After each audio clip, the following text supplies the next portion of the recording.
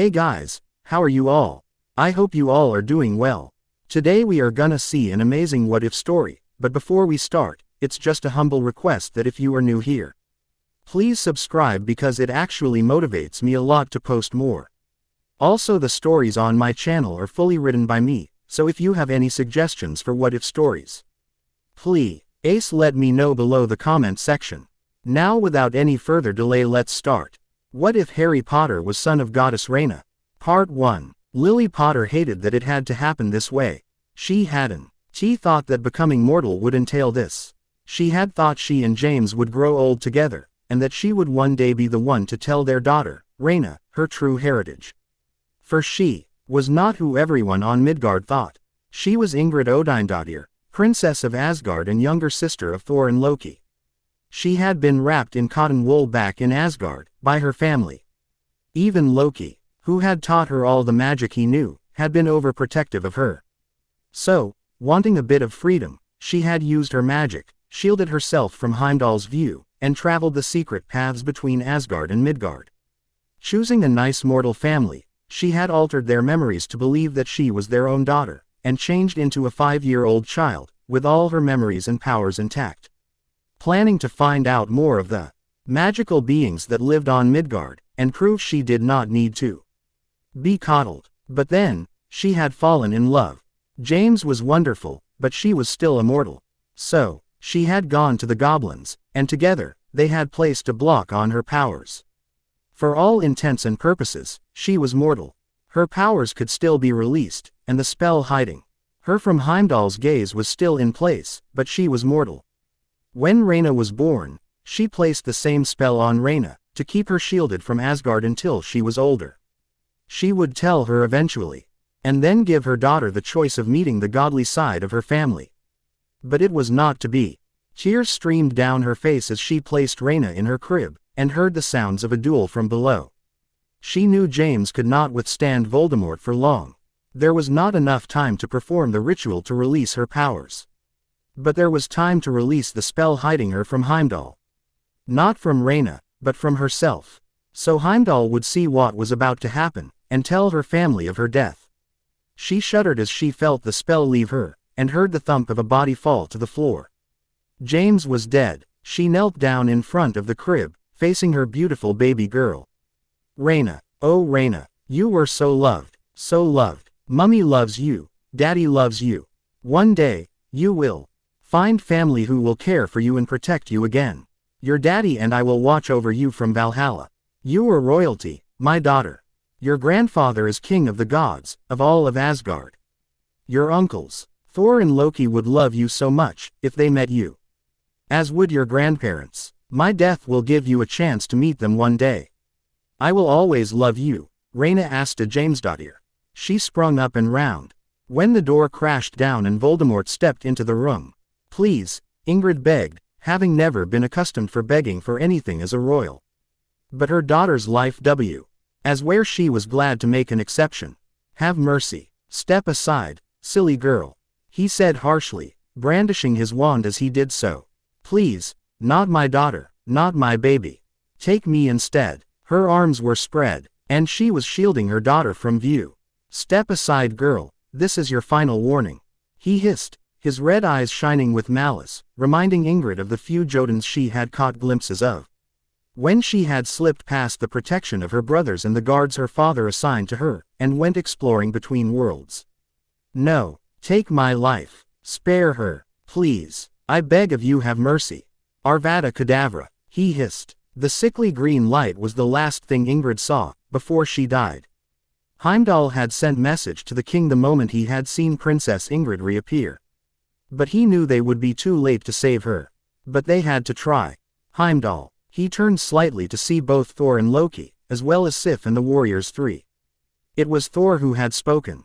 You have seen Ingrid. She is in grave peril. I fear it is too late. Then hurry in sending us to her, Heimdall.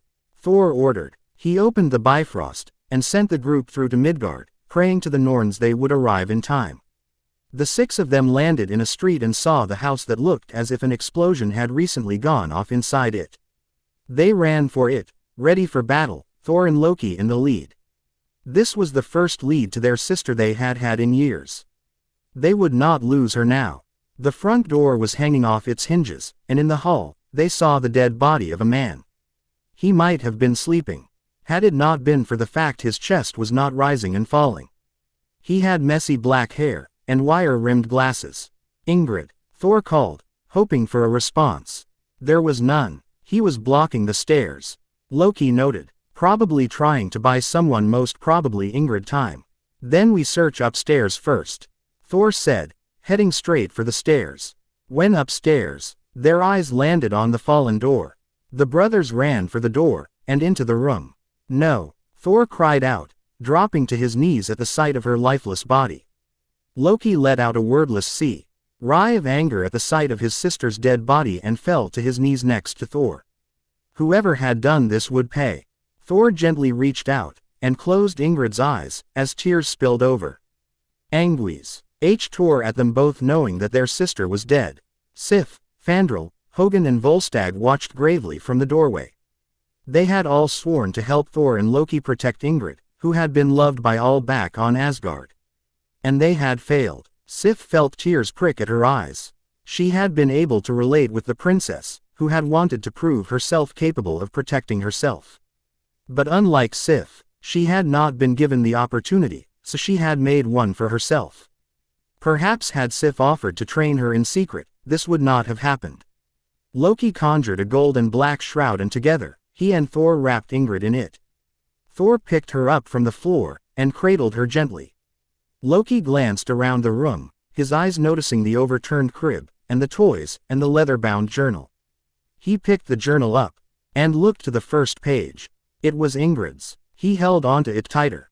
"Her diary," he said, explaining the book to the others. His eyes lingered on the crib again. "This is a child's nursery.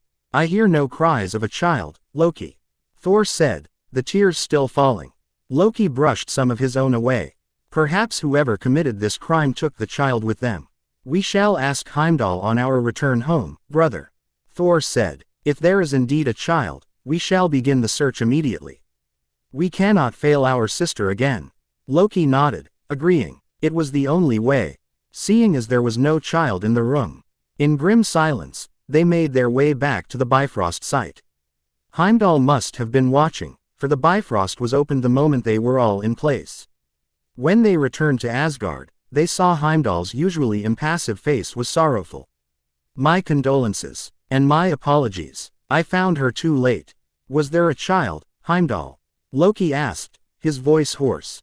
"Yes, a girl named Rayna Asta Jamesdottir. But her mother's spell still lingers around her. I am failing once again. I cannot find the child." "Keep searching," Loki said. "If you see anything, send word. There had been a child. She would be found and protected at all costs. They would not fail Ingrid again by failing Rayna." Immediately, Heimdall nodded. The crime was committed by a mortal wizard known only as Lord Voldemort the Dark Lord, to his followers. "He too has disappeared, but something tells me he is not dead, and neither is your niece. The king and queen are not yet aware of what has occurred. I have not had the chance to break the news.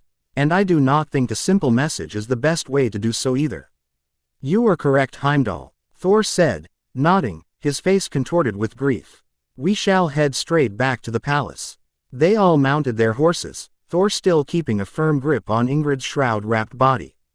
The group raced over the bridge, and into the city, their pace not faltering until they reached the palace.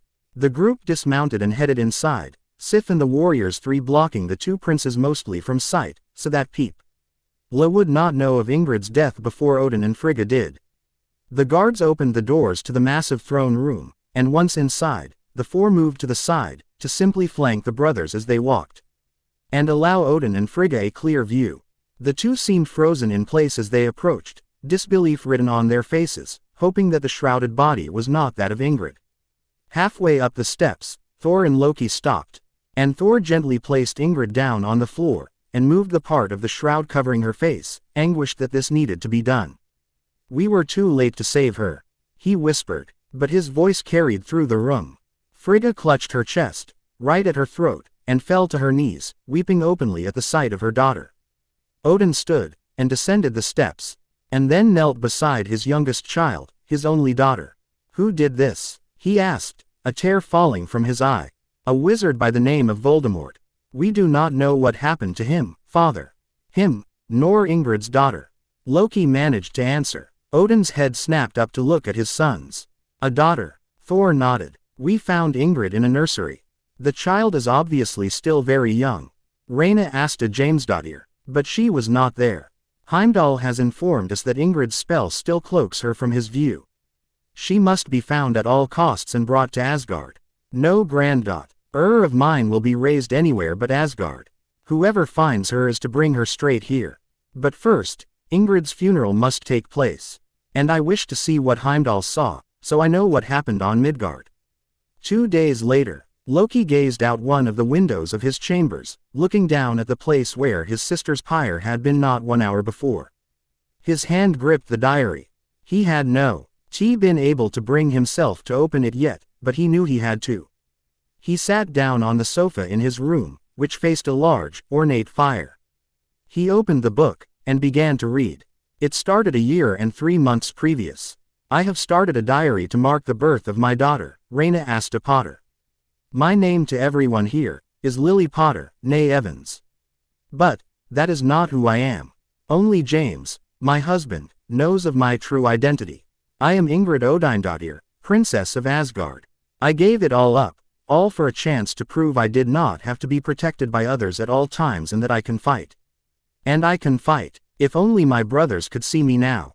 They would be stunned. I have faced many dangers here. More so now. I was still immortal when I became Lily Evans. But then I fell in love. James was brave and caring. Like my brother Thor, he would fight for his cause without a second thought. But like Loki, he enjoyed mischief. I think it was those 2 traits that drew me to him first off. That and his kindness. At first I saw the bully, but then I realized why. He was merely protecting himself and his friends from those who would later on become threats.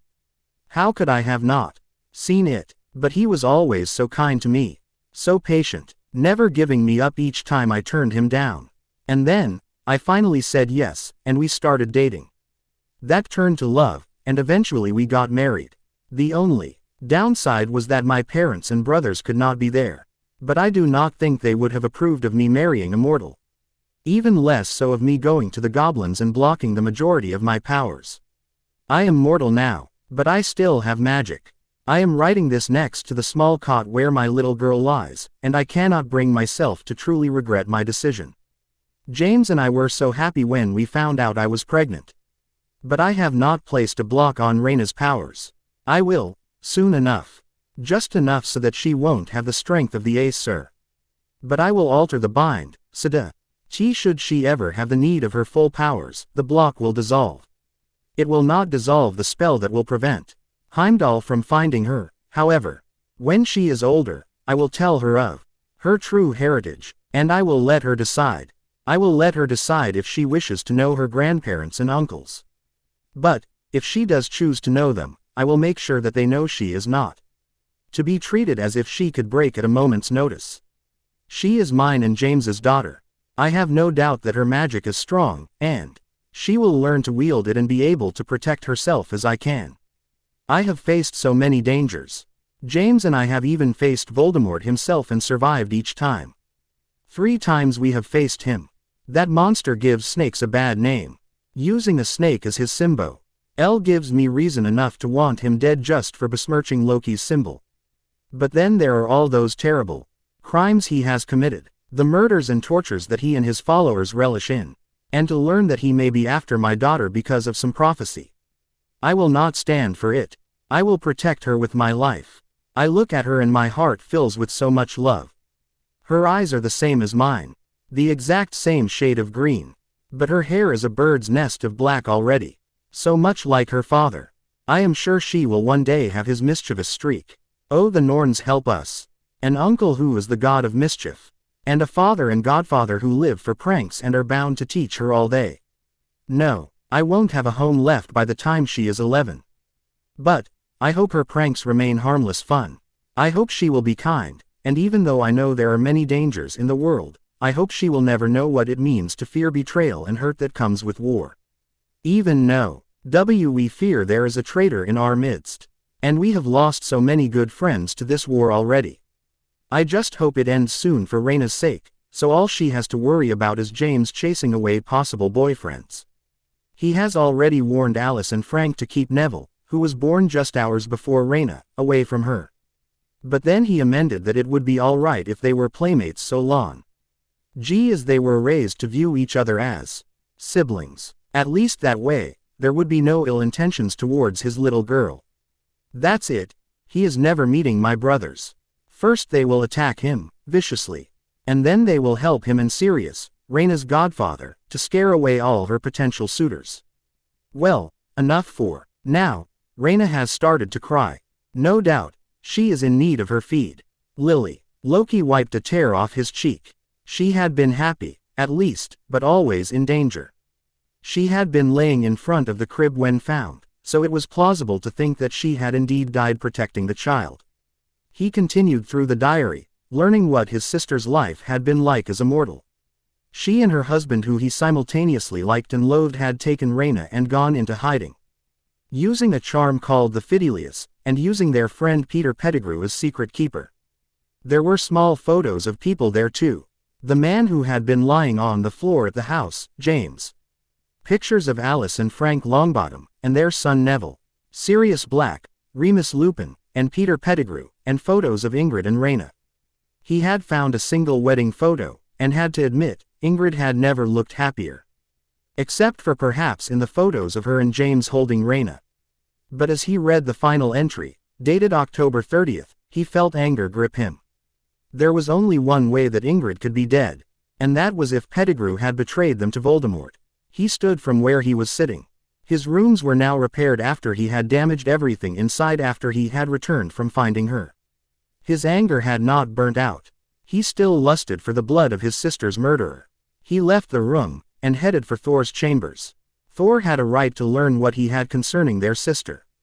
And so did their parents. Loki swore to himself, that no matter what, no matter when, his niece would always be his first priority. The moment she was found, he would see to it that she had the best protection she could have, and would personally train her to protect herself with both magic and hand-to-hand combat the moment she was old enough. And when he found Voldemort, he would wish he had never been born.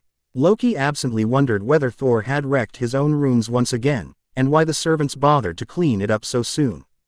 They had done so twice already. Rayna gasped as the pain racked through her body.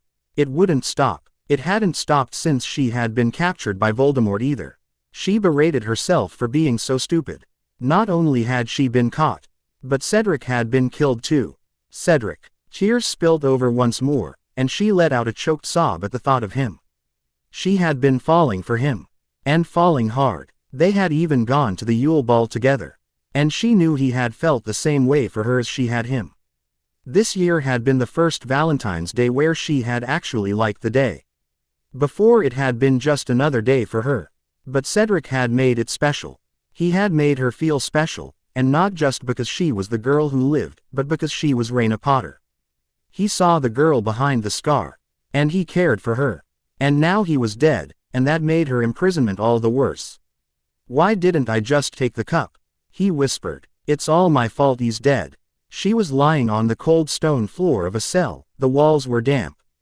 And there was very little light coming in. The Death Eaters and Voldemort came regularly to taunt and torture her. Her skin was littered with bleeding and infected wounds, many from cursed blades. Her hair clung to her pale face, matted with dirt and blood. Suddenly, the pain intensified, and she felt as if something was being pulled away. But the added pain felt right somehow. As if something bad was being removed.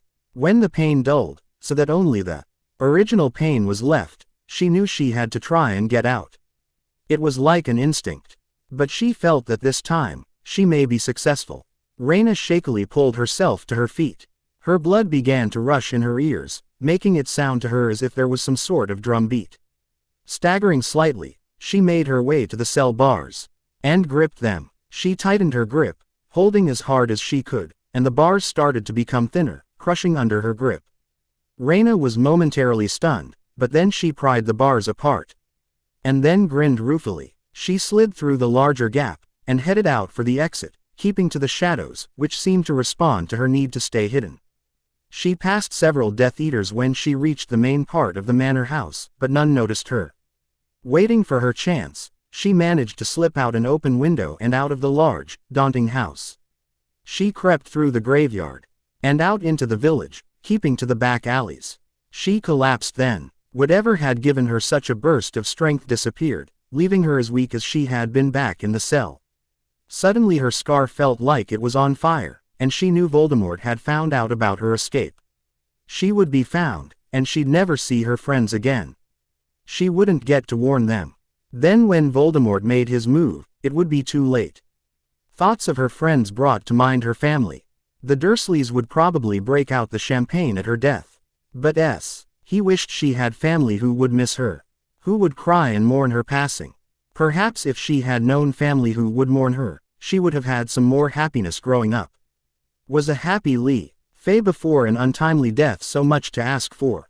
She only wanted to be with family. A family who would care for her. It was with that thought that she turned, just as a Death Eater came into view, and as the man grabbed her, she turned. And accidentally apparated, her magic following her wish. "You want me to put the hammer down?" Thor asked. He jumped at Rogers. Mjolnir raised, and struck the shield the mortal raised to protect himself.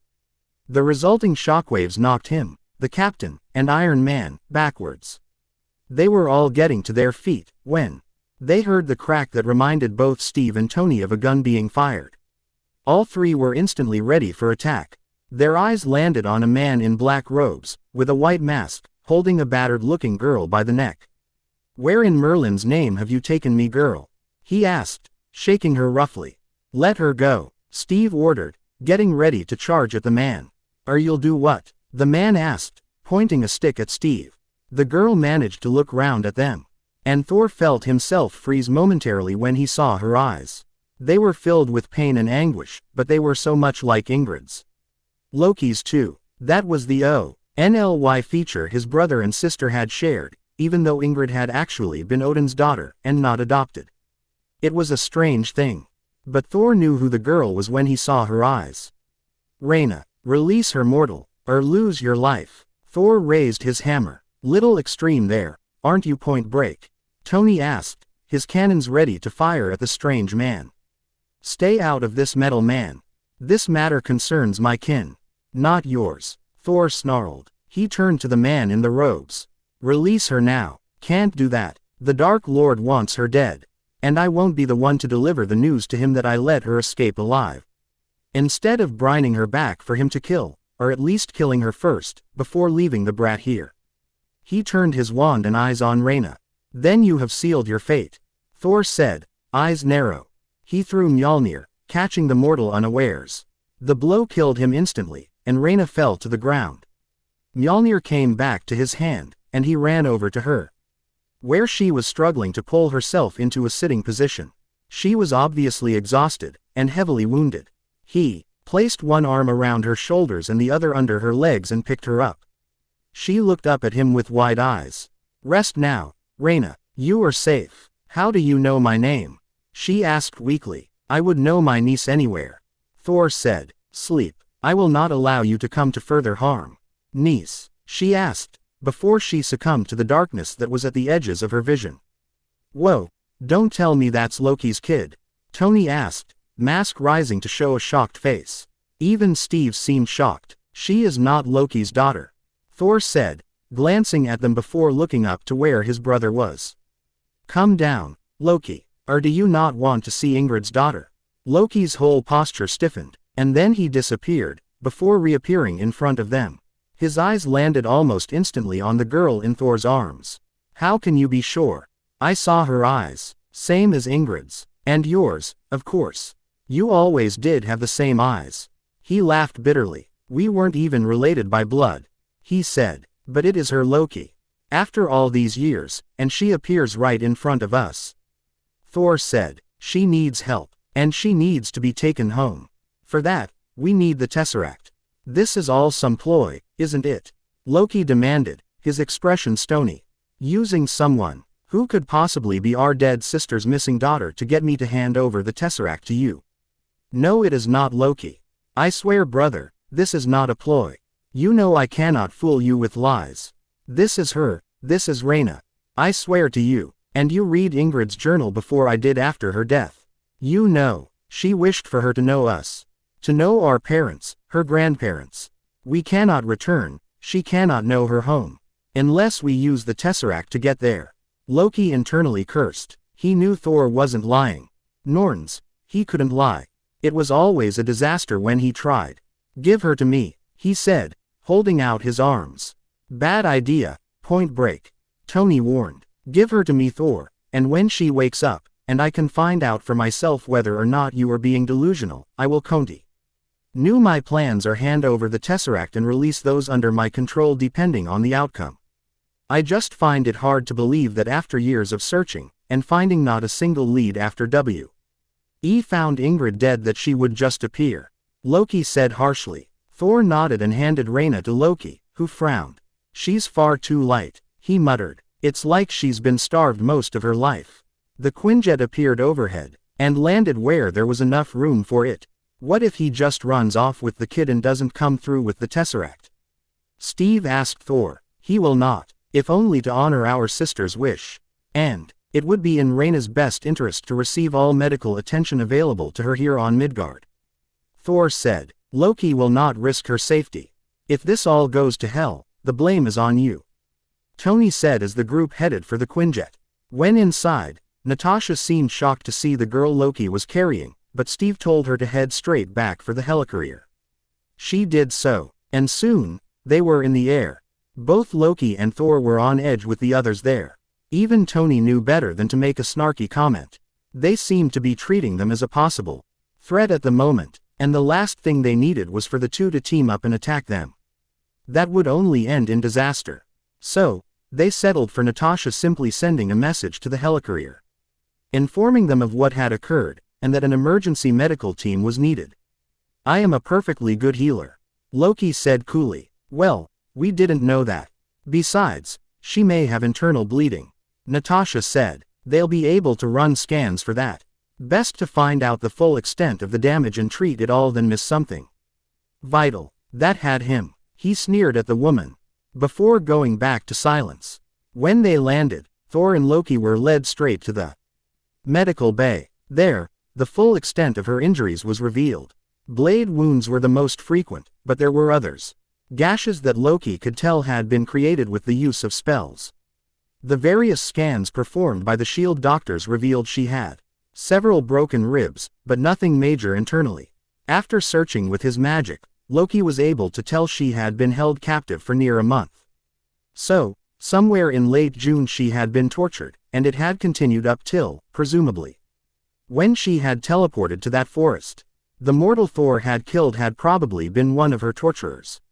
When she had been healed, and those that couldn't be fully healed immediately, the infected wounds had been treated and bandaged, there was nothing to do but sit back and wait. It had been almost an hour after the medical team had left the room when Fury entered. I was told you LD hand over the Tesseract and release those under your control. Fury barked, cutting straight to the point. I will, the moment I am sure that the girl is indeed who we believe she is. Loki said. That's not what I was told. Then you were told wrong. Loki said. Loki, Thor began. Don't start, Thor. I am not an idiot. I won't hand everything over on a chance. Then search her for the spell Ingrid placed on her to hide her from Heimdall. If you find it, then you will know for certain. And you can remove it. That way, we cannot lose her again. Loki nodded, and turned to the bed, while Thor kept his eyes on Fury. Loki placed his hands on Rayna's temples and closed his eyes, reaching out with his magic for any sign of his sister's magic. It didn't take him long to find it. The spell hide her from Heimdall was still in place. He broke it easily, knowing Heimdall would now be able to see her. He opened his eyes and looked at Thor. I found and broke the spell. The one to bind her powers was already broken. It is her. You were correct. You see, Thor said, grinning. I knew it was her the moment I saw her eyes. Now, you have a promise to uphold. So long as we are able to use the Tesseract to return to Asgard. And the mortals do not try and keep it here. Loki said. Fury opened his mouth to say something, and Thor cut him off. We need the cube to return to Asgard. Once there, it will be placed in the palace vaults, and under heavy guard. It will not be able to be used against this realm again. It is not a power that mortals should be able to wield. Not yet. And who are you to judge whether we are ready or not to wield it? Fury asked. Either we take the Tesseract and Rayna back to Asgard, and I cease my plans, or you have to deal with the consequences of what would happen if I did not release your people from my control. Loki said. So long as the Tesseract will never be used against this world and its people again. Fury agreed. You have my word, Thor said. Fury turned to Loki. Well, Loki's eyes closed for a few moments, and then he nodded, his eyes opening. No doubt Agent Barton and Dr. Selvig will see the Tesseract is delivered here now. I have released them all. Fury nodded and left the room, not saying anything more, knowing that this would be the best he would get from them at this point. He would have to play his cards very carefully now, and be thankful Loki hadn't brought about the war he had threatened the Earth with. Of course, you don't know. The dark-haired man said. This may take a while to explain. Then perhaps you should introduce yourselves first. Rayna said. Of course, Rayna, I am Thor Odinson, and this is my brother Loki. We are your uncles, Thor said. Rayna groaned as she began to come round. Her whole body hurt like hell. But in a good way. It was the pain that came with recovery. She opened her eyes and immediately threw her hands in front of her face to shield her eyes from the bright light. Look who's finally awake, a deep voice said. There was something familiar about that voice. After her eyes had grown accustomed to the light, Rayna looked round, to see two men, both of whom were tall. But the blonde was the taller and the broader of the two. The other seemed to be made up of a more lean build, but screamed dangerous. His black hair was slicked back, and flicked out at the ends. And his eyes, Rayna stopped and openly stared. They were the same as hers. The man laughed, and it broke her out of her stupor. You were right, Thor. She has Ingrid's eyes, and she's obviously noticed that as a trait that you share too. The blonde, Thor, who she had seen before, but couldn't place, replied. I don't know who this Ingrid person is, but I have my mother's eyes.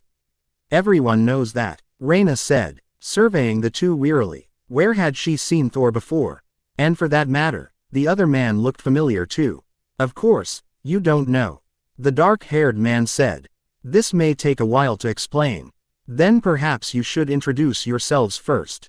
Rayna said. Of course, Rayna, I am Thor Odinson, and this is my brother Loki. We are your uncles. Thor said. We are your mother's brothers. Loki said, shooting a look at Thor which clearly told him to let Loki explain. My mother didn't have any brothers. Only one sister. This is where things start getting complicated.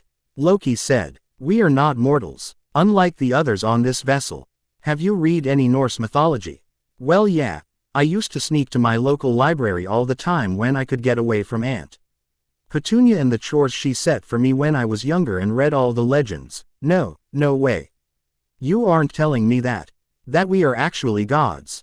Yes, we are, Loki said, nodding. It may take you some time to actually believe, but at least listen to what we have to say. Reluctantly, Rayna nodded. She had to admit, she was a little curious. First they claimed to be her uncles, and now they were claiming to be two Norse gods. Our younger sister, Ingrid, had been omitted from the legends, but that didn't mean anything. Mortals may never have known about her, but on Asgard, she was loved by all. She was rarely seen outside of Asgard, which is why mortals did not know of her. But we stifled her. We were too overprotective, and using her magic, she one day disappeared. It wasn't until years later did we find her. But by then it was too late. She had been killed, having chosen to become mortal to live with a man named James Potter. Mum's body disappeared, Rayna murmured. Yes, Loki said. At the time we did not know exactly who the dead man in the house was, so we simply took our sister's body home and cremated her. But we learned from her diary, and from Heimdall, that she had a daughter, you. We also learned that when she had arrived on Midgard, she altered the memories of the Evans family, and changed herself into a young child, with her memories and powers, and lived the life of Lily Evans. How am I supposed to believe you? I know it isn't much of a proof. Thor said. But I do have this. He pulled a folded-up photo from under his armor and unfolded it. He handed it to Rayna, who took it and her eyes widened slightly. It was a photo of just her and her mother. Where did you get this? When we found her, Loki picked up her diary. Thor said, there were quite a few pictures in there. When we return to Asgard, you may have her diary, as another proof. Wait, return to Asgard? Of course, you are awake now, and well enough to travel. It was your mother's wish you would one day see your home. And you shall, Thor said, and Father decreed that the moment you were found you were to be brought to Asgard. We have waited far too long since finding you already. I can't just leave. There are things I need to do. What things? I am sure they can easily be taken care of. Thor said, well, first things first, I need to get back to the wizarding world. Make sure people know of Voldemort's return. They need chance to be able to prepare for the war he'll undoubtedly bring. My friends probably think I'm dead, or near dead. I'll need to tell them that I'm not. I'm only in my 4th year of schooling. I have 5th, 6th and 7th to go through yet. Speaking of time, what's the date? I believe the date on Midgard is the 21st of July. Loki said, how long since you found me? 1 day. Thor said, it's a miracle Voldemort didn't kill me. I've been at his mercy, or lack thereof, since June 24th. Rayna said, where can we find this mortal? He must pay for the crimes he has committed against Asgard. Thor demanded, honestly, I don't have a clue. I guess I apparated instinctively when I got out of my cell. Rayna said, but he'll be under heavy wards. Him and his Death Eaters. When you are safe, they will be found and dealt with. You will no longer have to worry about them. Thor said, I'm at the top of his to-kill list. I think there's reason to worry. He will not be able to reach you in Asgard. Thor reasoned, but he can get to my friends. I won't just abandon them. He's already killed my parents and Cedric. He won't rest until I'm dead. And he'll do anything to get to me. He will not be able to reach you now you are under our protection. Loki said calmly and dismissively, as if that was the end of the matter. Rayna groaned. Can't you see? I can't leave when my friends are threatened with war. Your safety is our only priority. And as Thor said, the All-Father decreed you were to be brought to Asgard once found. Seeing as it's in your best interests to go to Asgard, where it is safe, we will definitely be following his order and taking you there. I'm not a child. I can protect myself. Not well enough, obviously.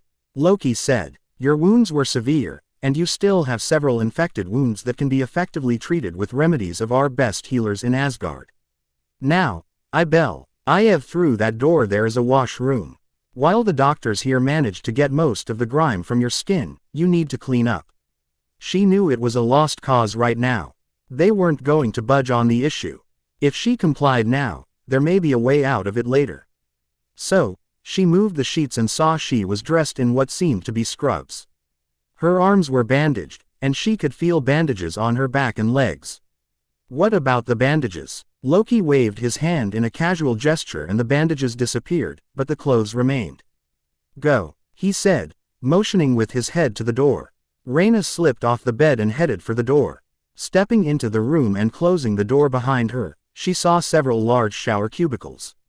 This was obviously shared by medical staff after a procedure. In each cubicle there were soap dispensers. The soap was apparently good as shampoo and body wash. She stepped into a cubicle and closed the door behind her. She noticed that it was long enough so the door wouldn't be splattered by water, and there were several towels hanging on the door. She stripped down, noticing her infected wounds, which seemed to be scabbed a little at least, but they still oozed. She hung the scrubs on the door, and turned the shower on. She was relieved to feel the hot water rush down onto her body. It stung her wounds, but she ignored the pain. She could deal with it. It was a lot better now. She squeezed some of the soap into her hand and began with her hair, which still had a load of grime matted into it. She lathered it into her hair, and washed it out, watching the red-brown water wash down the drain.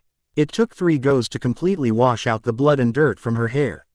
She then washed what little remaining grime was still on her skin off. Whoever had treated her wounds had done a good job at cleaning her up for the most part. They hadn't even tried to wash the grime from her hair, but they'd probably needed to clean her up a bit to treat her wounds. She turned the shower off when the filth was gone and grabbed a towel, and noticed that the scrubs had disappeared. She wrapped a towel around her body and another around her hair, and stepped out of the cubicle. She walked to the door, but didn't open it. Would one of you two happen to know how the scrubs I was dressed in disappeared? There's something in the cubicle to the right of the one you used. Loki replied. Don't tell me you're channeling Lavender.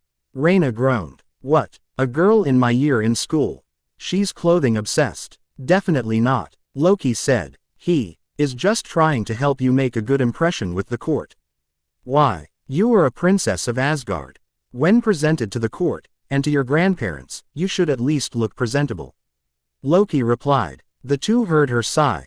And then nothing. Thor looked to Loki. I am starting to wonder about you, mind brother. He joked. Perhaps our niece is right. It was just a dress I know Ingrid favored. Loki muttered. Thor just laughed. Suddenly there was a shriek. I can't wear this. Quote, I don't think she's as fond of the dress as Ingrid. Thor chuckled. This isn't even practical. How will I be able to move in a fight? What makes you think you'll be fighting? Thor asked. Hello. Evil dark wizard out to kill me since I was 1. He's attempted to kill me 3 other times since I was 11. The most recent attempt being the reason I needed medical attention when you found me. I said I would not allow you to come to further harm. Thor said, you need not worry about fighting in that dress. She is going to get on with Sif. Loki said quietly, they will get on very well. And who better to help tutor her in self-defense? I'll stick out like a sore thumb.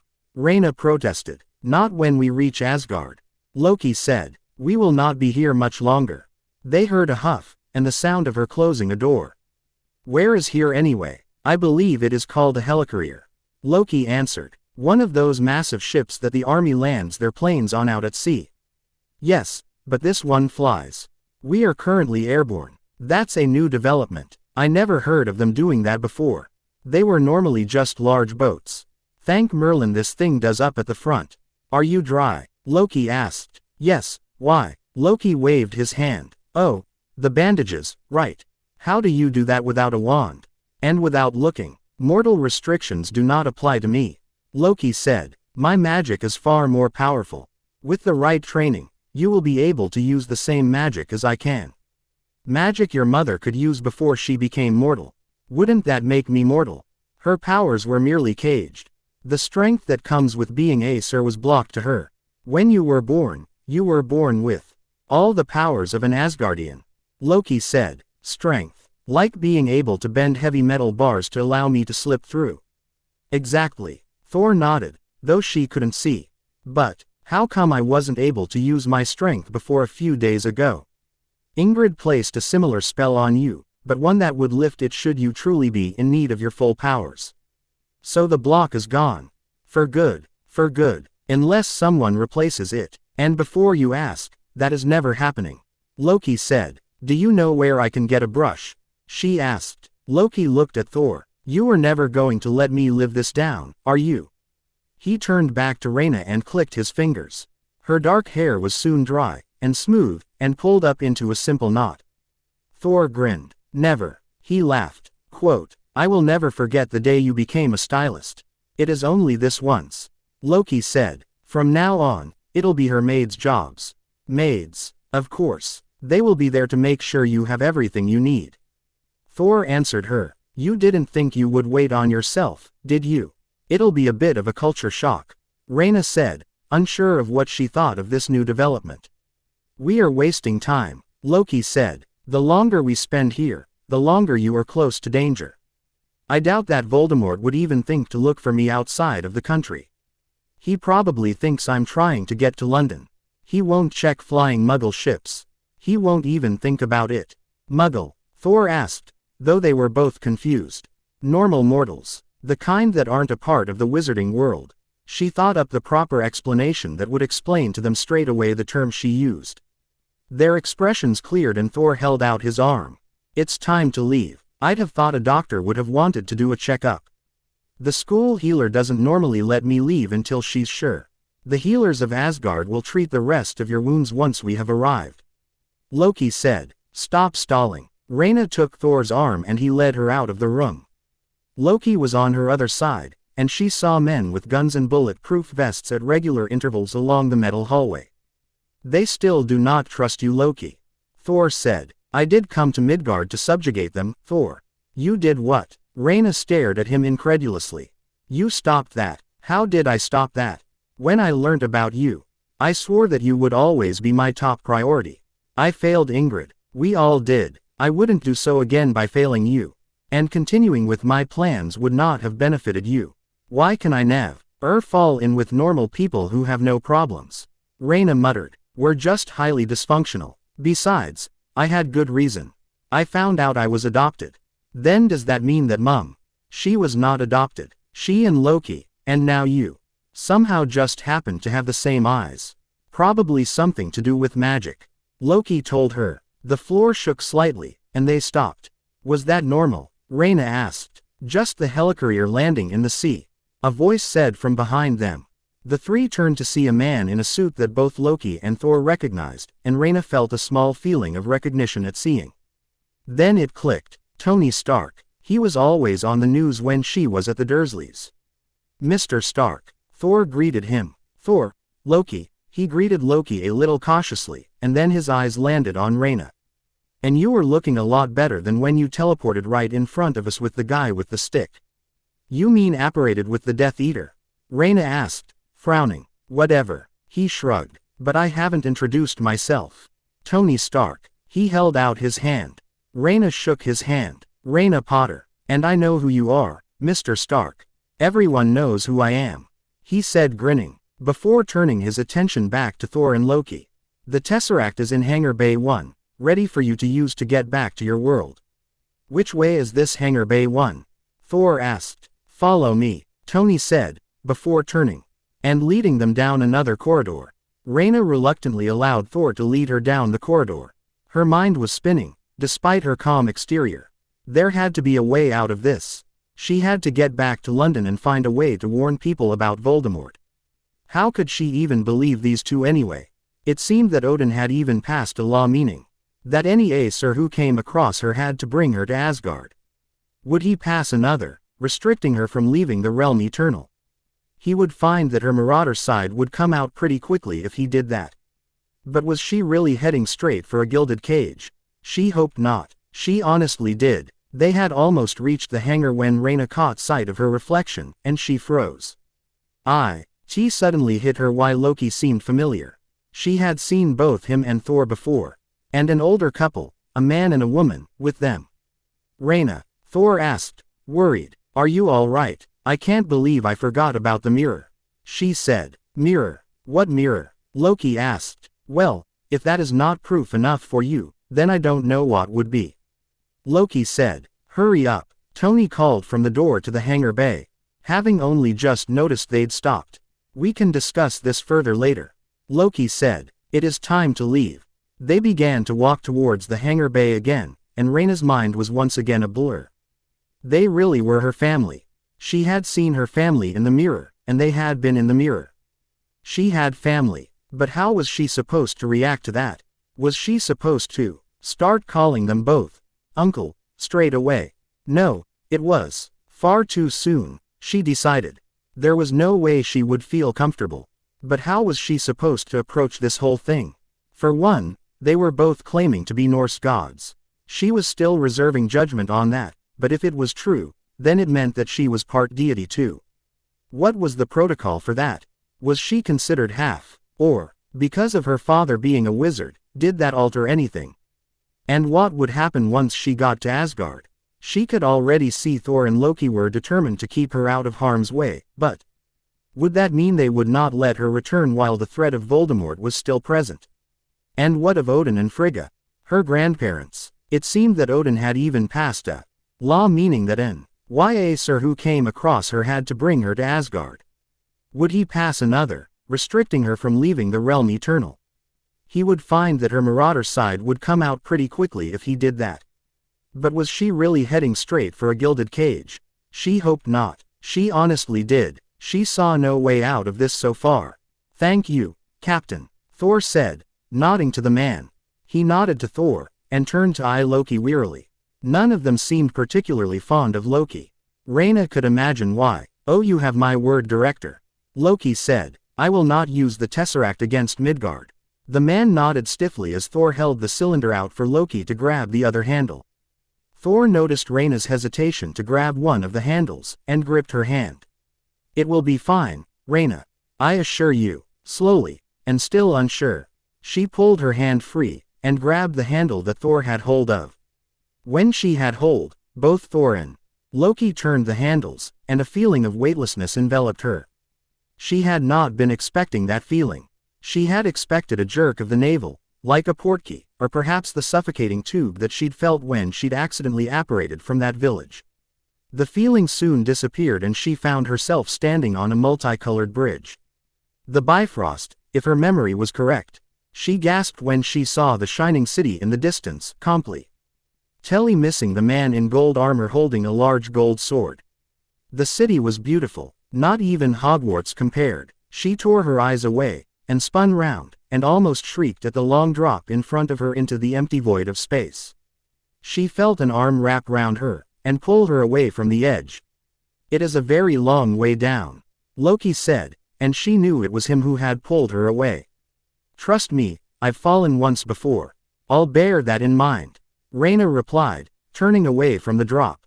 It seemed she really was in Asgard. She finally saw the tall broad man in gold armor with gold eyes. His whole posture was tense. So was Thor's for that matter. She was sure that if Loki hadn't caught her, they would have moved to grab her.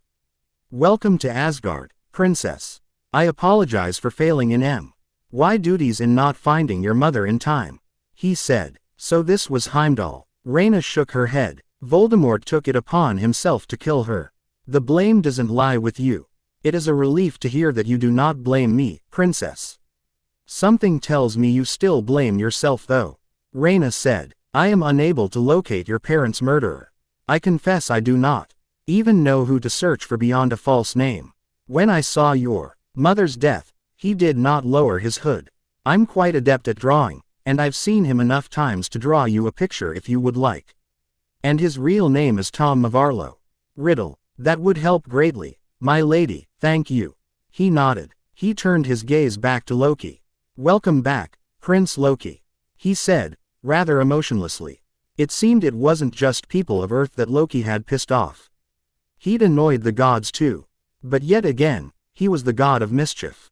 "I see you have already sent for horses for us, Heimdall," Thor said. "Thank you." Rayna's eyes were drawn to 3 horses. One white stallion, a black and then a beautiful dappled gray mare. "I don't know how to ride," Rayna said, chewing her lower lip nervously, eyeing the horses like they might attack her. Riding Buckbeak twice certainly hadn't prepared her for riding a horse any long distance, she thought. "Then a brief lesson is in order," Thor said. "Come," he said, motioning to the mare. Rayna approached the horse cautiously, and Thor helped her up into the saddle. It took a while, especially with the large skirt of the dress, but eventually she was sat in the saddle of the horse, holding onto the reins. Her knuckles white from the grip. "Relax," Thor chuckled. "If you are nervous, your horse will sense it. It will be less likely to behave. Relax your grip a bit on the reins. You aren't going to get thrown off."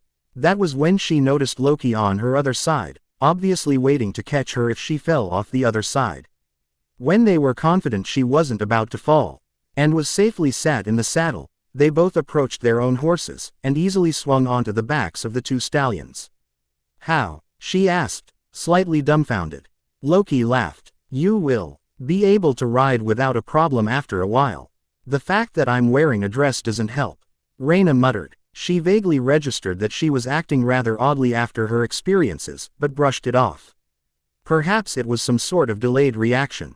They set off at a slow pace for quite a while, before they started to trot. For Rayna's sake they didn't go any faster. They had just shed the city by the time she seemed to look comfortable riding at the pace, so to save her from embarrassment, the pace remained the same. It also gave her a chance to take in her surroundings. Everything was masterfully crafted and beautiful. She had never seen anything else quite so stunning. There is no finer craftsmanship in the whole of the 9 realms. Thor boasted proudly. "Well, I've never seen anything more beautiful. I'll admit, and I always thought nothing could top Hogwarts. I was very wrong, it seems. Rayna admitted, continuously looking round. The awe will wear off after a while. This is your home after all. You won't go round staring at everything for eternity. Loki said. She looked at him, and started. When did you change? He was now wearing gold armor with a green cape and a golden helmet with horns on it. He smirked. Magic is a wonderful thing, he said. She laughed. You have that right, she said. When they arrived in front of the palace, 3 men rushed forwards to take the reins of the horses. Loki landed lightly on his feet, and walked to her horse, and held out his arms. Gripping his shoulders, Rayna swung her right leg over the horse's back, and slid off the saddle. And dropped to the floor, Loki's hands on her waist stopping her from falling, or seriously hurting her ankles when she landed on the floor. Her boots were heeled. No doubt she would have at the very least twisted one of her ankles if she'd tried to get down on her own. The 3 horses were led away, and Loki and Thor led her up the steps and through the large, open palace doors. The large open spaces and pillars reminded Rayna of Greek architecture slightly, but it was also so very different at the same time. And of course, it didn't seem to be carved in stone, either. Where are we going? Rayna asked, quietly. The throne room, Loki said. It is where everyone will be. Rayna swallowed back her nerves. What should I do? In front of Odin, I mean. Kneel, or something. Kneeling is fine, Thor said. There is nothing to worry about, I promise. She nodded, but she couldn't help the nerves rising inside her. This was all far too much for her. She woke up to find she was safe and that she was the daughter of a goddess turned mortal. She was with her 2 uncles, both of whom were determined to take her to the realm of the gods, where she was now, and she was about to meet her grandparents, the king and queen of the gods. And in front of the court of Asgard too. If she didn't faint at some point it would be a miracle. She thought she was taking this damn well so far. The throne room was massive, and the aisle lined with people was very long. She felt as if every eye was on her as they walked. The large golden throne was set atop a high set of steps. Odin sat atop the throne, and beside him stood who could only have been Frigga. Odin's face was impassive as they walked up the long aisle, but Frigga's face held hopeful disbelief, as if she wanted the sight to be true, but couldn't quite believe it. The 3 ascended halfway up the steps, before stopping, and kneeling. Thor looked straight at Odin and addressed him. After years of searching, we have finally found Rayna Jamesdottir, your granddaughter, father. So I can see, Odin said. A smile spread across his face and he stood and started down the steps. As he did so, Thor and Loki moved to stand. And Rayna stood with them, hoping she wasn't making the wrong move. She may have been his granddaughter, but he was still the king of the gods, which meant that it would be a very bad idea to piss him off. No matter who you were. When he had reached them, he placed his hands on her shoulders. Welcome home, granddaughter, he said, before hugging her. The hall erupted into cheers and clapping. It was rather overwhelming. When Odin released her, he turned to face the court, which instantly calmed, waiting for him to address them. Rayna turned to look out at them too, and saw far more people than she had previously thought. Both my sons have returned and brought my granddaughter with them. Today is a day of celebration. Tonight, we shall have a feast to mark the occasion. More cheers and applause erupted at the announcement, and Odin turned and guided Rayna to the side, where there was a more normal-sized door. Frigga appeared on her other side, and she could hear Loki and Thor walking behind them. When they stepped through the door, Rayna found herself in a large lounge area, with a massive fire in the center, surrounded by comfortable seats. When the door was closed, Rayna found herself swept into a hug by Frigga.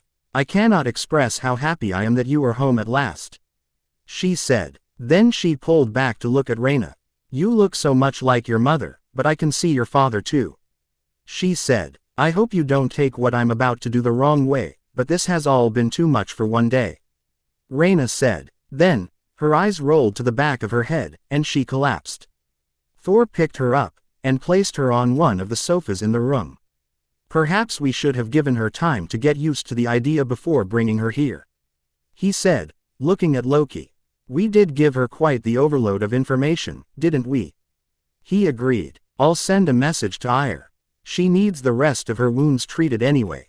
May as well get it done while she's unconscious. Wounds. What wounds? Frigga asked. She had been tortured before Thor and Loki found her. Odin said. He had not passed that piece of Heimdall's message onto his wife yet. Why didn't you warn me? Frigga demanded. You started speaking a mile a minute, woman. I had no room to deliver the rest of Heimdall's message to you. I've shut up since then. You could have told me then. I feared you would go into another rant. Odin said. He nodded to Loki. Send for Ire. She needs to be treated. What have you learnt about her so far? Frigga asked her sons when the message had been sent, and they were all sitting down. She is very protective of her friends. Thor said. When we told her we were bringing her to Asgard, she didn't want to come, not wanting to leave her friends to face the threat the wizard who murdered her mother posed alone. Voldemort's also made several other attempts on her life. Something must have stopped him the night he attacked and murdered Ingrid and James. Loki added. She seems to think danger is around every corner and she'll be attacked at a moment's notice. She argued against wearing the dress, citing she wouldn't be able to fight in it. Is that all you've managed to learn? Frigga asked. She hasn't been very open. Thor admitted. It seems she has had a harder life than we had hoped. She's also lost someone close to her, probably very recently too. Someone called Cedric, Loki said, recalling what she'd said about Voldemort killing her parents and Cedric. She has been through far too much. Odin said, but she seems determined to continue to fight him. Loki said, it is like she feels obligated to fight him personally. Ingrid mentioned a prophecy in her diary. Odin said, that may have something to do with it. What if she is not aware of the prophecy?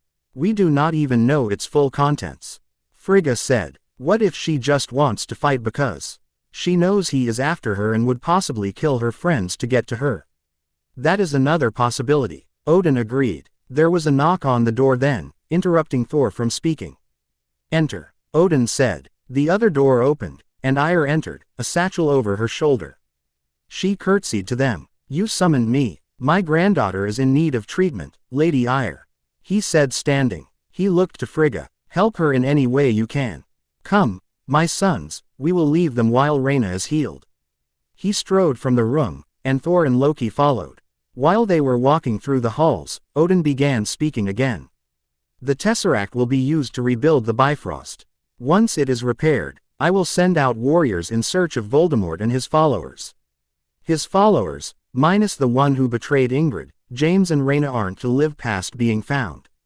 But Voldemort and Pettigrew, I want those two brought here to face justice in Asgard. And Rayna, she will not take sitting idly by. Well, Loki said, then we must try and direct her attention elsewhere while the problem is addressed. Odin said, her safety is not to be compromised.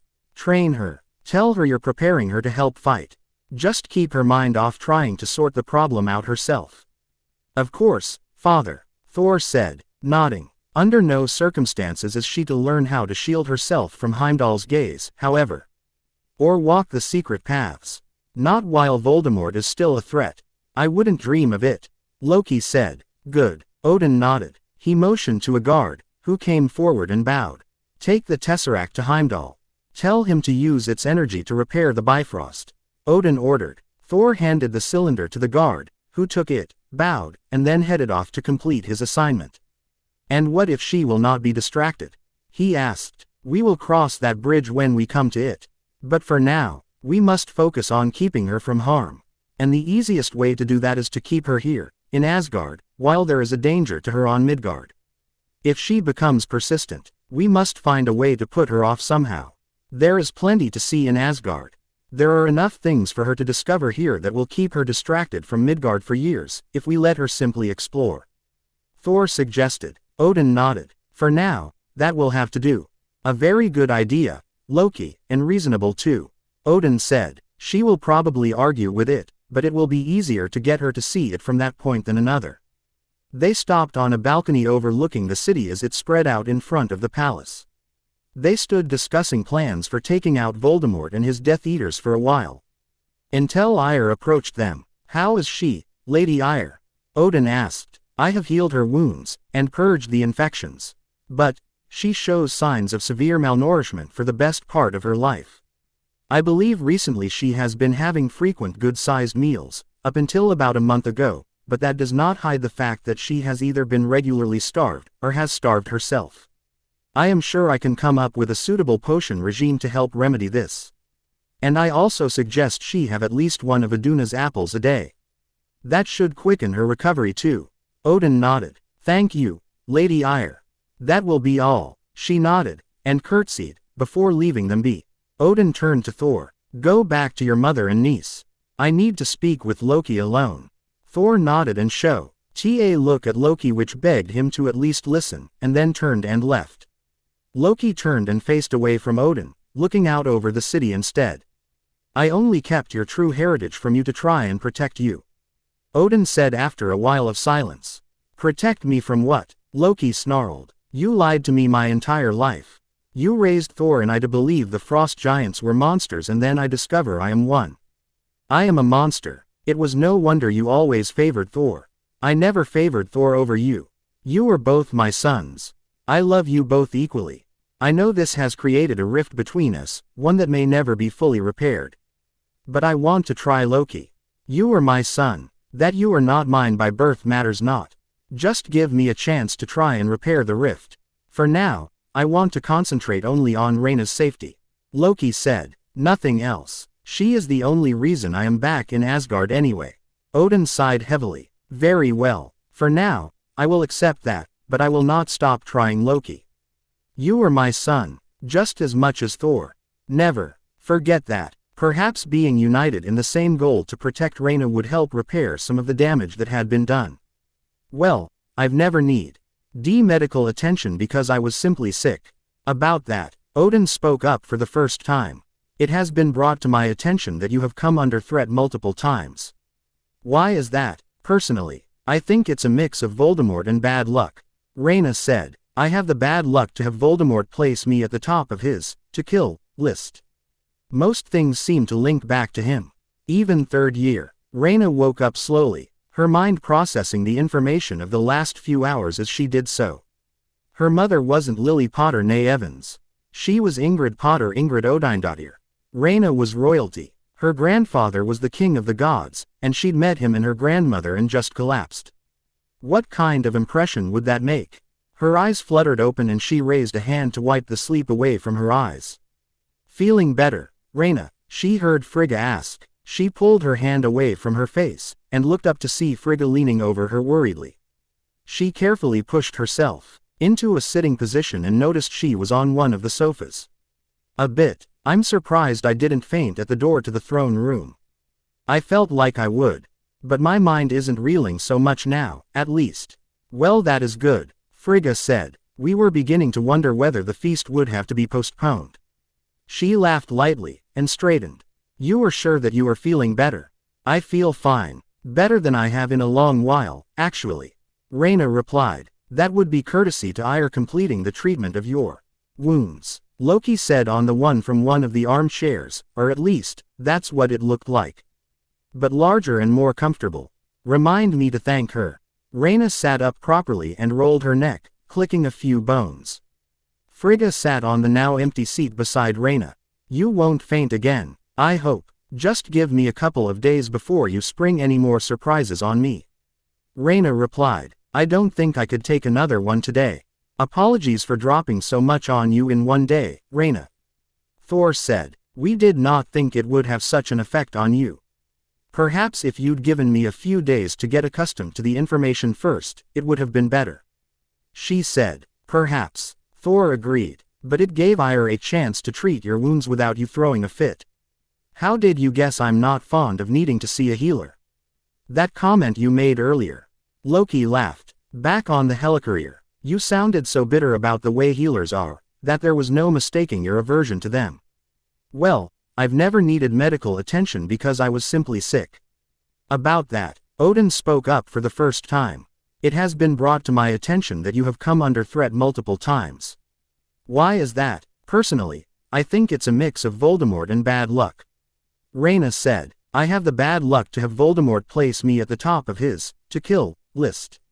Most things seem to link back to him. Even third year. I don't think right now is the best time for that sort of discussion, Frigga said, sending a warning glance to her husband. There's plenty of time for the darker topics. Why don't you tell us about yourself? Your friends. You seem very loyal to them. They must be good friends. Rayna smiled at the thought of them. They are. My first friend is actually one of my teachers. When we met, he was just the school groundskeeper. But Hagrid was the one to tell me I was a witch, and introduce me to the wizarding world. You can't meet a nicer guy really. He has a slight tendency to let slip information if he lets his mind wander. But he doesn't mean any harm by that. And he also has an unfortunate fondness for dangerous creatures. Once he got a dragon's egg and called the thing Norbert when it hatched. The more dangerous they are, the cuter, he thinks. And then there was Fluffy, his giant three-headed pet dog. Rayna laughed. I'll never forget discovering Fluffy. We were trying to hide from the caretaker at the time. We'd been out of the Gryffindor common room after curfew. Ran into a room to hide, turned round, and the three of us came face to face with three sets of snarling, fang-filled heads, which looked ready to tear us apart. Would have too if Ron, Hermione and I hadn't run back outside. And then, on my way to Hogwarts for the first time, I met Ron. We had to share a compartment on the train. Every other one was apparently full. He came from a wizarding family, so he was able to tell me more about the wizarding world. He's had a few moments where he's let his jealousy cloud his judgment. But he comes round in the end. When things get really tough, he's always there to help.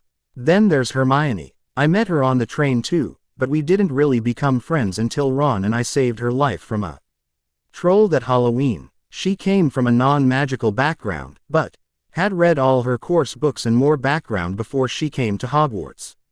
If it wasn't for her, I don't think I'd have been able to get Ron to do half as much work. And then I would have been distracted from it too. But they were there with me, supporting me through everything. Well, there was the start of the Tri-Wizard tournament where Ron wasn't, but he got his head screwed on straight after the first task. Then there are Ron's elder brothers, Fred and George, they're pranksters. And his younger sister Ginny. Her temper is actually quite scary. But they were all the closest to family I ever knew. Fred, George and Ron even threatened Cedric at the Yule Ball when we went together. The look on his face was rather funny. When they did the same to Neville, who was going with Ginny, made it even more hilarious. So you were courting, then? Frigga asked. Rayna nodded. Until Voldemort ordered Peter Pettigrew to kill him. I told him to run. He could have gotten away. But he wouldn't leave me there. I was in too much pain to move, and my leg had already been injured anyway. He was so wonderful. He saw past the fame. He never saw the girl who lived. He saw me for who I was. Another person. To mostly everyone else, I was the kid who defeated Voldemort when she was one. The only survivor of the killing curse. But to my friends, and Cedric, no, I was just Rayna. That was all I ever wanted. All that fame, they could take and I wouldn't care, so long as I could be just Rayna. Being the ONLY survivor of that night meant I was subject to stares and whispers speculation. People expected me to be a certain way, and I sometimes couldn't handle it, but then my friends would be there for me, and it would be just us. Or just me and Cedric, and then it would be as if I was normal. We'd be on our own, I could be myself, and the expectations of those who looked to me as some sort of savior, they all just disappeared. Just for a little while, and I felt so carefree. They were the happiest times I've ever experienced. What of the people you grew up with? Thor asked. The family who raised you. Were you not happy with them? Quote, they allowed me house room. That was about it. Professor Dumbledore, the headmaster of Hogwarts and the man who basically led the war against Voldemort, placed me with who he believed was Mum's sister. He didn't know they shared no blood relation. The only reason that he placed me there was because of the blood wards he thought he was able to place up based on Mum's sacrifice. He told me that so long as Petunia willingly took me in, and I called the place home, the protection there would remain. Protection against Voldemort and his Death Eaters. They wouldn't be able to reach me there. That is a very ancient magic. Loki said. He must be one of the more powerful Midgardian sorcerers. There's a reason Voldemort fears him. In the First War, he never sought a fight with Dumbledore. He defeated the previous Dark Lord, Grindelwald. Many believe he's the most powerful wizard of all time, even with evidence to support the contrary, so long as Dumbledore is around. Hogwarts is probably the safest place on Midgard. The times Voldemort almost killed me on the school grounds was when Dumbledore wasn't there. You think that is safe? Odin asked, frowning. If you've almost been killed there multiple times, it is far from safe. There's still all the times that I haven't almost been killed. Hogwarts was, despite some occasions, my first real home.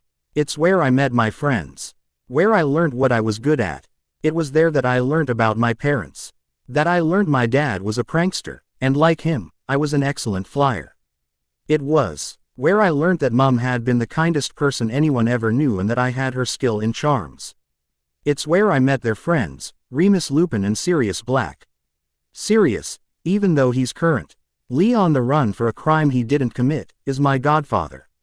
He bought me my second broom, the fastest one on the market. If we'd managed to clear his name, I would have gone to live with him. But the look on Vernon's, Petunia's husband's face when I told him that my godfather happened to be the same guy that had escaped a top security prison the summer previous and had been imprisoned for the murder of 13 people was hilarious. I conveniently forgot to mention Sirius was innocent of those deaths, however. Frigga tutted slightly, but Loki and Thor were howling with laughter. Even Odin chuckled at that. Oh, the look was nothing compared to the time I let some accidental magic slip and it blew his sister Marge up like a balloon. She really shouldn't have insulted Mum. I think Minister Fudge mentioned it taking the accidental magic reversal squad about 3 hours to find her floating above Surrey and bring her down and deflate her. The best thing about it was, I hadn't even meant to do that. If only they hadn't had to wipe her memory of the event, she'd never have spoken a word against Mum and Dad again. What have you been taught to be able to do with your magic? Loki asked. I know you can teleport. But what else? That apparition was kind of accidental. I think my magic just reacted in a desperate situation. But I know quite a bit of transfiguration and charms. My potions is a bit rusty. The teacher and I really don't get on. My best subject so far is defense against the dark arts. We just started learning about curses and counter curses this year. First and Seiko. ND year I had to teach myself most of it. We had awful teachers those 2 years. Last year we learned how to counter attacks from dark creatures. Remus taught us last year. We had a retired Auror this year. But the job's jinxed, so no teacher ever lasts for more than a year. I wonder what happened to Moody, or if he just went back to his quiet retirement. She launched into a detailed explanation of the classes she took, finding it very easy to talk about them, and the teachers. The subjects she was talking about now were neutral. They harbored nothing seriously bad, so it was fine for her to talk about them. And then, she thought she must know what Hermione felt like all the time. There was so much to her studies that she hadn't paid attention to before, that it felt like she was discovering new things. And she realized she was going to pay a load more attention to her studies from now on. Talking of her classes had made her yearn to learn new things. Though, I think I should have followed Hermione and taken ancient runes instead of divination. It's a waste of time and the professor's a fraud for the most part. She doesn't even realize she's made one true prophecy. Prophecy? Odin asked. Perhaps she did know the prophecy her mother mentioned in her diary. At the end of my 3rd year, she came out with a prophecy saying that the Dark Lord's servant who had been chained for 12 years would break free and set out to aid his master, and bring him back. More terrible than before. That night, I found that Sirius wasn't the one to betray us to Voldemort, and that it was Pettigrew. The little rat got away. And now Voldemort's back. But, despite that prediction, the woman is a fraud. A batty one, but a fraud all the same. So she didn't know that, or she wasn't letting on that she knew. It would help if they knew the entire prophecy. Ingrid hadn't given it fully in her diary. They would find out in due time, however. Preview Chapter 7. Odin mentioned a feast earlier. Ah yes, to celebrate your return home. The feast shall be first, and then there will be dancing. Dancing. Oh no, I've only been to one dance before. I don't think I want to do it again. Not now. Why? Did it go wrong? I assure you, this will go splendidly. And if you believe that you cannot dance, I can teach you in what time we have. Rayna gaped. I have an entire suite. She asked. All to myself. Frigga laughed. She had volunteered to show her granddaughter her rooms herself. Yes, you do, she said. Oh wow, Rayna breathed. The room she was in was a sitting room, smaller than the lounge they had been in previously, but just as big as the one in the Dursley household. There were comfortable seats and a large bookcase, already filled with books, just waiting to be read. There were large patio doors, which opened onto a balcony, which gave an amazing view of the city. Then there was the bedroom, with a massive 4-poster bed, and again, another fantastic view. There was a walk-in wardrobe and a vanity dresser that she could sit at. Then the bathroom held everything she would need, and the bath was massive. Not like the one in the prefect's bathroom, but the tub was definitely something she would enjoy soaking in for ages when she got the chance. I take it that you like your chambers then? Frigga asked. I love them, Rayna said, smiling. I am glad, Frigga said, sitting down on the sofa. There was a table in front of it, and there were several platters of food there already. Sit down and eat. You must be famished. Make sure you eat one of the apples. They are Aduna's apples, and will help you in your recovery. I thought Ire healed me, Rayna said, sitting down. Yes, but she cannot heal what looks to be several years' worth of malnutrition on her own. You need to eat, Frigga insisted. Just because your wounds have healed does not mean you have recovered. Now eat, which wasn't often. Frigga frowned at how little she ate. Surely you can eat some more. Rayna shook her head. I'm full. I've only had the occasional scraps recently. I'm not used to so much food. Well, you don't have to starve anymore. Ire will be coming up with a potions regimen for you to help with your malnutrition. You should be at perfect health soon, hopefully. Rayna nodded. Odin mentioned a feast earlier. Ah yes, to celebrate your return home. The feast shall be first. And then there will be dancing. Dancing. Oh no, I've only been to one dance before. I don't think I want to do it again. Not now. Why? Did it go wrong? I assure you, this will go splendidly. And if you believe that you cannot dance, I can teach you in what time we have. Rayna shook her head. It's not that. I can dance. And the Yule Ball was brilliant. But Cedric was there. He had given me a few lessons beforehand. To go with Professor McGonagall's lessons, so in the ball, it was just like one of those lessons. And it was my first date too. And you don't think you or Ray died to dance with another so soon after his death? Frigga replied, understanding dawning on her. Rayna nodded. It must be like something silly. Of course not, Frigga said, but many will wonder why you will not dance. Perhaps, if you did, but merely danced with a few. A few, yes, many are going to ask you to dance. It'll be expected of your grandfather and uncles to dance with you. Perhaps, the warriors 3 are close friends with Thor. That will be only 6 dances. But, if you feel really uncomfortable, we may be able to compensate for your not dancing due to your recovery. Surely you do not want everything common knowledge among Asgard, so it would be a plausible excuse. Thank you, Rayna said, glad Frigga was giving her the options that were open to her. But I don't want the first function I attend here to be a lie either. I will try and dance tonight. But only those 6, of course, Frigga said, smiling at her proudly. You know, I am sure that Cedric, even though I never met him, would not want you to close yourself off from doing the things you did with him.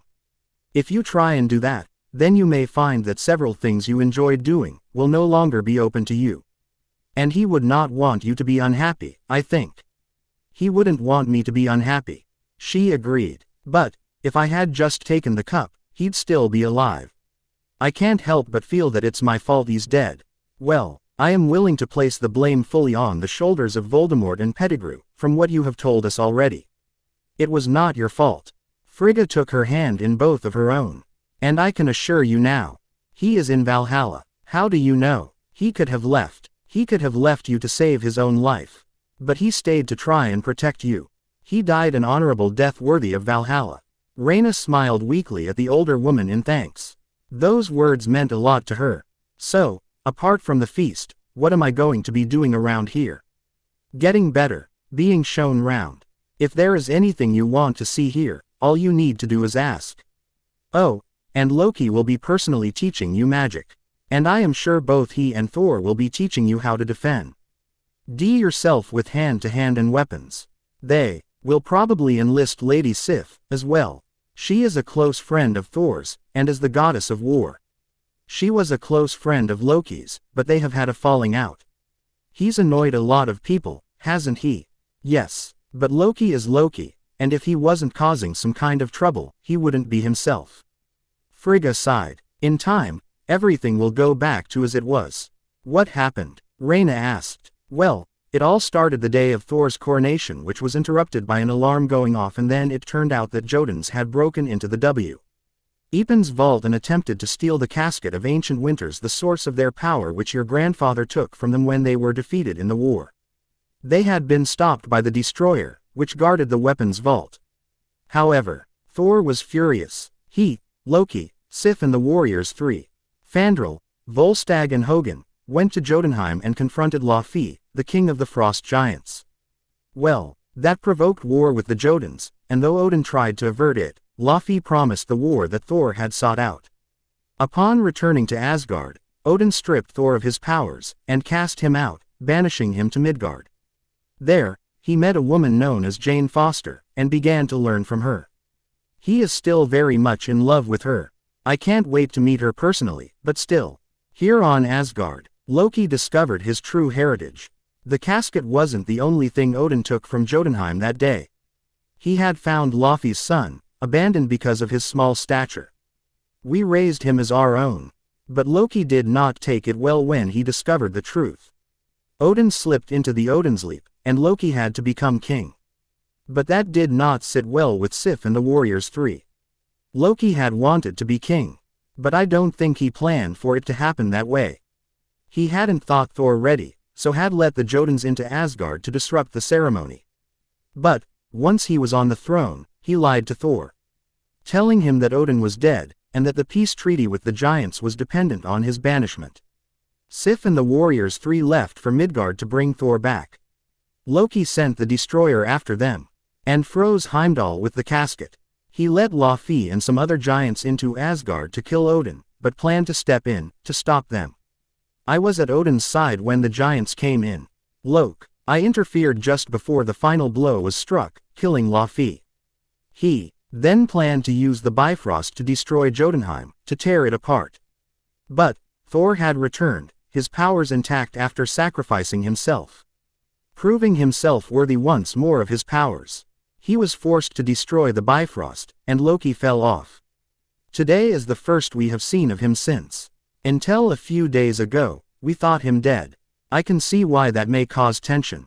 Rayna grimaced. Frigga nodded in agreement. But that is in the past. It may take some time, but everything should return to normal soon. So, is there anything you really want to see?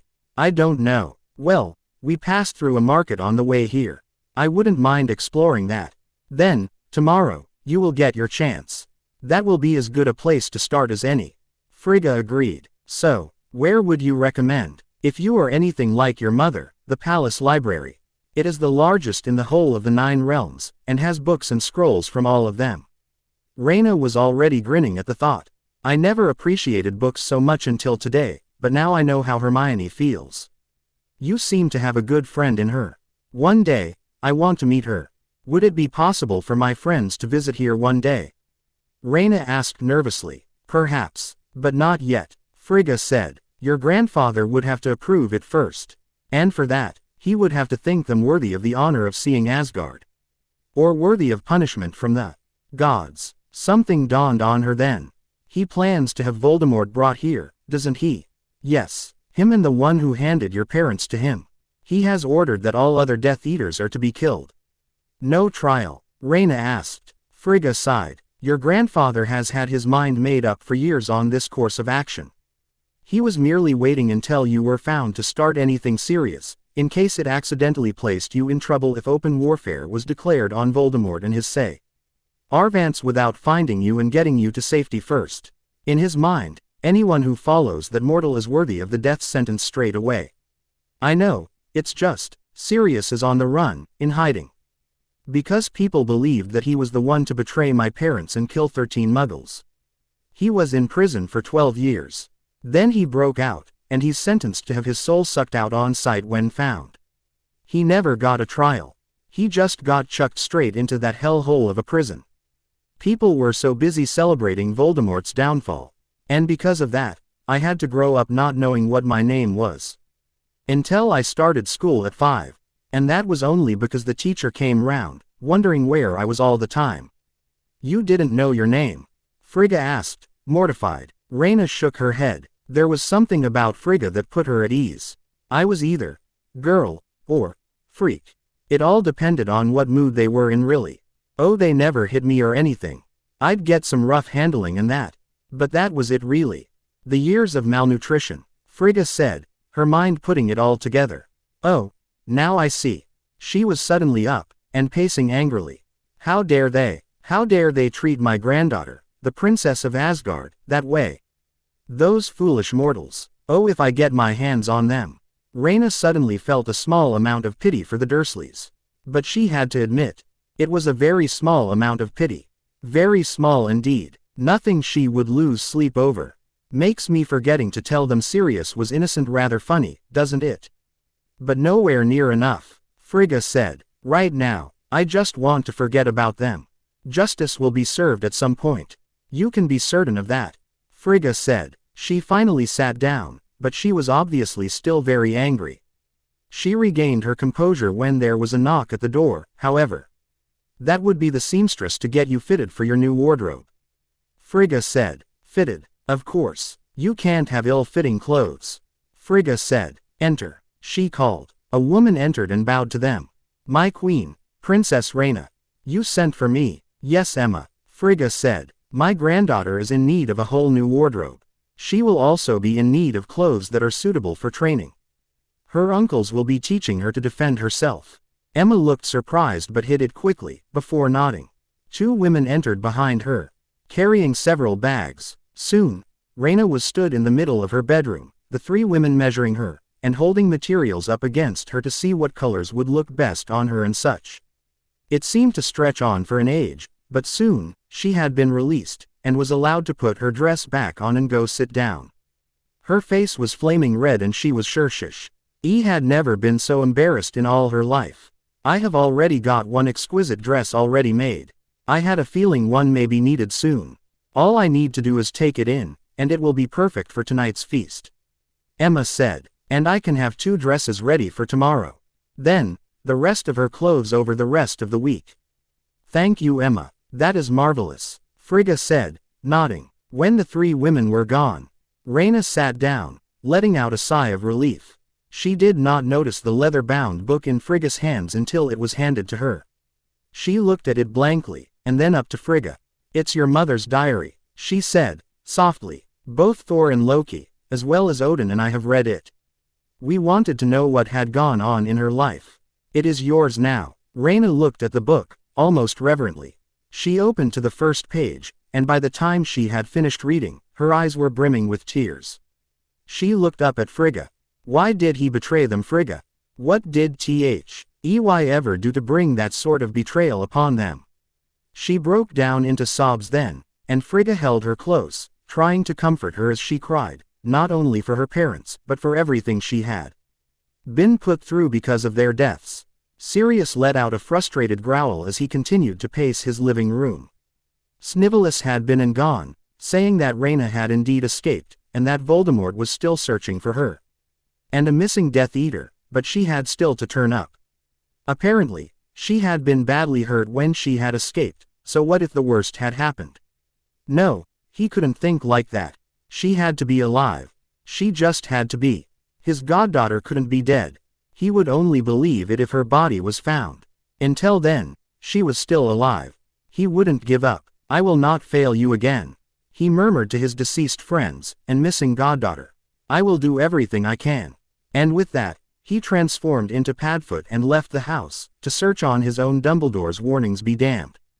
Preview Chapter 8. She'd been outside for 10 minutes, and now he had just walked up right beside her. Yes, he was probably a guard sent to keep her company. She thought it best to be polite, so she had said yes. How are you finding Asgard, my lady? He asked her. It is beautiful. The stories don't do it justice. This is your first time visiting. Yes, and I'm not visiting. I'm staying. I think. You think. There was something odd going on, Fandral had decided. He, Volstagg and Hogan had just gotten back from a hunting trip, and there was something different. Something had happened while they had been gone, and if the preparations for a feast weren't evidence enough, there was the fact that the whole of Asgard seemed to be ready to burst out in spontaneous celebration over something. So what had they missed? He was wandering the gardens, attempting to find some clue. Hogan and Volstagg were both looking inside the palace.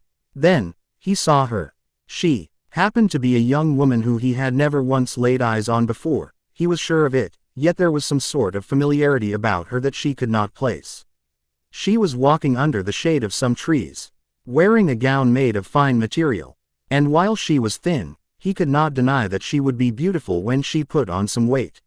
She seemed to be skin and bones. Her black hair was in a delicate braid and her skin was pale. She was looking around in awe at the garden's beauty, and then it hit him. She must be some noble from one of the other realms. A delegation must have been sent for some reason or another, and a feast had been announced to celebrate. Well, the least he could do was make her feel welcome. He grinned and approached her, falling into step easily beside her. "Do you mind if I walk with you, my lady?" he asked, smiling widely at her. She looked up at him, and then glanced away quickly, but he thought he caught a glimpse of green. So she was shy. I don't mind," she said. Rayna had no idea who the man beside her was. Perhaps he was a guard who had been sent to keep her company. She had asked Frigga if it was all right if she went to explore the gardens. And the elder Aesir woman had said it was fine. She had asked if she had wanted company, and Rayna had politely declined. She'd been outside for 10 minutes, and now he had just walked up right beside her. Yes, he was probably a guard sent to keep her company. She thought it best to be polite, so she had said yes. "How are you finding Asgard, my lady?" he asked her. "It is beautiful. The stories don't do it justice. This is your first time visiting." "Yes, and I'm not visiting. I'm staying. I think. You think. I know my family wants me to stay, but there are a couple of complications back where I grew up. They're plain, simple, and an easy way to avoid the question." "A suitor." She shook her head, gazing up at the trees, which held apples. He reached up, and plucked one from the branch, and handed it to her. "Thank you," she said, accepting it, and biting into it. It wasn't the same as the one she had earlier, so she guessed this was not one of Iduna's. But she said nothing, not wanting to look like an idiot. "So, fair maiden, how much have you seen of Asgard so far?"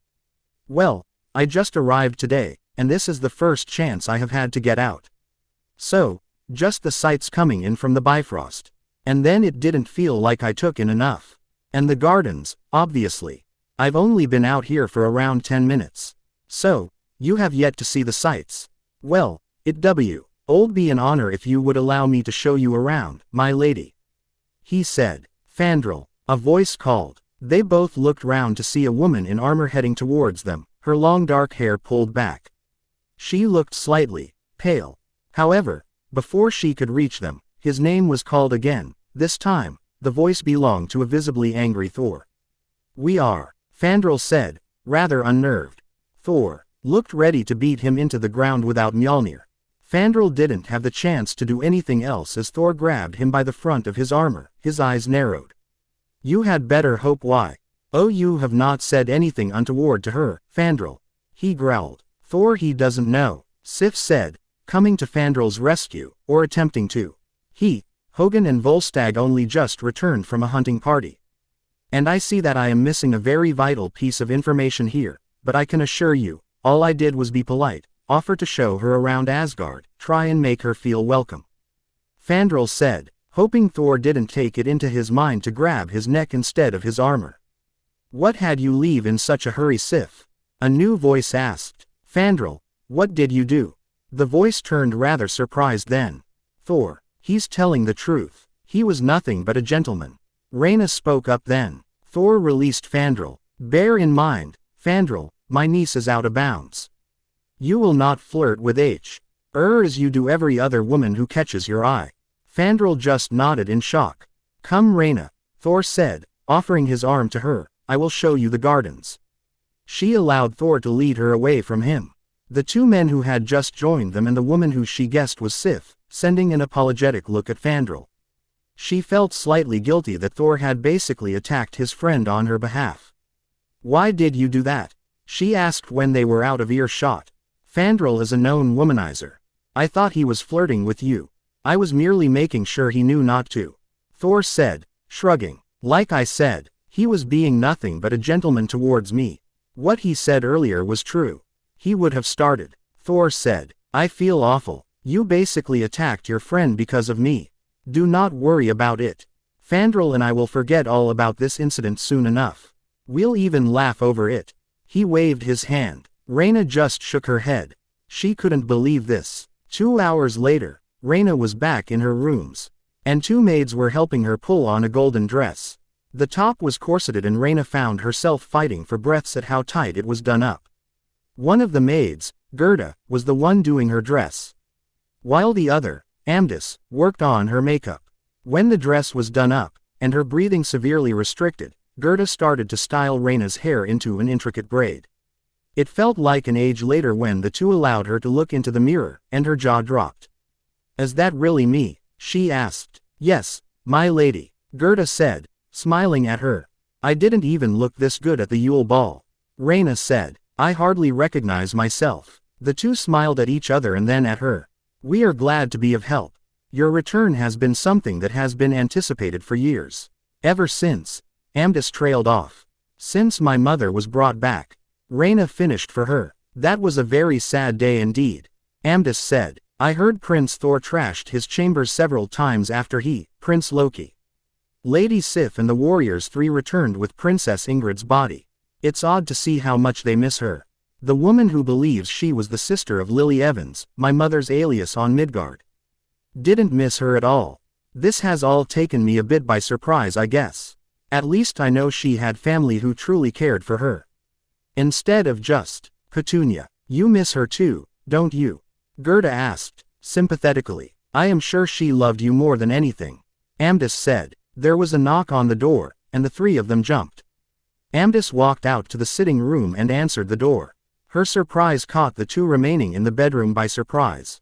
King Odin. Rayna's eyes widened slightly. I am here to see my granddaughter. He said. There was the sound of movement, followed by the sound of a closing door. Rayna hurried to the sitting room and saw that Odin was standing in front of the fire, staring into the flames, a large box in one hand. He cleared her throat and he turned and smiled at her. I have something for you Rayna, he said, stepping towards her. He opened the box and she gasped at the circlet. It was gold, and twisted into intricate patterns with a clear crystal set into the front.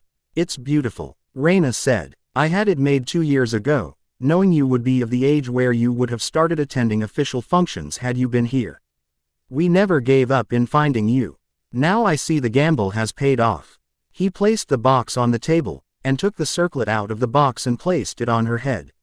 I love it. Thank you. There is no need to thank me, he said, smiling at her. Now, I believe it is time to head to the feast. He held out his arm to her, and she took it. They left the room, and headed down the long corridors towards the feast hall.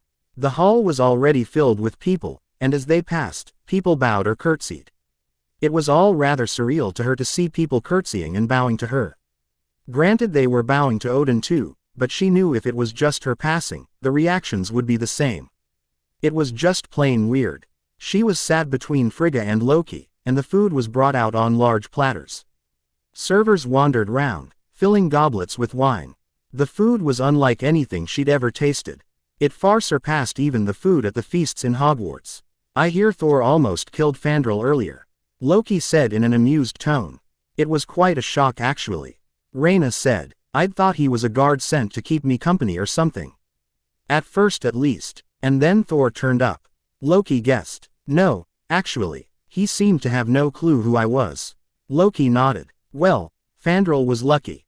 It was probably only his long-standing friendship with Thor that saved him from any injury. It's actually one of those incidents I think I would rather forget about, Rayna said. I've read some of Mum's diary. He nodded. I guessed you would have.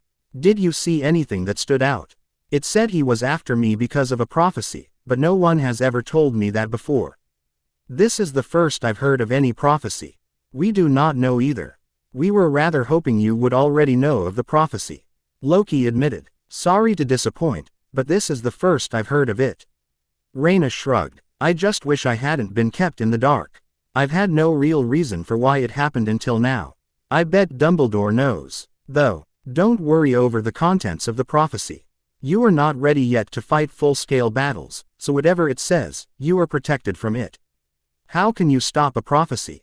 Mortals have a habit of making self-fulfilling prophecies. Loki informed her. Those do not need to be acted upon. And even if they are for the most part, those involved just have to choose to turn away from the words of the prophecy, and then it holds no power. Fingers crossed then. Pardon? He asked, brow furrowing. A saying which means to hope for good luck. Rayna explained. Ah, he nodded. Rayna realized something then. My wand is in that house I was being kept in. How am I going to learn magic?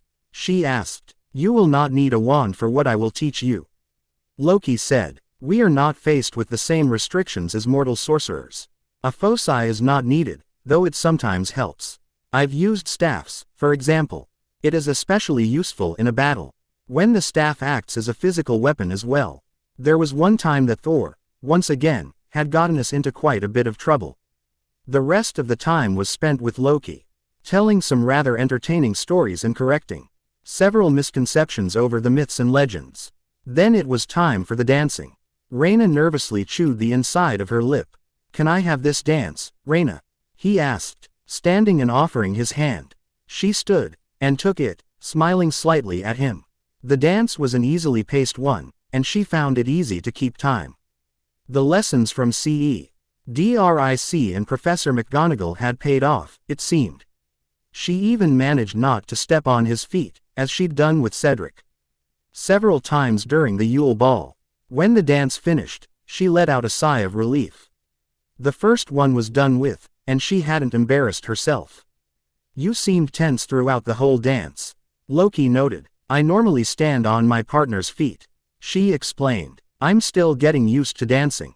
Ah, he said nodding. I thought you did remarkably well.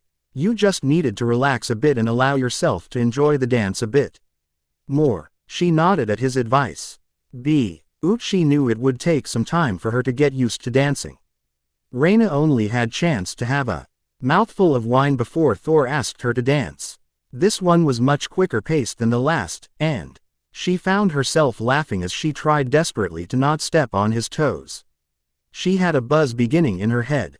I think the wine's starting to affect me, she admitted, laughing slightly. It is stronger than what you are used to on Midgard. He said. Yes. Add that to the fact that I haven't really ever drunk before, and there's going to be trouble. Do not worry about that. Thor said. I don't want to make a complete fool of myself. If you seem to be in danger of doing that, I promise, I will personally take you to one side in order for you to cool down a little. He said. Thank you, she said, gratefully. I should probably stay off the wine a little. Just don't drink too much more. You'll be fine if you have a bit more, he assured. She managed to sit out from the next dance before Odin approached her. She danced with him, before heading back to sit down. She'd had a bit more wine, and it was starting to take its toll on her. She was quite a bit more giggly than before, but she retained enough sense to know she needed to cool off. She saw that there was a large balcony to one side of the room, so she went and stood out on it, gazing at the stars. She wondered which of them was Midgard. She was so caught up in her thoughts of the world on which she had grown up that she did not hear anyone approach. You already miss it. She jumped and turned to face Thor, who was now standing beside her. Yes, I do, she said, turning back to look at the stars. My friends must all believe me dead by now, and they won't have any warning that he's back until he chooses to show himself. We will find a way to warn them. Thor said. I hope so. I've already lost so much to him. He targets Muggleborns, thinks they're less, that they don't deserve to learn magic, that they're less than human, just because their parents aren't magical themselves. Hermione's Muggleborn, She's the brightest and most talented witch I know. He'd target her anyway, but she's my best friend. She doesn't live behind any sort of protective wards. How will she survive, if he chooses to target her to try and get to me? The moment the Bifrost is repaired, warriors will be sent to target Voldemort and his Death Eaters. They will warn your friends also. Thor said, I know I've only just arrived, but when will I get to go down myself? You have yet to fully recover.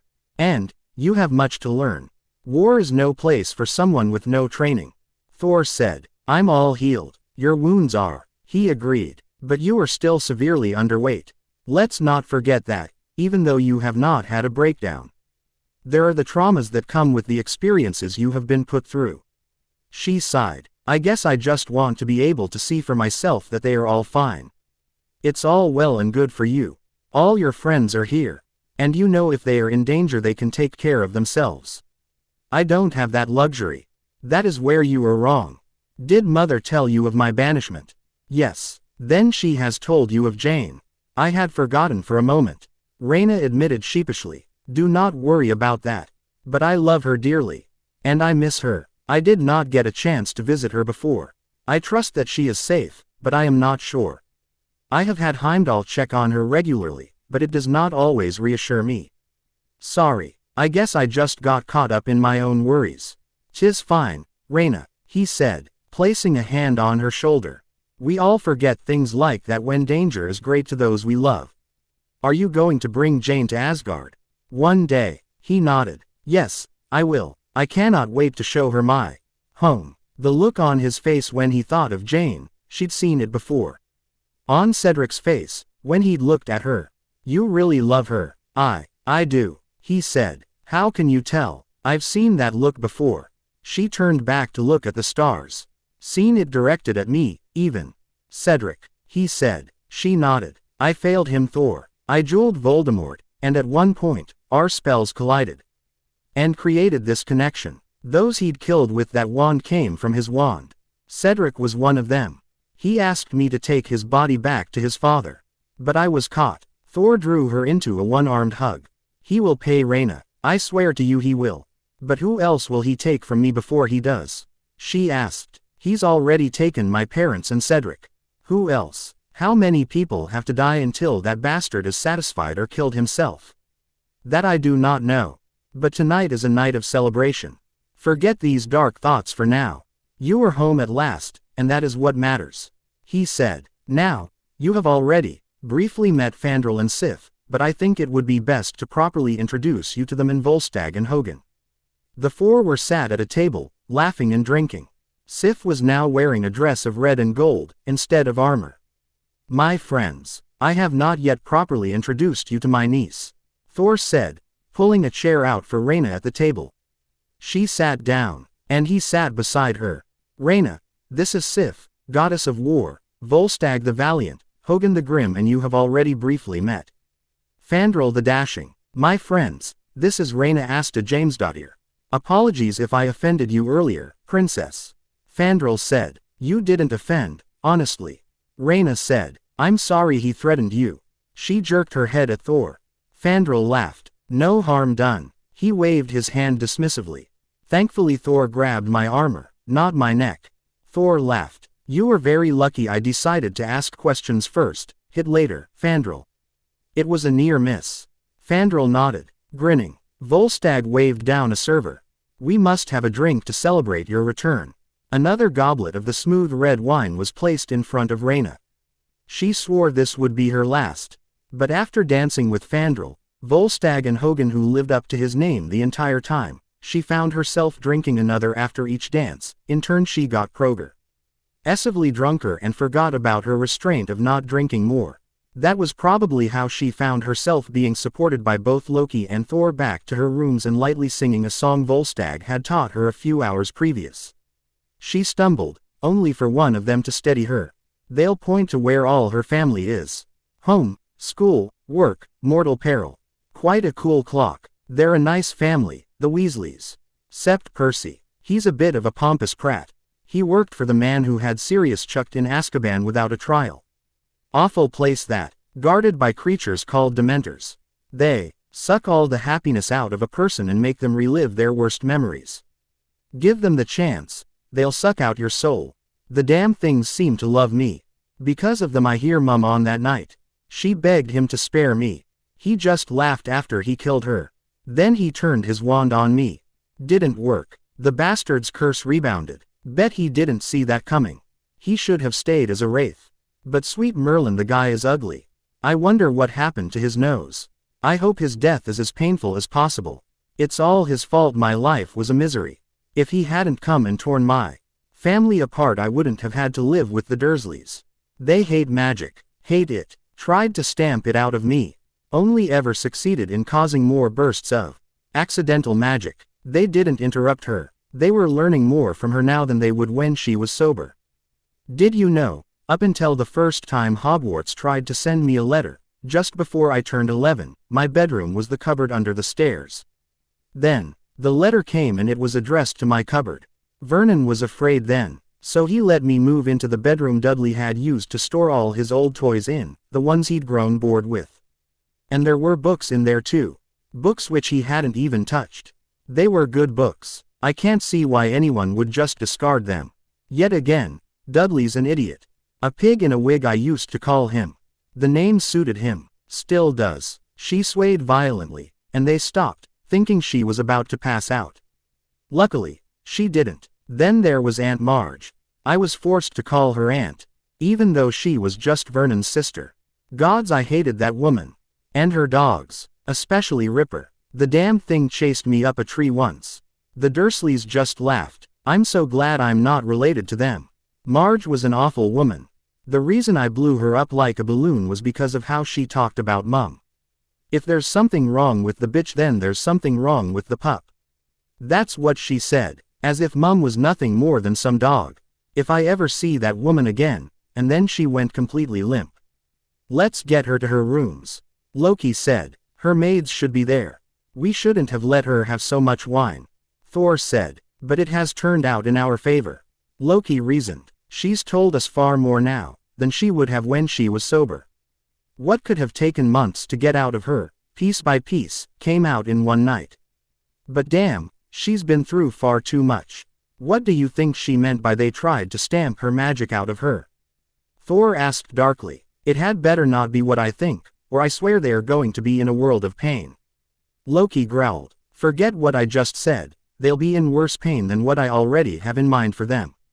They should have been looking after her properly. Thor agreed. They have neglected their duties terribly. I fancy a trip back to Midgard, just to pay them a visit, when the Bifrost's repaired. I might just join you. Thor said. When they got to Rayna's rooms, they saw that Frigga and Rayna's two maids were waiting. We'll take her from here. Frigga said. How did she get so drunk? Ended up drinking with Volstagg. Loki said. That explains it then. She said. She started to come round as Amdis and Gerda took her from her uncles, supporting her between the two of them.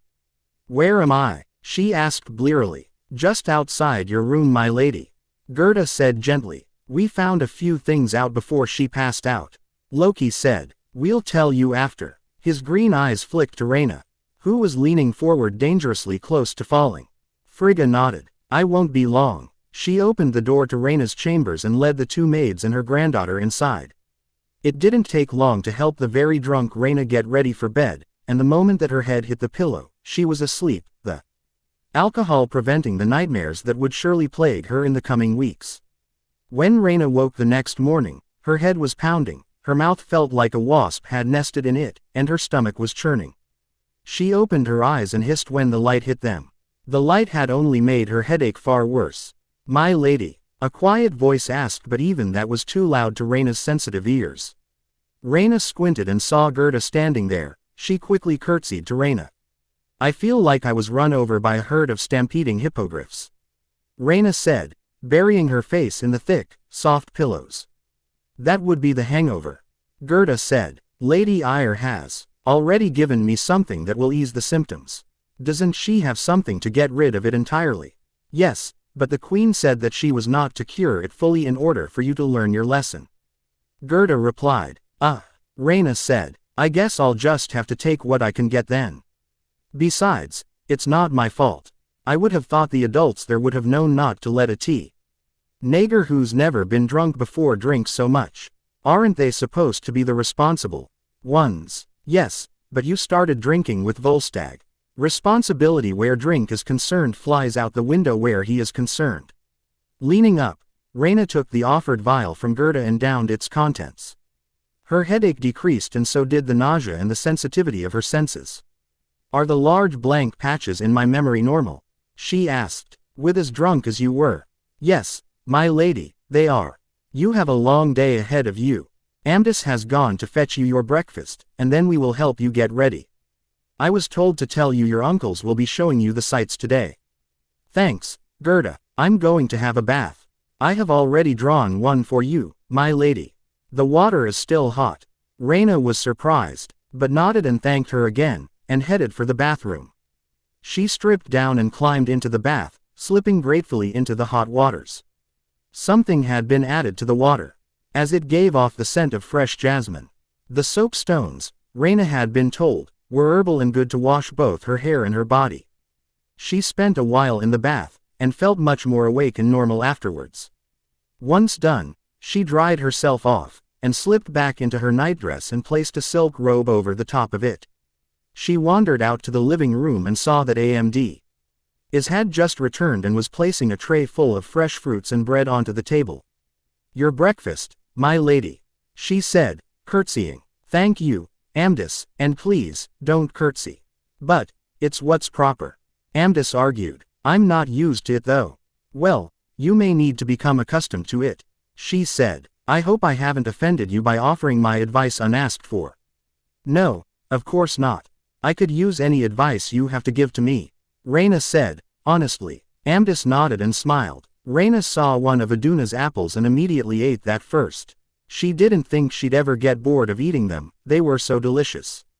After breakfast, Amdis and Gerda had her step into a dress of red and gold and arranged her hair into a less elaborate braid than the one she had worn the night previous. What now? Rayna asked. Do I wait here, or go and look for someone? Just then, there was a knock on the door. Amdis answered it, and stepped aside, allowing Loki to step inside. She curtsied as he passed, and so did Gerda. He nodded. I can understand that. You passed out halfway here. Thor and I brought you back. Mother and your two maids took you from there. She nodded. At least I didn't really embarrass myself, she said, rubbing the back of her neck. Come. Thor is waiting for us outside. You told Mother you wanted to explore the market, so we will start there. The two left the room, and headed down the corridor.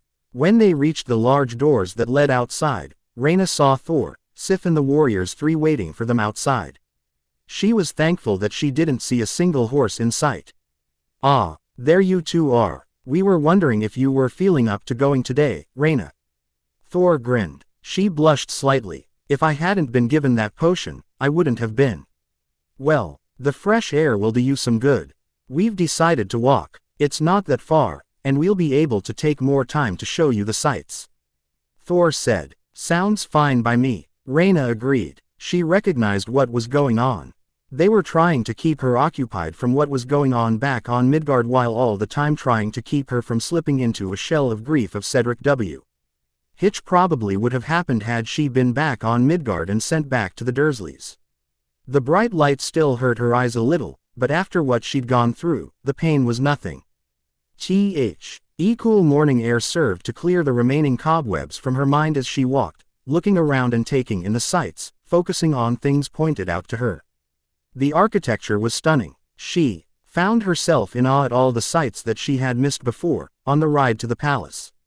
When they entered the market, the bright colors and the hustle and bustle reminded Rayna a little of Diagon Alley. She grinned, and immediately headed for one of the stalls, eager to begin browsing. She wanted to see everything, and she gave it a good shot. The stalls held not just clothes, or decorations, but food as well.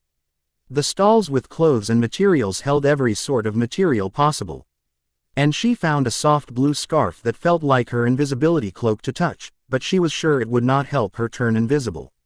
If you want it, have it, Thor said, from just behind her.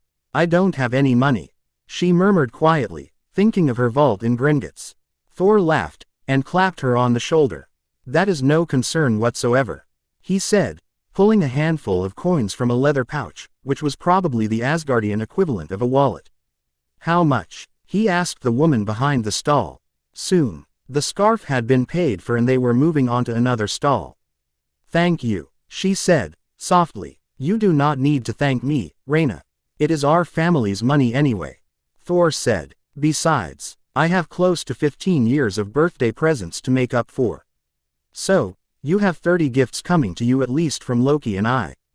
15 each. She shook her head. You don't have to, honestly. After everything, I think we do. You are a part of the family. You will be treated as such. Thor argued stubbornly. Rayna just shook her head. The next thing she found was a brooch. It was circular and made of silver. The outside of the brooch was an intricate pattern that surrounded a proud stag. She ran her thumb across the prancing stag. It looked so much like her Patronus-like prongs. Rayna, are you all right? Her head snapped up, and she looked at Thor, who was looking at her worriedly.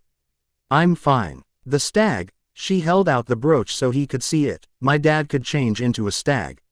It looks like his form. He smiled, and paid for the brooch as well, before pinning it to her dress. Thank you, she said, looking down at the brooch, and blinking back the tears.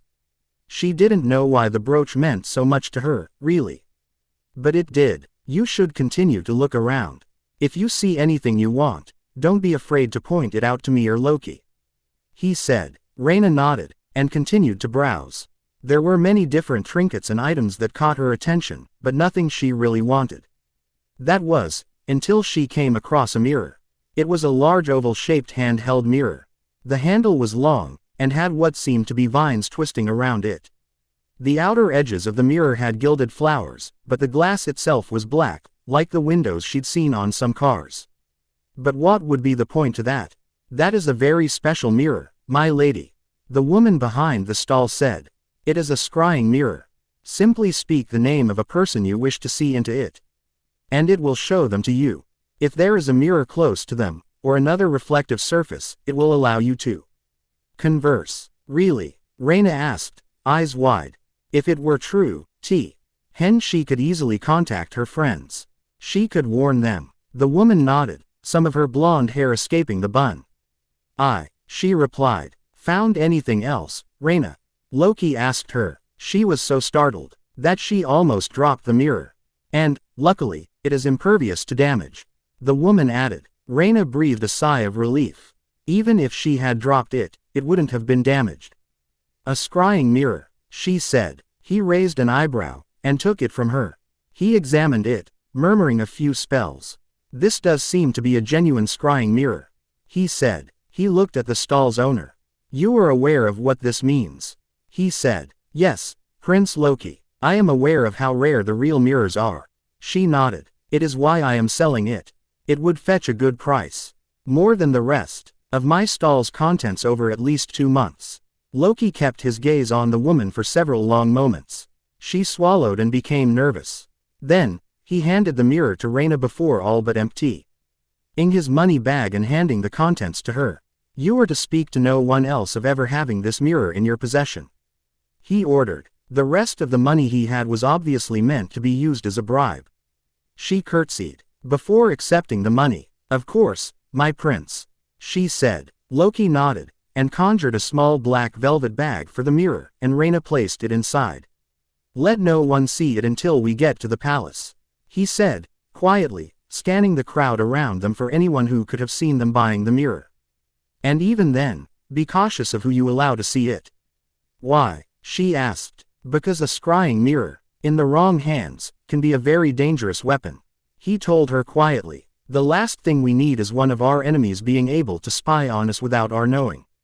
She nodded, and fastened the bag to her belt, keeping one hand on it at all times anyway, to make sure that it wasn't taken from her. She explored the market thoroughly, before they moved to another part of Asgard, and Thor, Loki, Sif and the Warriors 3 began pointing out monuments, and many other things that they thought may interest her. Rayna was in awe of it all. Everything was fully crafted, and she could barely take in that this had been her mother's home.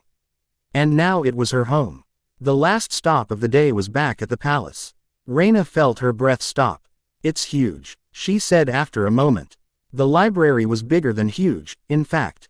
Row after row of shelves, stacked with books, were stretched out in front of her in a massive sprawl that probably had some sort of organization system to it. But one that she was currently unaware of. The shelves reached to the ceiling, and to reach books more than 5 shelves up, she would need the help of a ladder.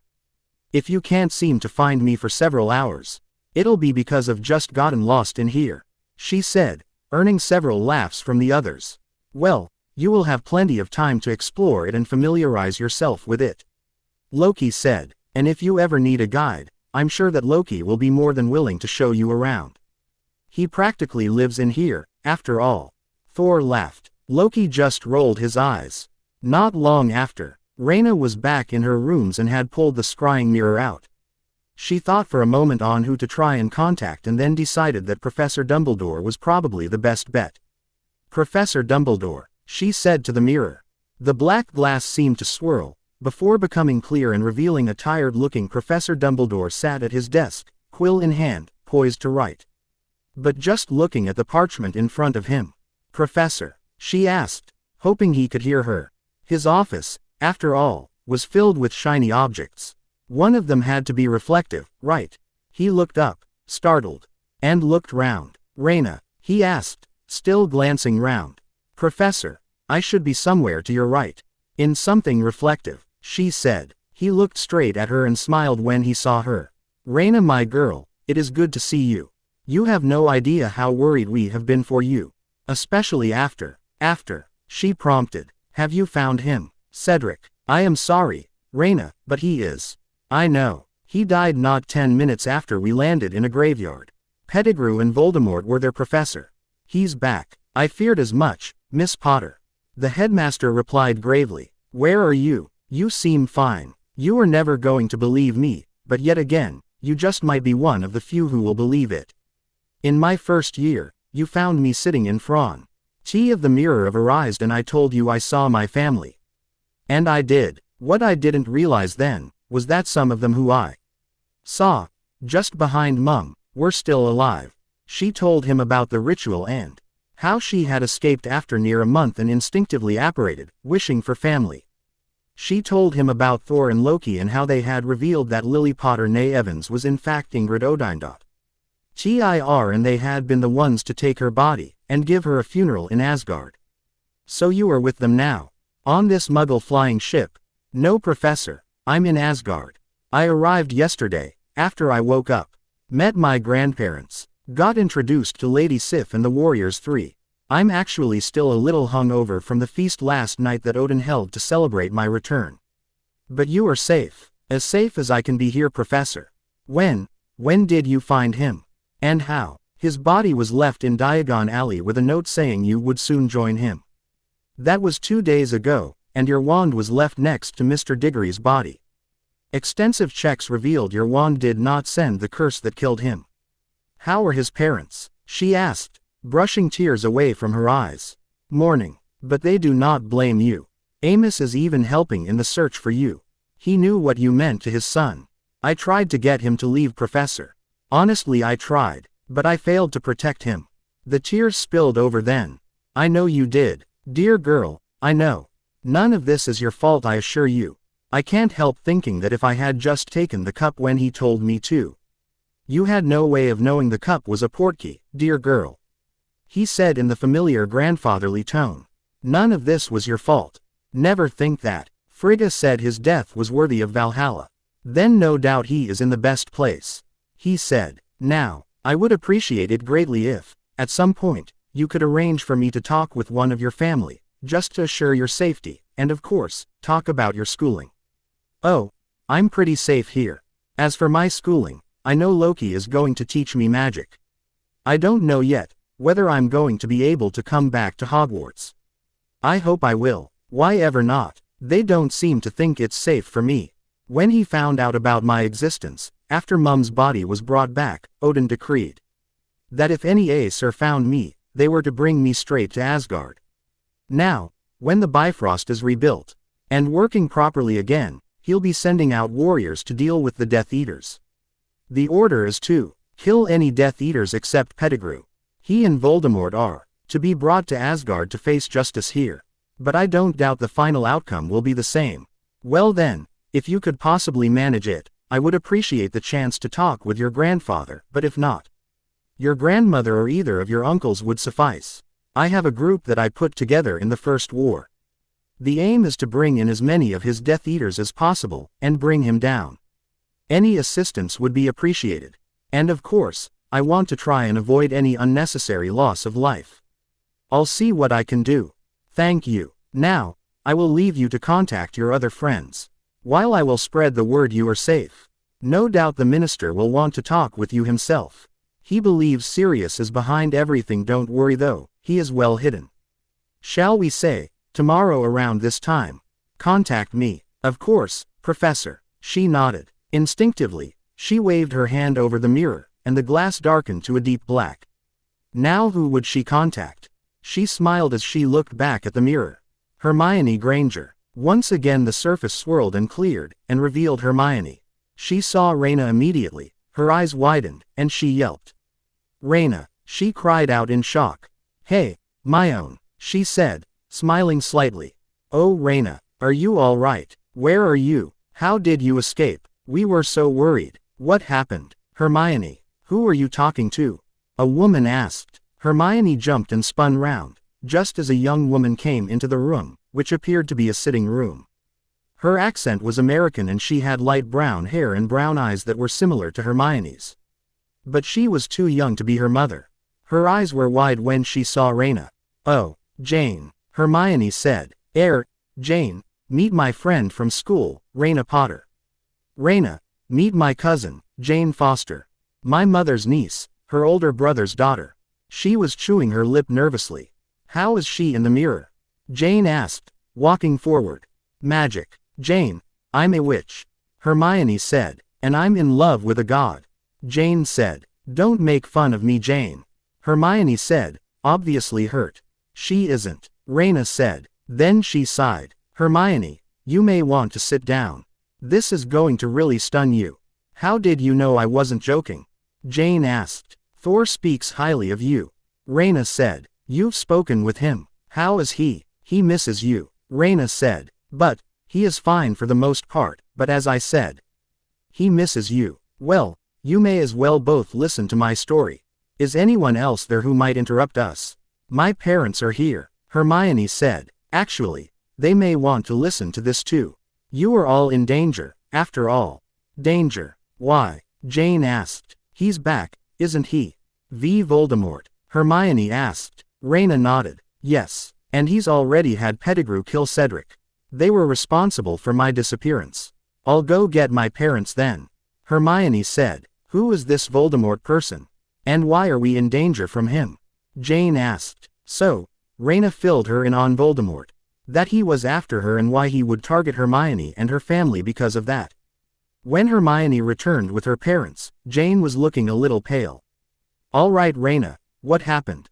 Hermione asked, worry lacing her tone. The cup was a portkey designed to take me straight to Voldemort. Rayna began. She told the story of what happened in the graveyard once again, and then, of her escape. And then what Loki and Thor had revealed to her. So, you're Thor's niece? Jane asked. Turns out I am. Rayna nodded. I even have Mum's diary to confirm the fact that she was who they claimed. So, you're in Asgard? Hermione asked. Yep, we used the Tesseract to get here. Thor mentioned they're now using its power to rebuild the Bifrost after he destroyed it during a fight with Loki. I've already contacted Professor Dumbledore, so he knows of the situation, but I think Voldemort is going to want to try and get to me. Hermione. You are an easy target. The Weasleys have wards. You don't. Do you honestly think they will come here? Mrs. Granger asked. At some point, I think he probably will send someone. Rayna said, looking worried. I am so sorry. I've put you all in danger. It's not your fault. Mr. Granger said. We may not have wards, but I'm sure we can go somewhere they won't find us. You can come back with me to Puente Antigua. Jane said. My things haven't you all been moved back there now and I have an apartment. I doubt they'll be able to find you there. And all any of the neighbors know is that Jane lives in America. It's an awfully big place. They wouldn't know where to start. Mrs. Granger said. Mr. Granger nodded. You're right. That's probably the best idea. I'll go get us plane tickets. When do you suggest we leave? He asked Rayna. Some point soon. Rayna said. There was a loud knock on the door. Rayna, are you in there?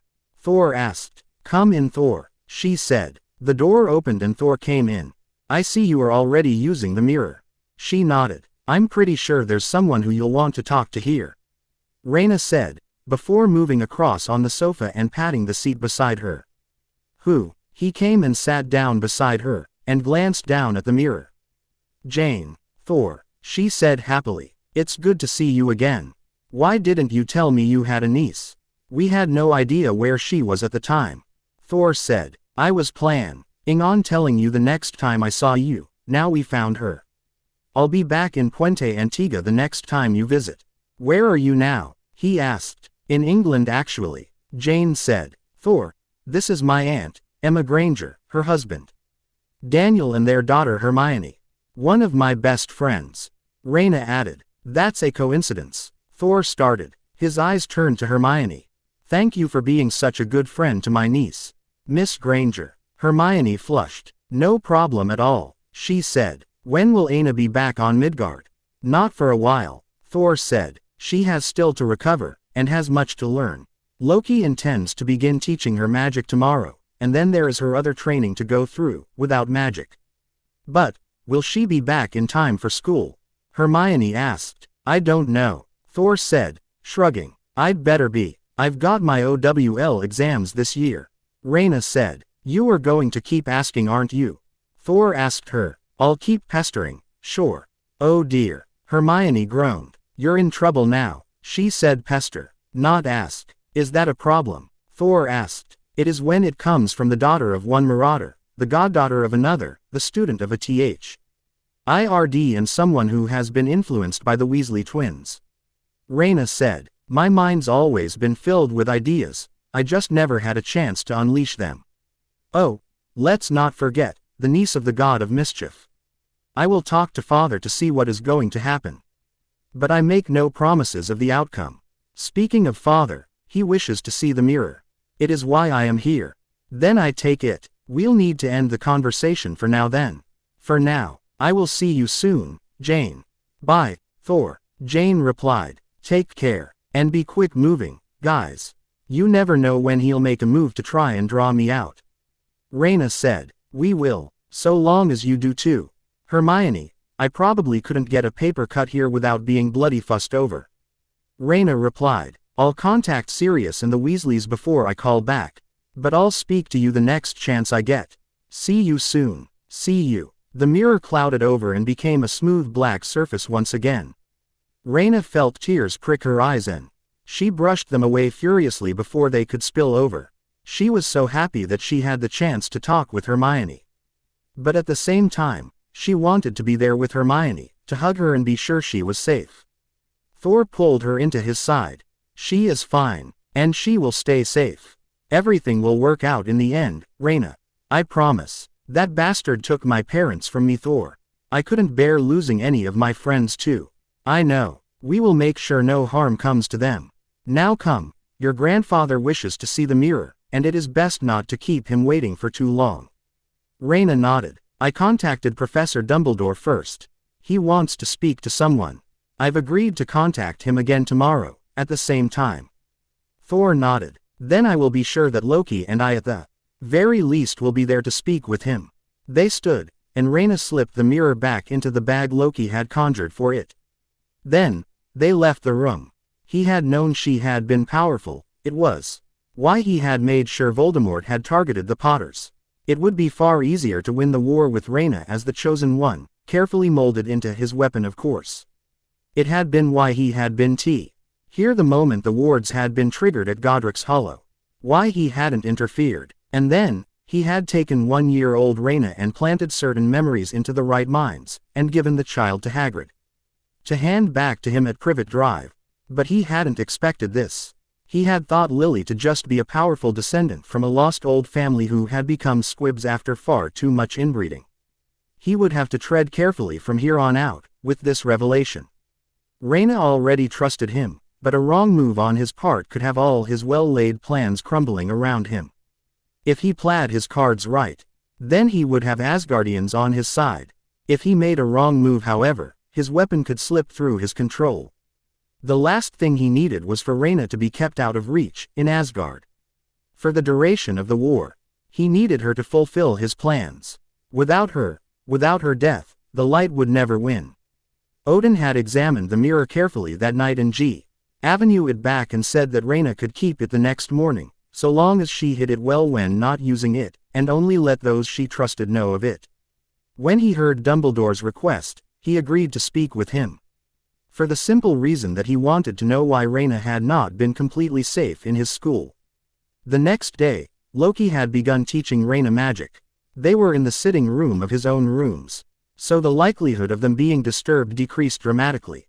The sitting room had books everywhere, and some even had rings on them from where they had been used as coasters. Somehow, there were paths between the stacks of books, and he seemed to know where everything was. She had the brief thought that Hermione's room at her home would either already look similar to this, or would do one day, when she got a place of her own when she was older.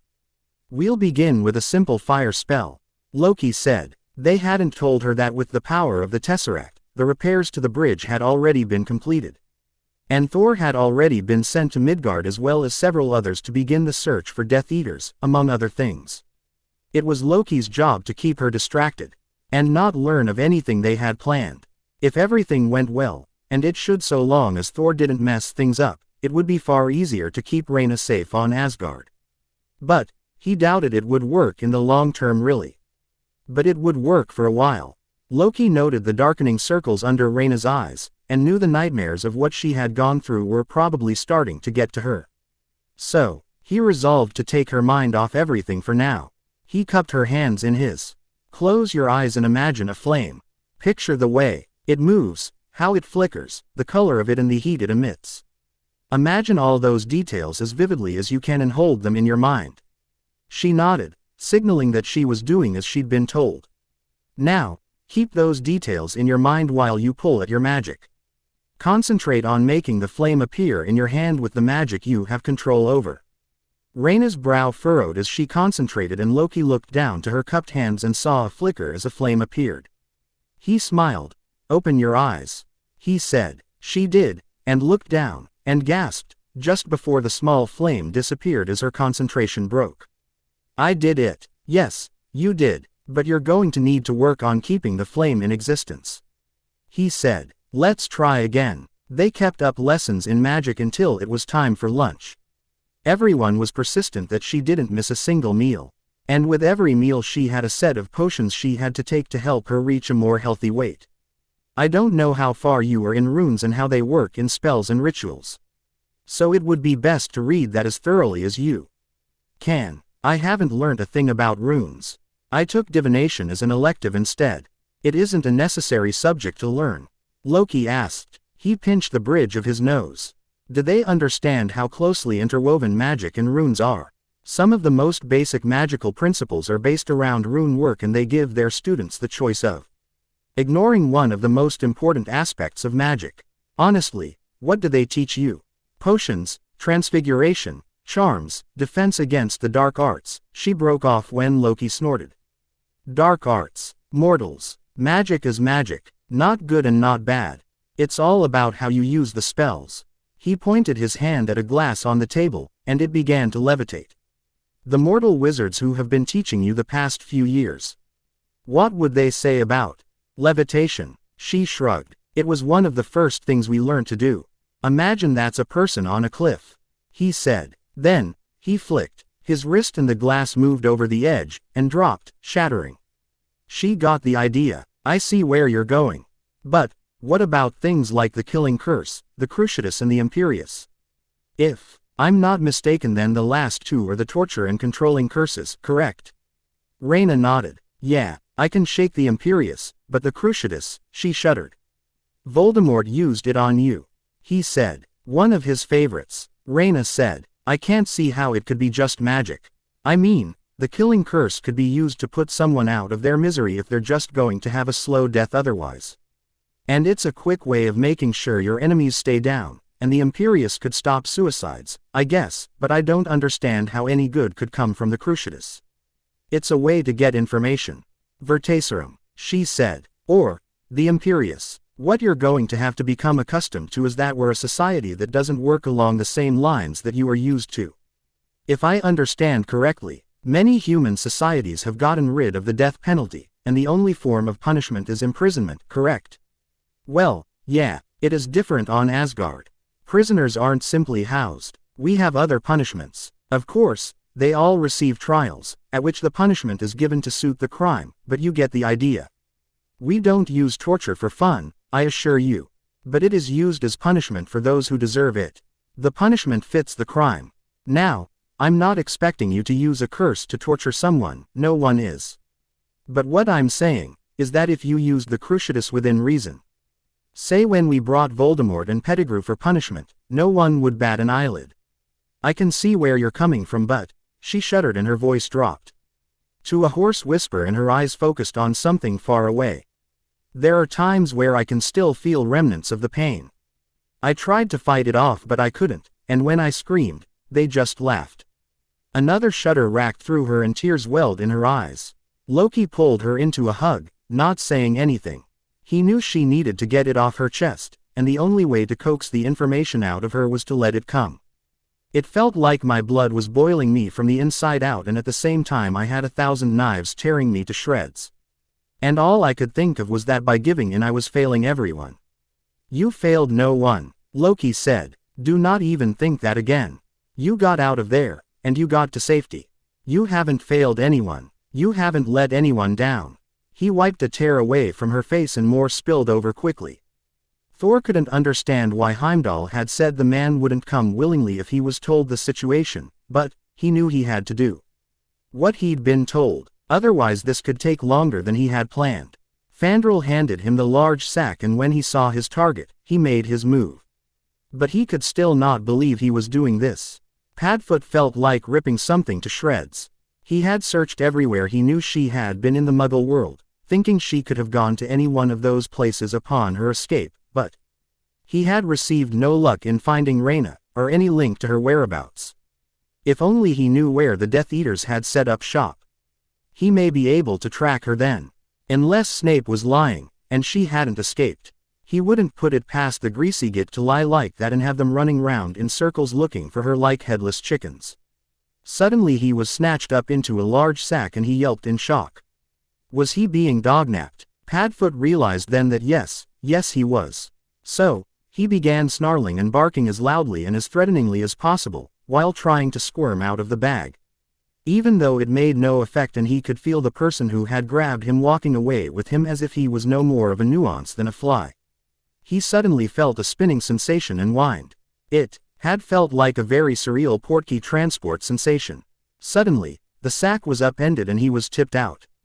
He rolled out onto a gold floor very ungracefully, before pulling himself to his paws and growling at the three men in armor. He ignored their choice of clothing and continued to growl, hackles raised. I still think it might have been better to approach him differently, Heimdall. The man with the red cloak said. He would not have listened. Or, he would think you a follower of the mortal wizard we are hunting, and attacked you. The man in the gold armor, Heimdall, replied. The third man, the one with the quiff, snorted, like he would have gotten far against Thor, or me for that matter. It would have complicated matters, Fandral. You may have killed him in retaliation, and then where would we be? He has a point. I do not think I would be able to tell my niece that we killed her godfather. I wouldn't have had the heart. You can change back to your human form, Mr. Black. We know you are a wizard. The one with the red cape, Thor, said. Sirius shifted back to his human form and his hand itched for his wand. Who are you? He growled. We mean you no harm, Mr. Black.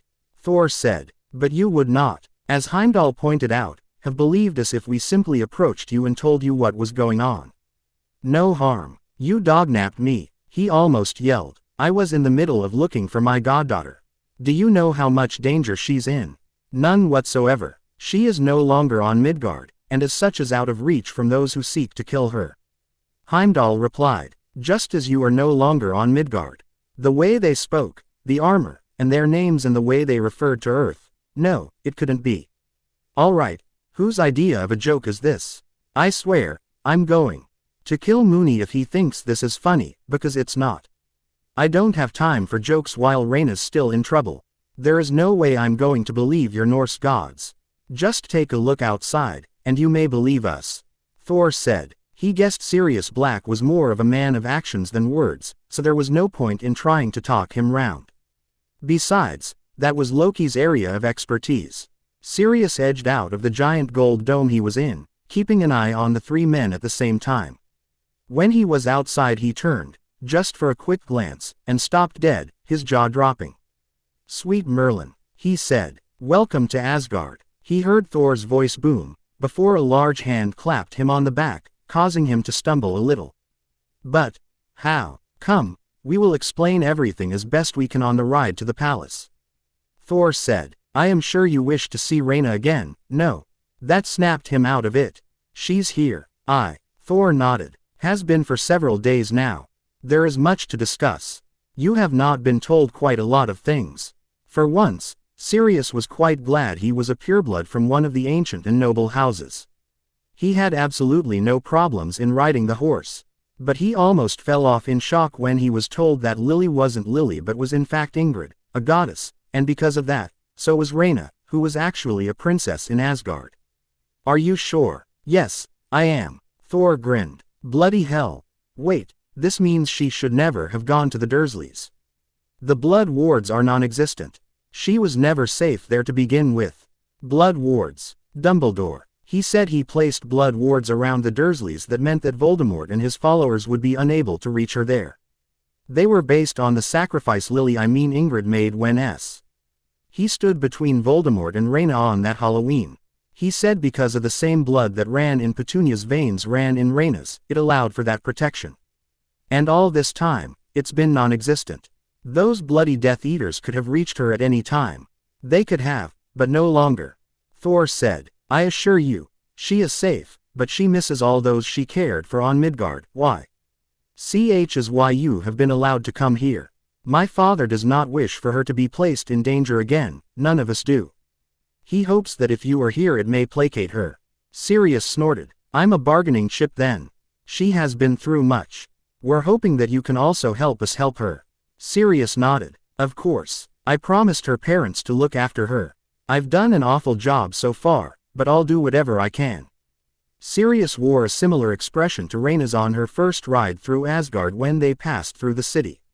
He was in awe at the beauty of it. When they reached the palace he jumped from the horse's back. Rayna was heading back from the gardens when she saw Thor and Fandral arrive with a third person who she hadn't had a good look at. She hadn't even known they had gone. She had gone to the gardens again that afternoon after Loki had finished their lessons for the day. Exploring the palace gardens was quickly becoming a routine for her. It was peaceful out there, and the sense of all the beautiful flowers calmed her mind, and helped her think clearly. Rayna stopped however when the third man moved into view. Sirius, she choked out. He turned to face her, a grin of relief spread over his face. She practically flew at him and latched onto him, hugging him tightly. Hey there Prongslet, he said, holding onto her tightly. You had me worried there for a while. Sirius pulled back to assess her. You aren't looking too bad. Could stand to put on some weight however. She snorted. Now you sound like Mrs. Weasley. She said, smiling sadly. He made a show of looking mortified. You wound me Rayna. I am not that overbearing mother hen. She hit his shoulder lightly. She is a lovely woman. But she can be a bit overbearing at times, yes. Wait, how did you get here? The Bifrost is now repaired. Thor said, approaching them. We thought your godfather here could help you in your recovery. You were looking very tired Rayna. Are you all right? She had a bit of trouble sleeping last night is all. And, I started lessons on magic with Loki today. Thor nodded. Well, father wishes to speak with you. He said to Sirius. You and Rayna will be able to catch up soon enough. Try and get some rest, Rayna. I will. See you soon, Sirius. See you soon, Prongslet. He followed Thor and Fandral inside and after a moment Rayna just shook her head and walked inside too. But turned in another direction and headed for her rooms. She would have time to scry for Ron, and hopefully talk to him, and then also call Remus too. She'd have to tell him that Sirius was fine. She didn't want him to panic and get hurt searching for his friend. When she got to her rooms, she pulled out the mirror from where she had hidden it in a convenient little alcove behind her bookshelf and sat down. She pulled it from the bag and held it securely in her hands. "Ron Weasley," she said, clearly. She saw him sitting with the rest of his family, and Remus, strangely, in a kitchen that she had never seen before. They were all eating food. That was, until Ginny looked up and let out a shocked cry and pointed right at her. That was followed by much clamoring and shish outing as they all stood and rushed to where her reflection must have been, to talk with her. She just remained silent until they all calmed down. "Right, now you all have that off your chests. I am going to say this only one more time. So hear me out. I am in Asgard. I am safe and sound. It turns out my mother, Lily, was actually Ingrid Odindottir, having used her magic to revert back to a child, then grow up as a mortal. Any questions? And please, one at a time. How did this happen?" Remus asked. "I am going to get tired of telling this story," Rayna said. "All right, here goes." She told them the whole thing from the start. Barely noticing that Percy wasn't present, she vaguely wondered where he was. "So, Sirius is with you?" Rayna nodded. "He is. Well, he's on Asgard. Currently talkin' with Odin. I hope he doesn't say anything that could get him killed. I wouldn't put it past Sirius to make a wrong joke about one thing or another and get executed for it." "So, your uncle," Fred began. "Loki is the god of," George continued, "mischief. They both finished together. I am not introducing you." "Rayna," they whined. "You cause enough trouble as it is." Rayna said. "You are coming back though, right?" Ron asked. "I hope so. If they say no, I'm going to be a right mini marauder." Remus winced, but Fred and George looked on with pride. "That's it, look to the legends for inspiration," the two said. "More importantly, my dad, godfather and third-year Dada teacher," Rayna said, smirking, knowing she had just dropped Remus in the deep end. After all, they were prongs, Padfoot and Moony. Remus' jaw dropped and his eyes widened, before flicking to the door, his way of escape. "Stay safe, cub. Call back soon." And he ran from the room, the twins hot on his heels. "So, where are you? That kitchen is definitely not the burrow. It's too dark and dingy." "We can't say, dear," Molly said. "It's under the Fidelius." Rayna nodded. "Oh, okay then. But, everyone is all right." "Yeah, we're all fine, mate," Ron said. "Worried sick about you though. Especially when Professor Dumbledore did tell me," Rayna said, looking away for a moment and blinking to clear the tears. She then looked back. "I'm fine. As fine as I can be, at least. The nightmares are awful though. And they only started last night." "Don't they have potions for that?" Ron asked. "Dreamless sleep, or something. I don't want to become dependent on potions. If I get them out of the way now, then they won't come back later, hopefully." "Are they feeding you properly?"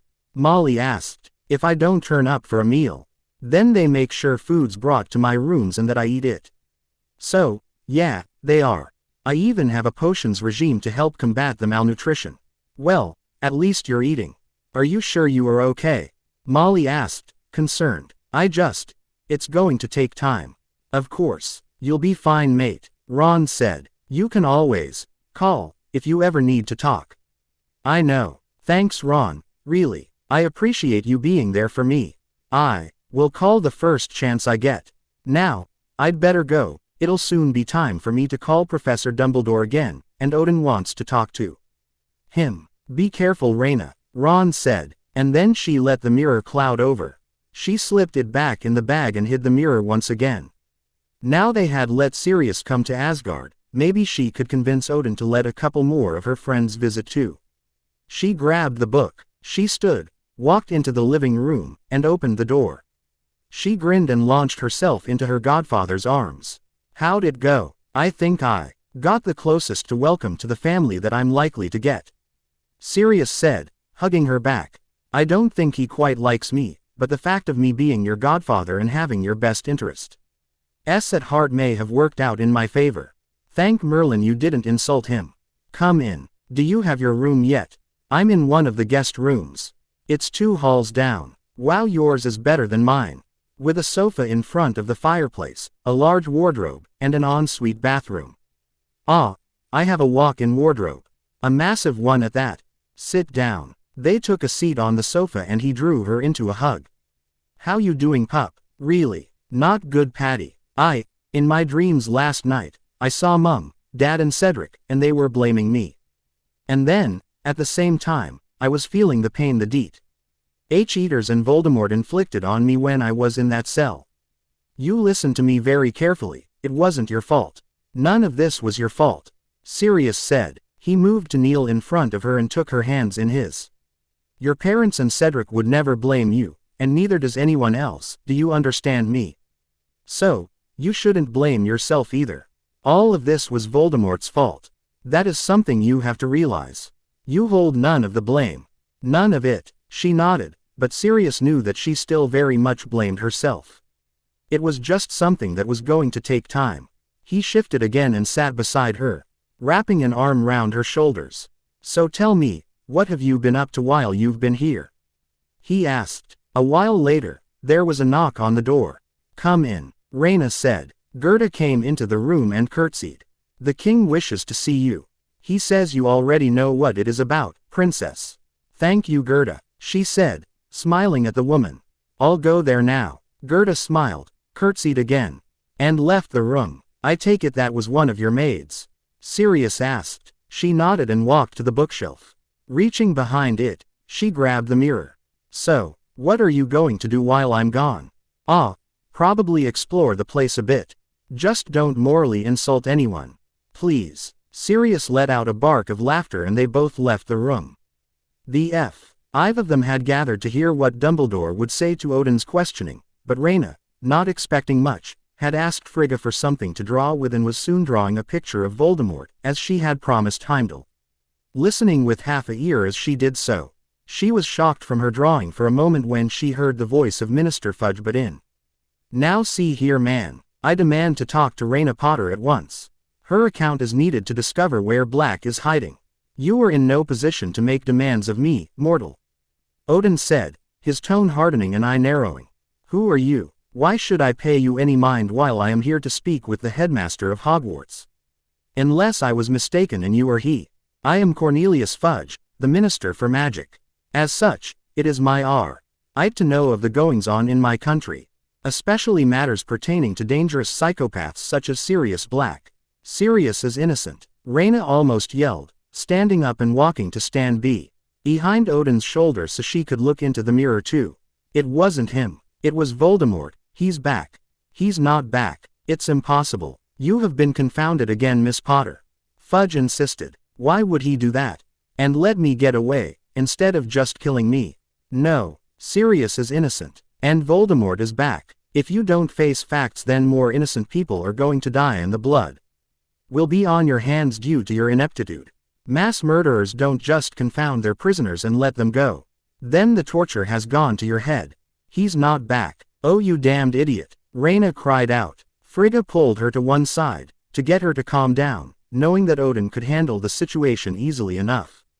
Rayna shook ever so slightly from anger as she sat back down, her grandmother beside her. She continued her drawing and when she was done, pushed it to Frigga, who frowned at the sight of it.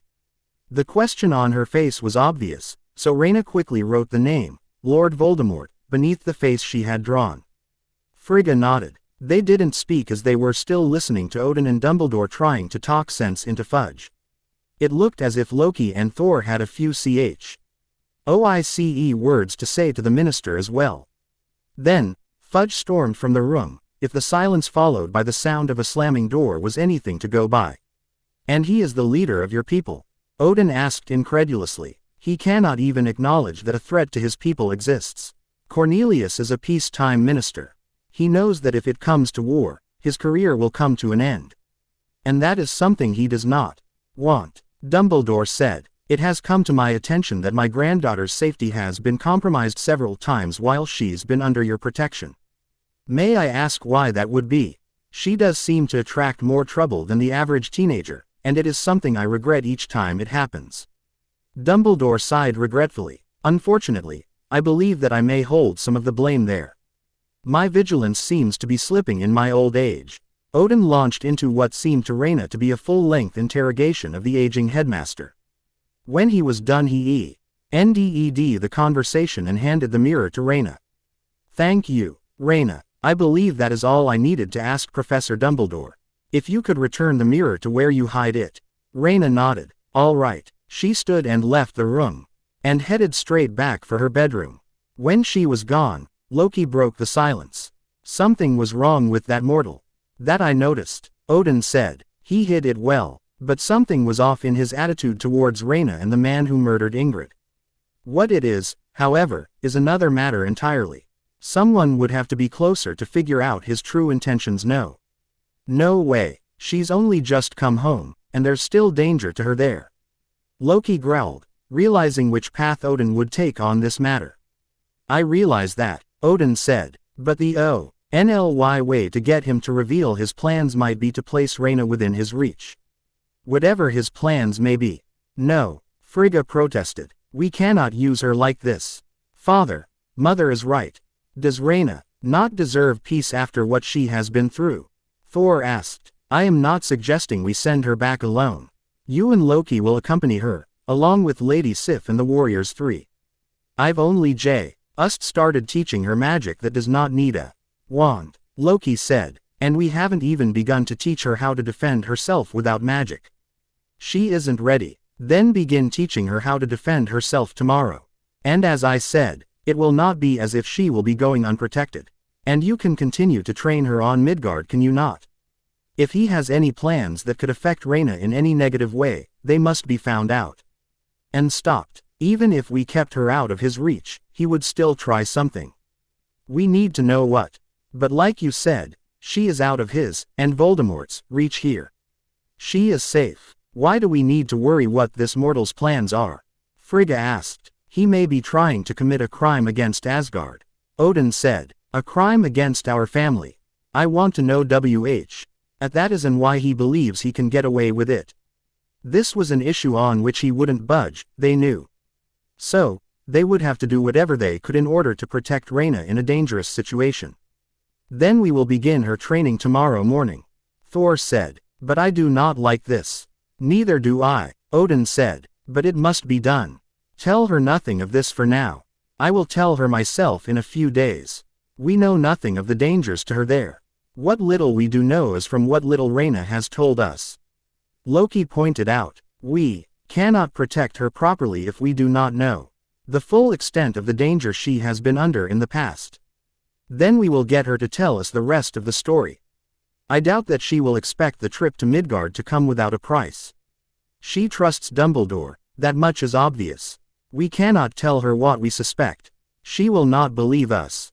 Not yet at least. So, we say that in exchange for letting her continue attending Hogwarts she tells us of her past.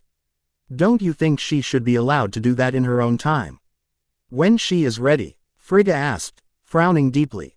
I do believe the mortal phrase is to kill two birds with one stone. Odin said. Mother is right. She should be able to tell us in her own time. To push her into it may have negative side effects. Loki said, and Thor nodded in agreement. But then we will not know the extent of the danger she's in. Odin said. To understand those who put her in danger, and to protect her from further harm in a dangerous place, we need to know what she has been through there. Reluctantly, they agreed and Thor and Loki left the room. Loki turned towards Rayna's room. Loki, where are you going? To tell Rayna that tomorrow she will begin her defense training so that she doesn't rely on her magic. He replied. And then to the armory so they can begin crafting her own armor and a weapon. I think a pair of hunting knives would be best for her. For now at least, she does not have the strength to wield a sword yet. Then you go inform Rayna. I will go to the armory. It will be done quicker that way. Loki nodded in agreement and they went their separate ways. When he reached her room, he knocked on the door. When she said for him to come in, he entered and saw her sat on the sofa reading the book on runes that he had given her. She looked exhausted, and the light from the fire only helped to accentuate the shadows under her eyes. You look exhausted, Rayna. You won't take much in unless you sleep. I know, she said, closing the book and looking into the fire. It's just, I don't want to face those dreams, but I know I have to.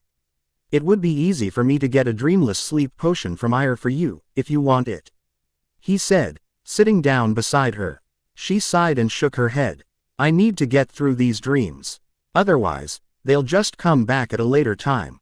He nodded. At least she was accepting what was happening and trying to move on. That would help speed up the healing process.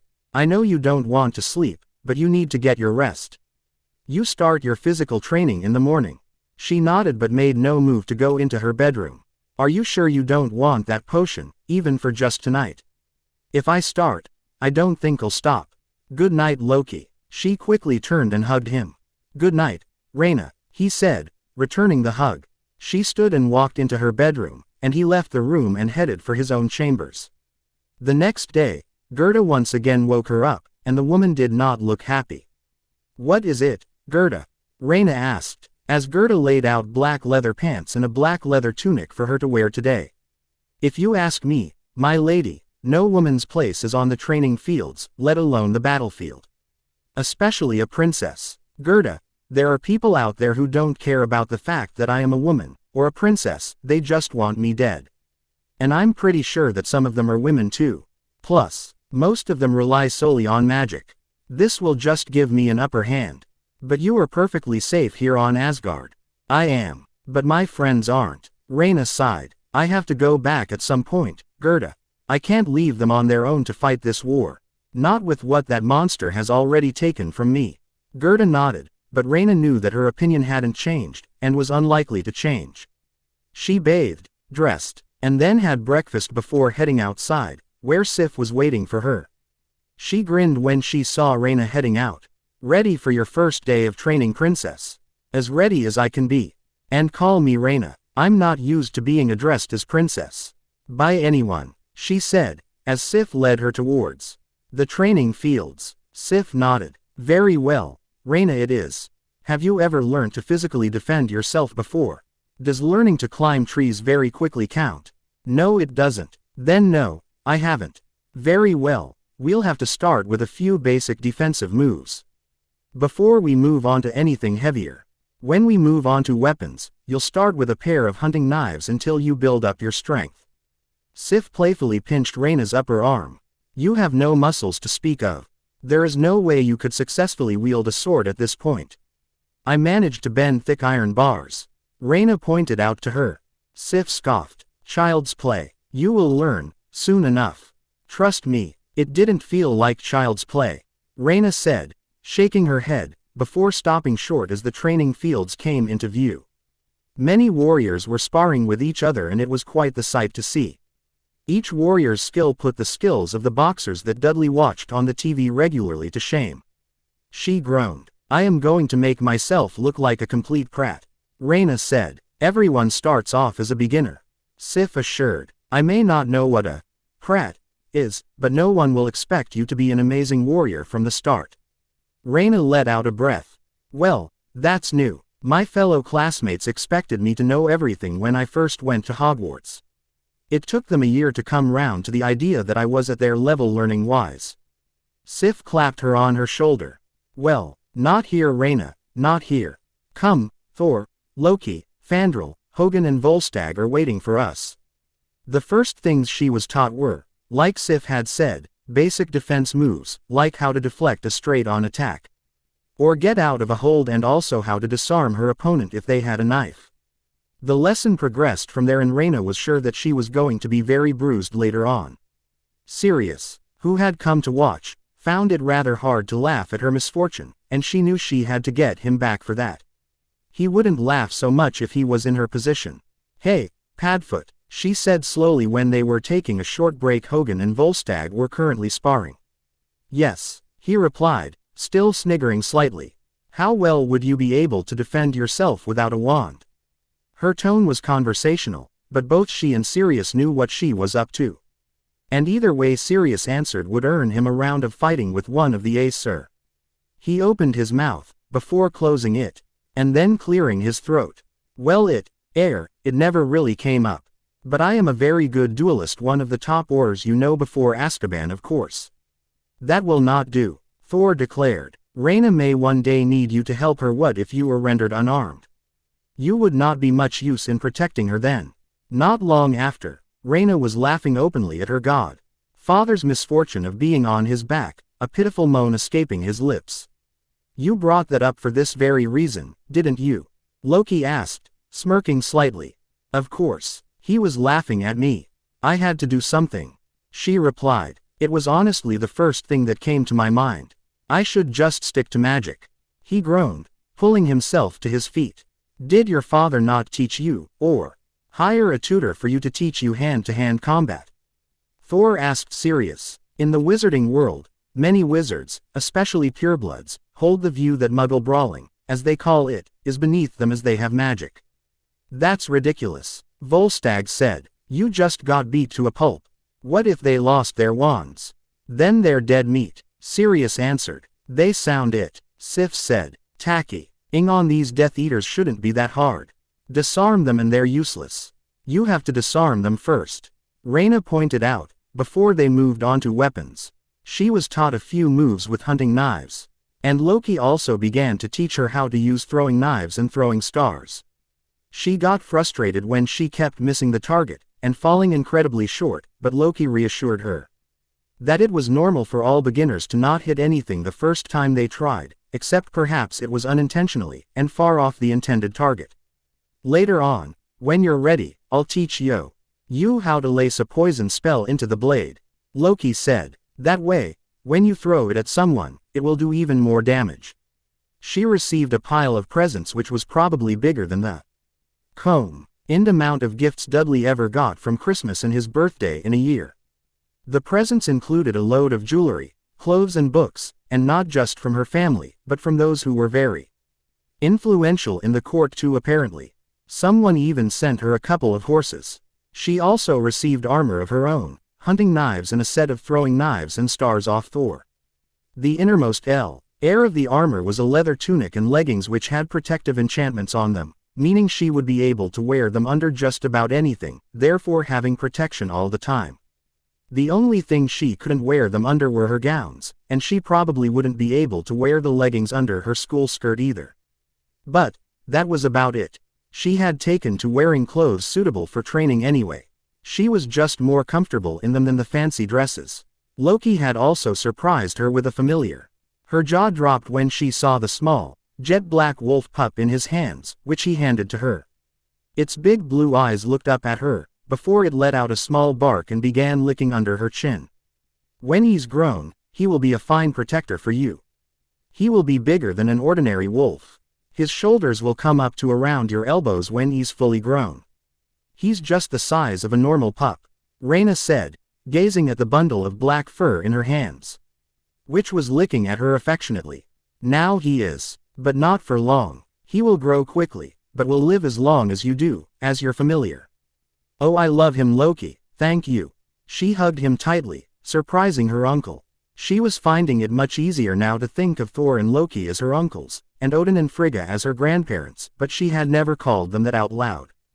The yelp from the pup alerted her that she was squashing him, and she let go of Loki, so she wouldn't squash her new familiar. Though he had better not eat Hedwig, she thought, thinking of her other familiar. He will not harm her if she is close to you, Loki informed her. What are you going to call him? Ardwyad, I think, she said, after a moment's thought. She nodded. Ardwyad is definitely what I'm going to call him. Later on, she thought she would have to rename him Gluttony. He ate ravenously and his appetite only increased as he grew. A week after her birthday, Ardwyad was more than the size he had been when Loki had given him to her as a gift, and he was still growing. Sirius had also managed to get her a present too, a silver athame knife which was good for both ritual work and potions. And bones anymore. Add to that her training, and some of the weight she was gaining were becoming muscles that would be able to help her in a fight. Of course, her muscles weren't exactly noticeable. She wasn't looking to be buff. But they were there at least, they were developing. Odin had borrowed her mirror again one evening after her birthday, but she had no idea what he had wanted to use it for. The next evening they were in the same lounge that she had fainted in the first day she had been in Asgard for. It wasn't just Rayna and her grandparents. Thor and Loki were there too. Ardwyad, who was now just a bit bigger than your average wolf, was curled up in front of the large fire, seemingly fast asleep. She knew her wolf better by now though, and knew that he was just doing it so as to remain unnoticed. It was his own way of being able to keep an eye on things, without any threats thinking he was a threat. Rayna instantly recognized the stone basin that was in the room with them. That's a pensive, isn't it? It is. Odin nodded. Last night I had a long talk with your headmaster. You may return to Midgard to finish your schooling, so long as you return to Asgard. The moment we hear of any sort of threat to you in that school, and so long as Thor, Loki, Sif and the Warriors 3 remain there with you. Really? Her face lit up in a bright smile, but then her smile dropped, and her eyes narrowed. What's the catch? Before he says anything else, the 3 of us are against this. You should be able to tell us in your own time. Frigga gestured to herself, Thor and Loki, neither of whom looked particularly pleased. Odin brought the attention back to the subject by speaking once more. In order to better protect you while there, your uncles and the oath for accompanying you will need to know, not only the ins and outs of your school, but also the various dangers you have faced. There. Rayna knew where this was going. You want to view my memories of my years at Hogwarts. She groaned. Ardwyad's ears perked slightly at the sound, searching for trouble when he sensed her tone wasn't quite right. It would be easier for you than telling us, Odin said. Rayna closed her eyes. They would find out eventually, and it would be better than them hearing different versions of the truth from people who had let the rumors change the true events. Not that she, Ron or Hermione had ever actually let people in on events. Except for Dumbledore of course. And, it would mean she could go back to school. Rayna nodded, opening her eyes. All right, where do you want to start? Probably just before you begin your first year would be a good idea, Frigga said, shooting a glare at Odin. But you don't have to if you don't want to. It's a good idea. Now, how am I supposed to put my memories into the pensive? Loki helped her place the memories she needed in the pensive. Rayna was really hoping that what they were about to see wouldn't make them change their minds. She had decided that Dudley's birthday was probably the best place to start.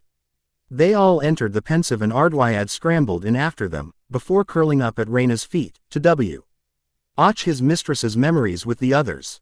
The first scene was her climbing out of her cupboard. They may as well know. They all got a good look at the inside of the cupboard and she could tell all of them were already getting angry. Mind the bacon, and be careful you don't burn anything. Petunia snapped. I want everything to be perfect for my Duddykins' special day. That had Thor and Loki almost cracking up, despite the seriousness of the situation. But she was sure they had by no means forgotten the cupboard and were probably cataloging each bad thing done to her by the Dursleys. Soon, the memory turned to the zoo, and the reptile house, with her speaking to the snake. Sorry about them. I don't think I'd much like to have nothing but people poking their ugly noses in at me all day. How can the snake understand you? Frigga asked as the scene unfolded.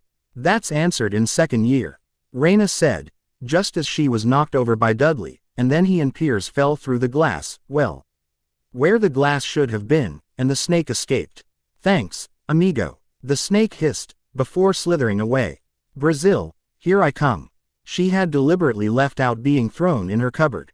So the next memory was the day the first letter arrived. She was sat at the table, eating the small amount of food she had on her plate. The mail was heard coming through the letter box. Get the mail, Dudley, Vernon said. Make Rayna get it, Dudley whined. Get the mail, Rayna. Make Dudley get it, she said, obviously feeling rather brave that day or perhaps just particularly fast. Hit her with your walking stick, Dudley. Vernon hadn't even looked up from the paper. Rayna skillfully dodged the stick and escaped out into the hall, before grabbing the mail, and flicking through it. Her eyes widened at the envelope addressed to her. More, addressed to her cupboard. They knew, Odin asked. I asked Professor McGonagall how she knew which room mine was, and she saw it. It was an automatic feature of the self-addressing quill, so no, I don't think they did. They had better not have. Or they will have more to worry about than Death Eaters. Thor rumbled. Loki nodded in agreement. What are you doing, girl? Checking for letter bombs, Vernon asked, before chuckling at his own joke. If I found one I'd make sure it exploded in your face. Rayna muttered darkly, sticking her letter into her jeans pocket and heading back to the kitchen. She handed the rest of the mail to Vernon and resumed her seat, slipping the letter out of her pocket, examining it, before beginning to open it. Just as Dudley snatched it out of her hands. "Dad, Rayna got a letter." Vernon laughed snidely. Who'd be writing to her? He took the letter from Dudley and looked at it, all color draining from his face. Petunia all but shrieked at the sight of it. "Vernon, oh Vernon," she sounded distraught. "What do we do?" Vernon grabbed the two 11-year-olds by the scruffs of the necks. "Out, both of you. I want to read my letter." "It's my letter. I want to read it, Dad." But they both ended up out in the hall and a scuffle ensued for who would listen at the keyhole. Dudley won. "Oh honestly, did no one teach that boy any manners?" Frigga asked. "The teachers tried," Rayna told her. "Oh Vernon, what do we do?" Petunia asked. "Nothing. We swore we'd put a stop to this nonsense." "But, how did they know about the cupboard?" "Probably watching us, following our every move. But, if we ignore the letter, they'll go away." "That's hardly sound logic," Loki scoffed. "Are they truly that stupid?" Odin asked. "It's a wonder you turned out as well as you have, Rayna. I would have thought growing up with them would have hampered you.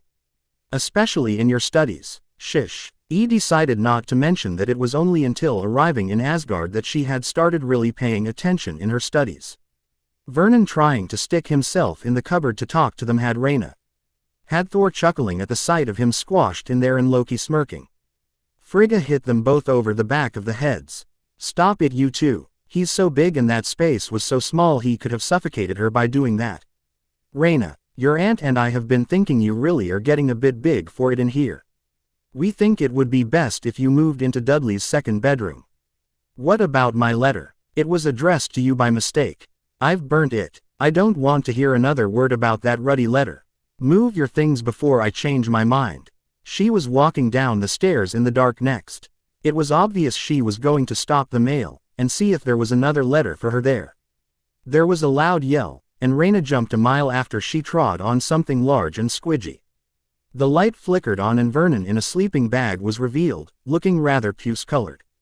On the other hand, instead of gaining color, Rayna's face had entirely drained of hers. "What in the blazes were you doing, girl?" he yelled. Rayna scarpered up the stairs quickly, and out of reach of Vernon as he lunged for her angrily. The images changed, showing the older of the two Dursleys' growing fear of the letters, and Vernon's increasing madness, while the curiosity of their son and Rayna simply grew. Then came that fateful Sunday morning. "Sunday. My favorite day of the week, Sunday. And why's that, Dudley?" Dudley just shrugged. "No post on Sundays," Rayna suggested timidly, serving biscuits to go with the tea. "Right you are, Rayna," Vernon said jovially. "No post on Sundays. No blasted letters today." Quote. Just as he said it, something flew out of the chimney, cutting half his mustache off. It was a letter. Soon, letters were streaming through every gap they could. Rayna jumped up on the coffee table and grabbed a letter, before running for the hall, heading for the cupboard, only to be grabbed round the waist and the letter snatched from her hand by Vernon, who was furious. "That's it. We're going away. Far away, where they'll never find us. Pack some clothes. Now." "He really is an idiotic man," Thor said. "Surely they wouldn't be deterred just by you moving." "They weren't," Rayna said, shaking her head. Looking back on it, it was actually quite funny. She grinned. "I thought we were going to have to get him professional help for his mindset." The car journey followed, as well as the stop in the hotel and the following day's journey, and the trip to the shack on the small island out in the sea. The scene moved to the middle of the night. Dudley was asleep on the sofa, and Rayna had a thin blanket on the floor, watching Dudley's watch carefully. It beeped, signaling midnight. "Happy birthday, Rayna," she whispered to herself. Bang! Rayna's head shot to look at the door, and Dudley woke with a start. Bang! Vernon and Petunia ran out, Vernon with the shotgun in hand. "Who's there?" Vernon asked. Bang! The door fell off its hinges, hitting the floor heavily. And a giant of a man stepped into the shack, his black hair and beard wild. "Sorry about that," he said, turning, lifting the door, and placing it to rest in its frame, shutting out the noise of the storm. "I demand that you leave at once, sir. You are breaking and entering." "Ah, shut up, Dursley, yea great prude." The giant grabbed the shotgun, bent it into a ball and threw it to one side. He moved to the side. Budge up great lump, he said to Dudley, who scarpered to try and hide behind his parents. The giant caught did someone and soon a fire was roaring in the hearth. He caught sight of Rayna, who was in the corner, and his face broke into a warm smile. "And there's Rayna. Why, the last time I saw you, ye could fit into the palm of my hand." "I'm sorry, but who are you?" Rayna asked. "Rubeus Hagrid, but you can call me Hagrid, everyone does. I'm the keeper of the grounds and keys of Hogwarts. But you'll know all about Hogwarts, of course." No, sorry. It them should be sorry." He pointed angrily at the Dursleys. "Blimey Rayna, didn't you ever wonder where your parents learnt it all?" "Learnt what, Dursley? You mean to tell me that this girl knows nothing anything?" He rounded on the now whimpering Vernon. "I saw the letter Dumbledore left containing the explanation. And you haven't told her any of it." "Told me what?" Hagrid took a deep breath, and turned to face Rayna again. "You're a witch, Rayna. That's not a nice thing to call someone." "Stop. I demand you tell the girl nothing more, man," Vernon roared, finally plucking up his courage. "And I suppose you're going to stop me?" Hagrid asked. Then followed the explanation of Hogwarts, and the truth behind her parents' death. "They didn't even tell you the truth of the matter." Frigga gasped. "If I ever get my hands on them," she trailed off. Her anger, as well as Odin's, Thor's and Loki's, seemed palatable. "The next part's good," Rayna said, pointing at Dudley. They watched Hagrid swing round his umbrella before he sent it pointing at Dudley. There was a sound like a gunshot and soon Dudley had his hands clamped over his bottom, and was dancing round, revealing the pig's tail. Thor and Loki couldn't stop the laughter that came at the sight. Odin and Frigga merely smiled grimly. He was finally being punished for what he'd done. The scene moved on to Diagon Alley, Gringotts, shopping for her supplies and the meeting with Draco Malfoy for the first time, before they saw her getting her wand. "It's connected to Voldemort's?" Odin asked, an eyebrow rising. "That connection saves my life later on." "They're pranksters, aren't they?" Loki asked. "No," Rayna said quickly, too quickly. Loki merely grinned, and it was confirmed when Fred and George promised to send Ginny a toilet seat. "Excuse me, can I sit here? It's just that everywhere else is full." It was the youngest red-haired boy, Ron. "Sure," she nodded, and Ron dragged his trunk into the compartment and hoisted it into the rack above their heads. "I'm Ron, by the way, Ron Weasley," he said when he had sat down. "Rayna Potter." His eyes flicked up to her forehead, which was covered by her fringe. "Do you really have the scar?" he asked. "Has he not heard of tact?" Frigga asked. "No." Rayna shook her head. Rayna pushed up her fringe to show the scar. "Wicked," Ron breathed. The memory went on from there, introducing both Hermione and Neville, and showing the confrontation with Draco Malfoy on the train. "Remind me to introduce him to Mjolnir if he ever bothers you again." "Rayna," Thor said, "or you could simply introduce him to Ardwyad," Loki pointed out. "By that time I doubt that there would be any evidence left to find of the mortal's body when he was done with him." "Don't put ideas in her head," Frigga scolded. "The boy may have matured by now."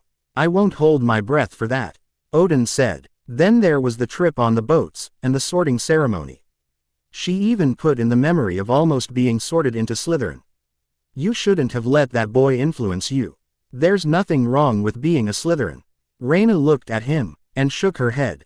Of course he said that. He was probably more of a Slytherin than Salazar himself.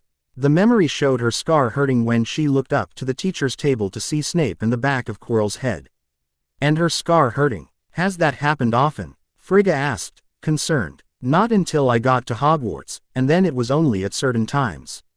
"You'll see." "So, Rayna, you're acting like all this is new to you, but according to the books, you grew up paying regular visits to the wizarding world, while you lived in safety in the Muggle world." Hermione said. "Well, the books are wrong. I learned of Hogwarts when I first got my letter." Rayna said. "Whoever wrote those books made up a bunch of lies and wrote them down. Honestly. But they were in books. And they obviously belonged in the fiction section, Hermione. Hell, even if I had grown up knowing, I'd have never made a trip into the magical world. My family dislikes magic." "Oh," Hermione said. Yes, filled with realization as they both turned back to their food. Have you read any of your course books yet? My Transfiguration, Charms and Potions books. But there was an awful lot of informat. Ion. The memory trailed off and went on to the walk along the corridors to the Gryffindor common room, where they were told about the dormitories, and the four girls went up to their own dorms. Then followed the memories of her first days at Hogwarts, the reactions of those that saw her in the corridors, her lessons, up until potions.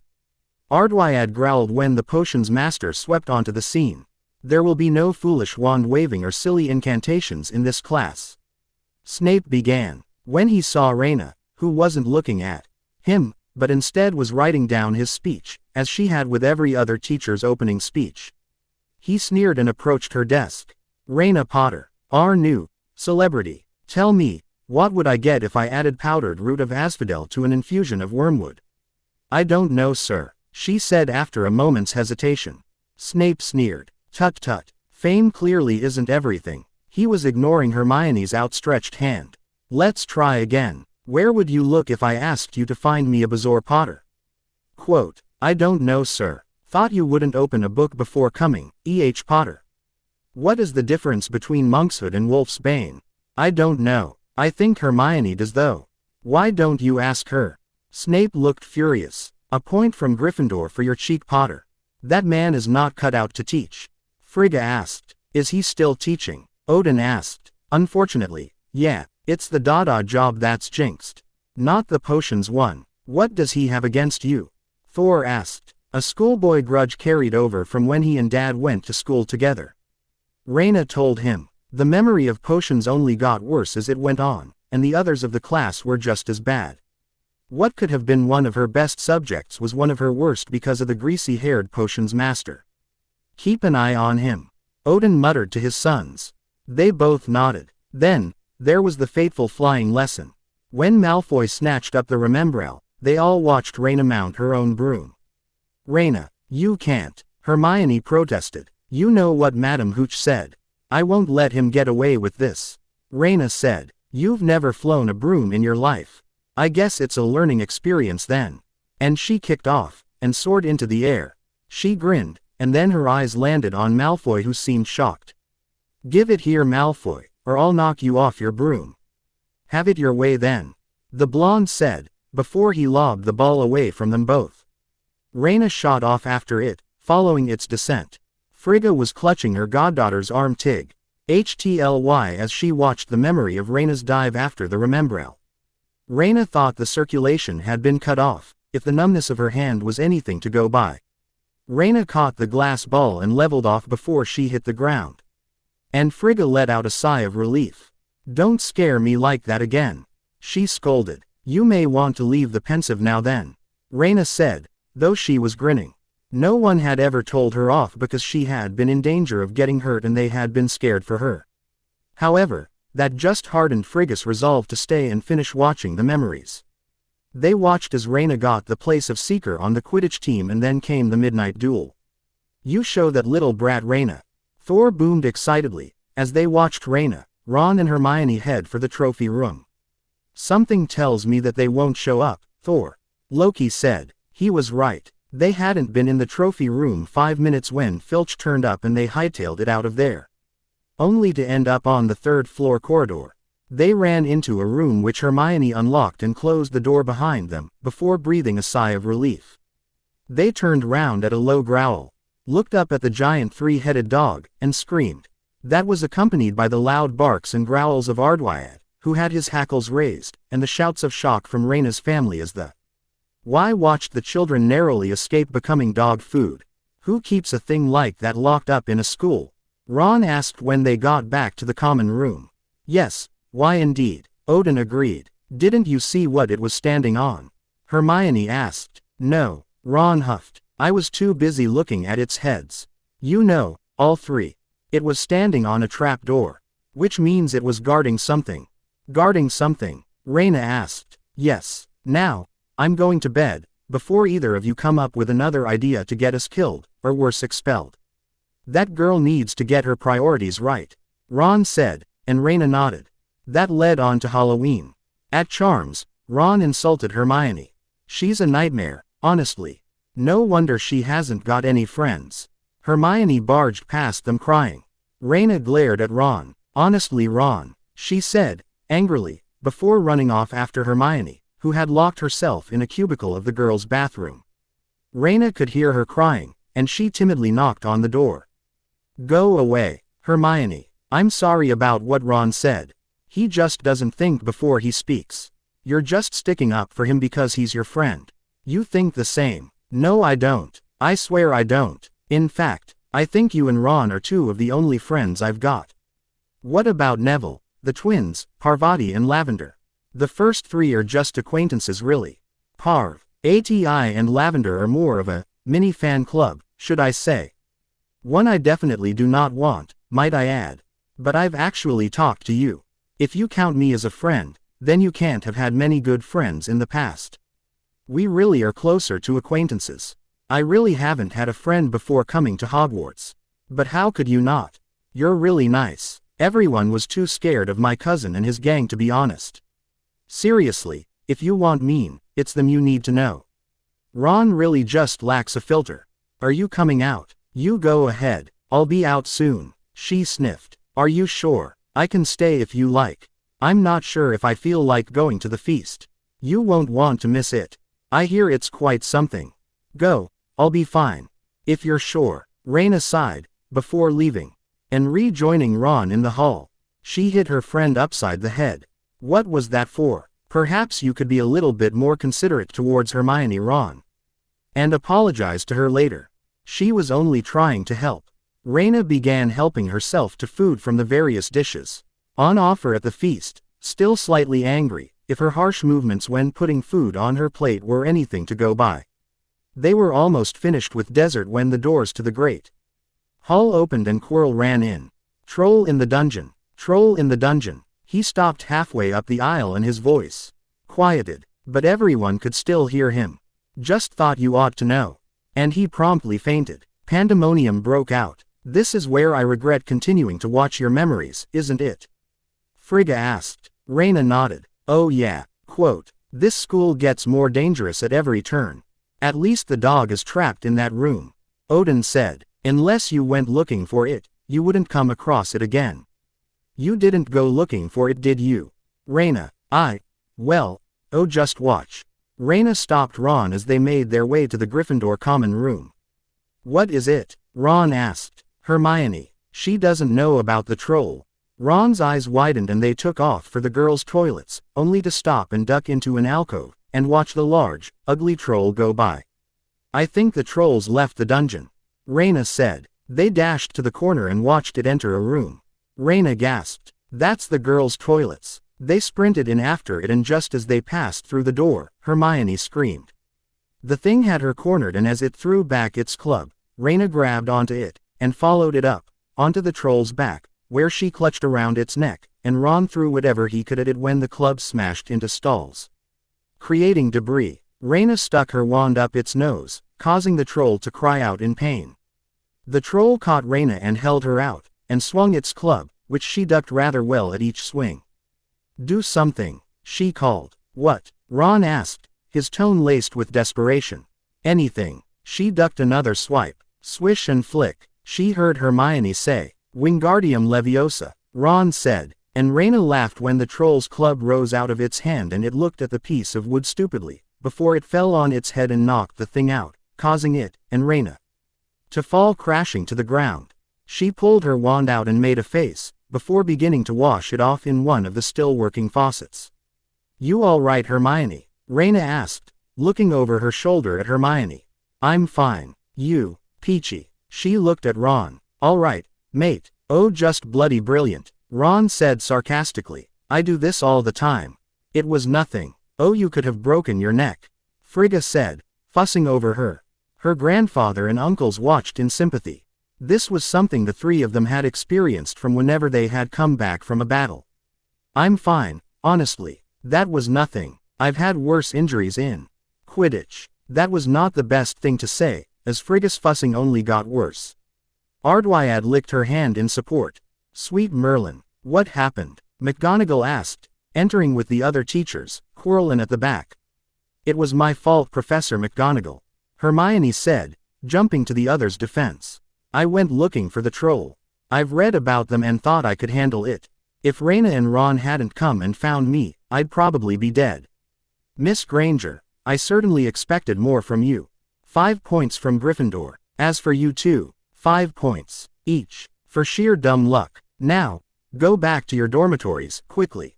As the three headed back to Gryffindor Tower, Ron turned to look at Hermione. Why did you lie like that to a teacher? Hermione smiled at him and shrugged. What are friends for? Ron grinned. Rayna poked him in the ribs and mouthed the word, apologize. He nodded to Hermione. You're right, and, I'm sorry about what I said. Earlier I mean, and thanks for your help in charms. It's no trouble, and you're forgiven. You helped save my life, after all. The three of you became friends, over fighting a troll? Loki asked. Apparently saving people from almost certain death is a good friend-making exercise. I should know I have a larger fan club than just my dorm mate. Thanks to what happened the night Voldemort attacked. They were all silent at that, and continued watching the memories. None of them had gotten over that night. The Quidditch game nearly had Frigg in hysterics and cursing Snape left and right. And so soon after the troll. Oh, if I ever get my hands on that horrid man. Rayna was already beginning to regret letting her view these memories. She would hate to see what would happen when they got to the game in third year. Then, there were the slips Hagrid made with the name of Nicholas Flamel and Fluffy. Obviously it is known that he slips up easily. Why is he trusted with such secrets? Odin asked. That was a good question. Rayna thought. Hagrid claimed Dumbledore trusted him fully, and that was obvious, and while her friend had nothing but the best of intentions. Why was he told about such matters if he was so liable to slip up? Especially if he got himself worked into a state or had a few too many drinks. Your headmaster offered good advice. Odin said. You could have easily wasted your life away, simply staring at that image. Rayna nodded. It was easier staying away, knowing that the mirror had been moved. I don't think I would have been able to resist the temptation otherwise. They watched as the scenes moved on and the three friends pieced together what was being hidden in the castle, the detention after helping smuggle Norbert out of the castle, and the confrontation in the forest with the hooded creature. Who would want a fate like that? Rayna asked Firenze, disgusted. Can you think of no one? No one would go to such lengths to retain their life. Voldemort. Rayna breathed, eyes widening in fear. The centaur nodded, and helped her onto his back to get her to the others. Even then he was on the grounds. Loki all but yelled. Are the protections there so minimal that they don't realize that someone with malicious intent entered the grounds? I'm not entirely sure how he fooled the wards. Rayna said. But he did. Loki scoffed and started muttering under his breath about ill-informed magic-wielding mortals under his breath, scowling. When it came to them discovering that the stone was about to be stolen, and Rayna declaring that they were going down the trapdoor that very night, Rayna knew she was going to get earache. Completely reckless idea. No idea what could have been EAD of you. Sheer idiocy could have gotten you killed. What were you thinking? Surely one of the teachers would have believed. Even Ardwyad seemed to be telling her off, growling and barking at the decision. She said nothing, barely holding back the smile at the fact that they were clearly worried for her. But she was sure she was going to lose the use of her arm by the time they were done. Frigga's grip tightened with each trial that the three had to pass and her fingers had long since gone numb. Rayna was thankful when Thor extracted her from his mother's grip as she passed through the flames in the memory. But as her past self approached the final chamber, his grip around her shoulders started tightening, and she was sure that he was far stronger than his mother. When they saw Quirrell, Rayna was sure that Odin was about to leave the pensive to put an order out on the Mont's life, but he chose to stay and watch the memory unfold. But Snape tried to kill me. Rayna said. No, dear girl, I tried to kill you. And I would have succeeded.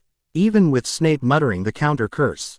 Had it not been for your friend setting Snape's robes on fire and breaking my eye contact, you would already be dead. Snape was trying to save me. Quirrell turned back to the mirror. I see myself holding the stone. But how do I get it? Use the girl, a cold voice said. Quirrell whipped to face her. You girl, come here, he ordered. Reluctantly, Rayna stepped forward, the flames blocking her way out. She looked into the mirror, and saw her reflection grin, holding the stone up to be seen, before slipping it into her pocket. "Tell me, what do you see?" Quirrell asked. "I'm talking to Professor Dumbledore. He's giving me the Quidditch cup." The girl lies. Rayna began stepping back, looking round for a way out. "Let me speak to her." "Master, you are not strong enough," Quirrell said. "I have strength enough for this." Quirrell reached up, and began unwrapping his turban. The restraint it took Rayna not to scream was obvious on her face as the second, far uglier face, was revealed. "Voldemort," she breathed. "Yes, you see what I have become since we last met. A mere parasite, living off the life forces of others. I know what you saw in the mirror. Your parents. Together we could be great, Rayna. Join me. But I need the stone, which conveniently lies in your pocket. Why should I trust you? Rayna, you are powerful. Combined with my own power, we can bring them back. Just give me the stone." "You liar. Kill her." They watched as Quirrell attacked Rayna, and how he began burning and disintegrating when his skin came into contact with hers. Well, that's one less of his followers to have to worry about. Odin growled when he died. Loki's head was to the side as he watched Rayna wake up in the hospital wing. "I think I may just pay a visit to Hell after this. I'm sure she would be happy to pay extra close attention to his spirit," he said. Thor grinned at the thought, and Rayna almost felt sorry for Quirrell. Almost. Her memory of second year began with the visit from Dobby, and then her rescue from the Dursleys by Ron, Fred and George. Her time at T. Heboro was covered briefly, and Frigga seemed to approve of the Weasleys as a family. "You have good friends in Hermione and Ron's family," she said, smiling. "Oh, who's this idiot?" Loki asked dryly when he caught sight of Gilderoy Lockhart.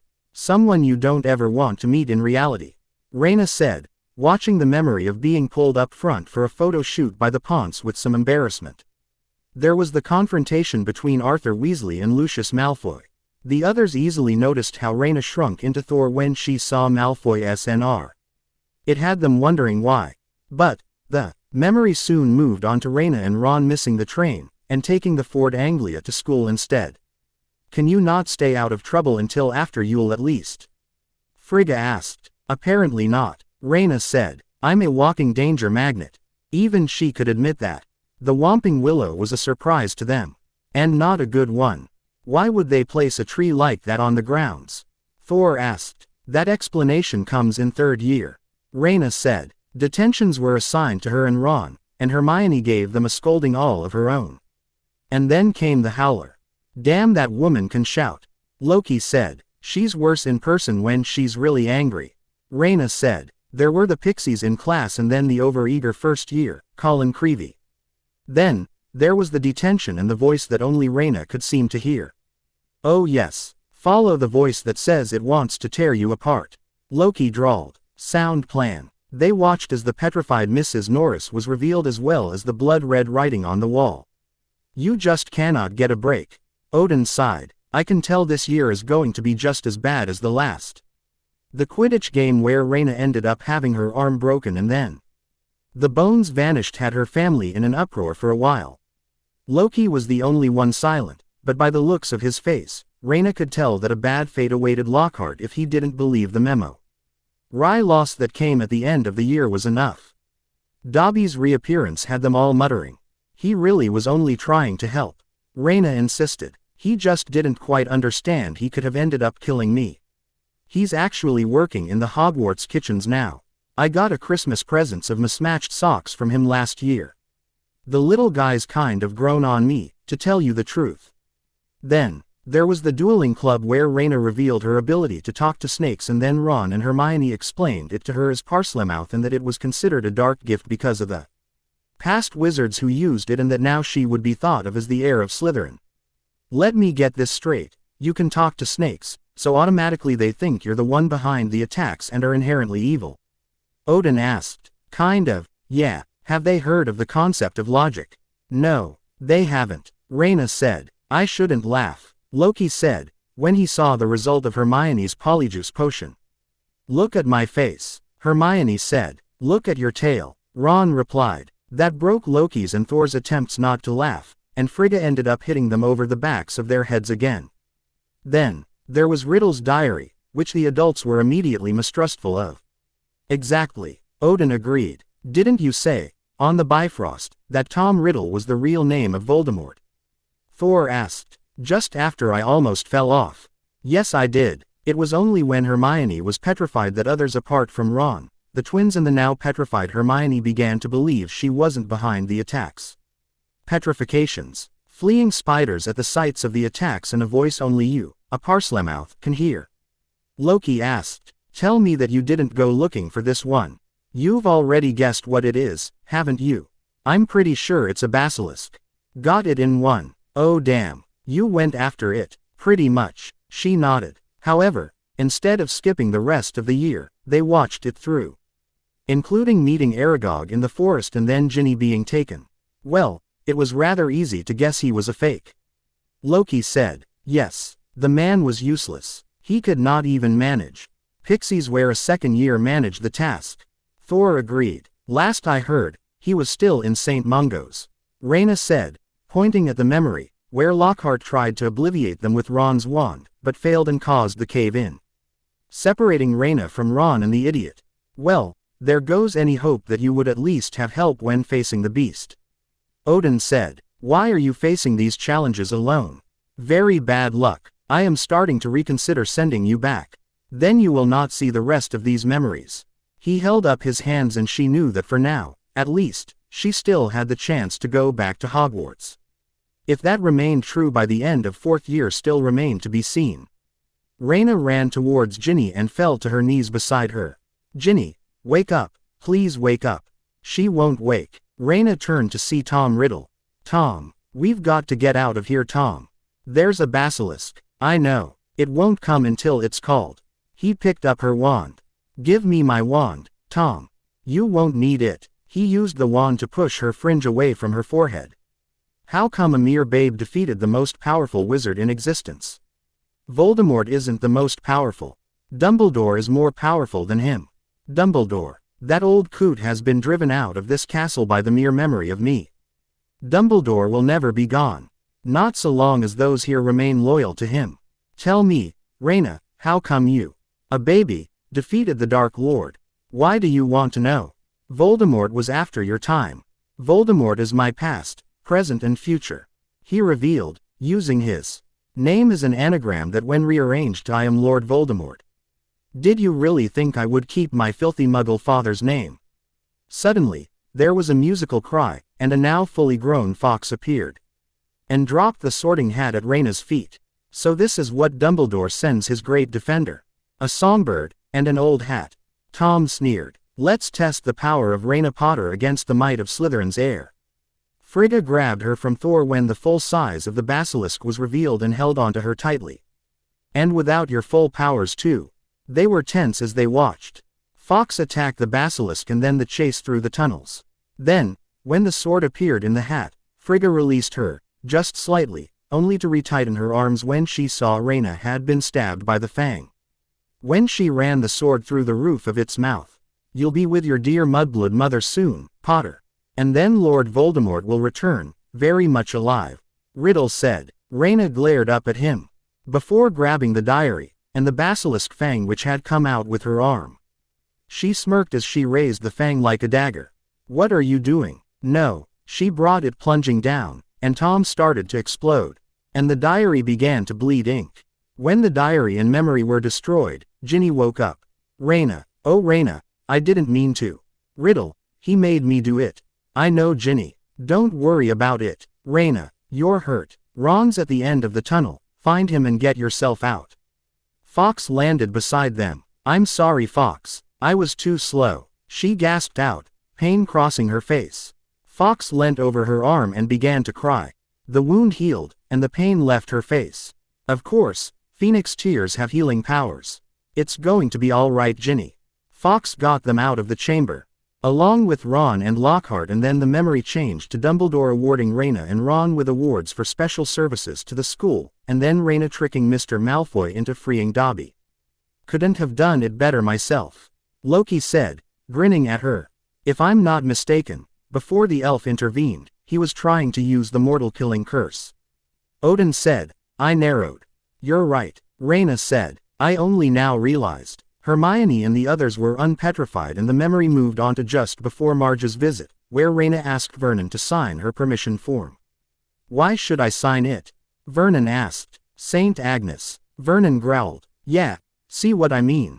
I could slip up, and mention brooms or something. What then? Then you'll be beaten wit. Hin an inch of your miserable little life. Vernon roared, raising his fist. Ardwyad growled and jumped in between the memory of her and Vernon, as if he could protect her while Thor looked ready to TTACK. The image of Vernon Dursley, and Rayna was sure she saw green magic dancing between Loki's fingers.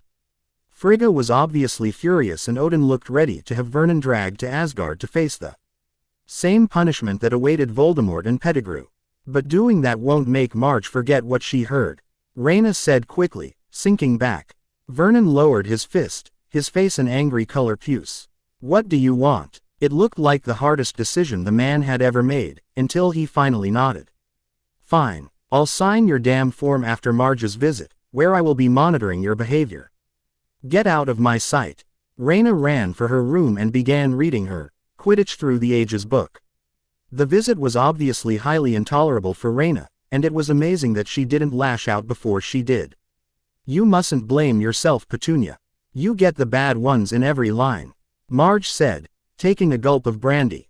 You see it all the time in dogs.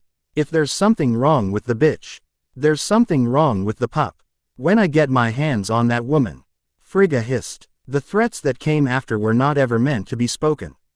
Even if she had somehow managed to keep the threats profanity-free, whatever would happen to Quirrell at Hell's hands would probably be nothing compared to what would happen to Marge at Frigga's hands.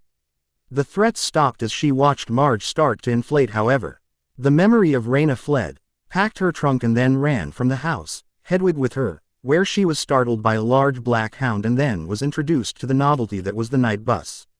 She began to receive information on Sirius from Stan, and then met Cornelius Fudge, who cleared her worries of blowing up Marge. Then, there was meeting up with Ron and Hermione. Hermione buying Crookshanks after he had attacked Scabbers, and then, Mr. Weasley's warning. Just promise me you won't go looking for Black. Why would I go looking for someone who wants to kill me? Did you not think back to the past 2 years, Rayna? Odin asked. I am certain that your adventures would count against your argument there. Be fair, each time, I wasn't completely sure. They were trying to kill me specifically. You still shouldn't have gone after them.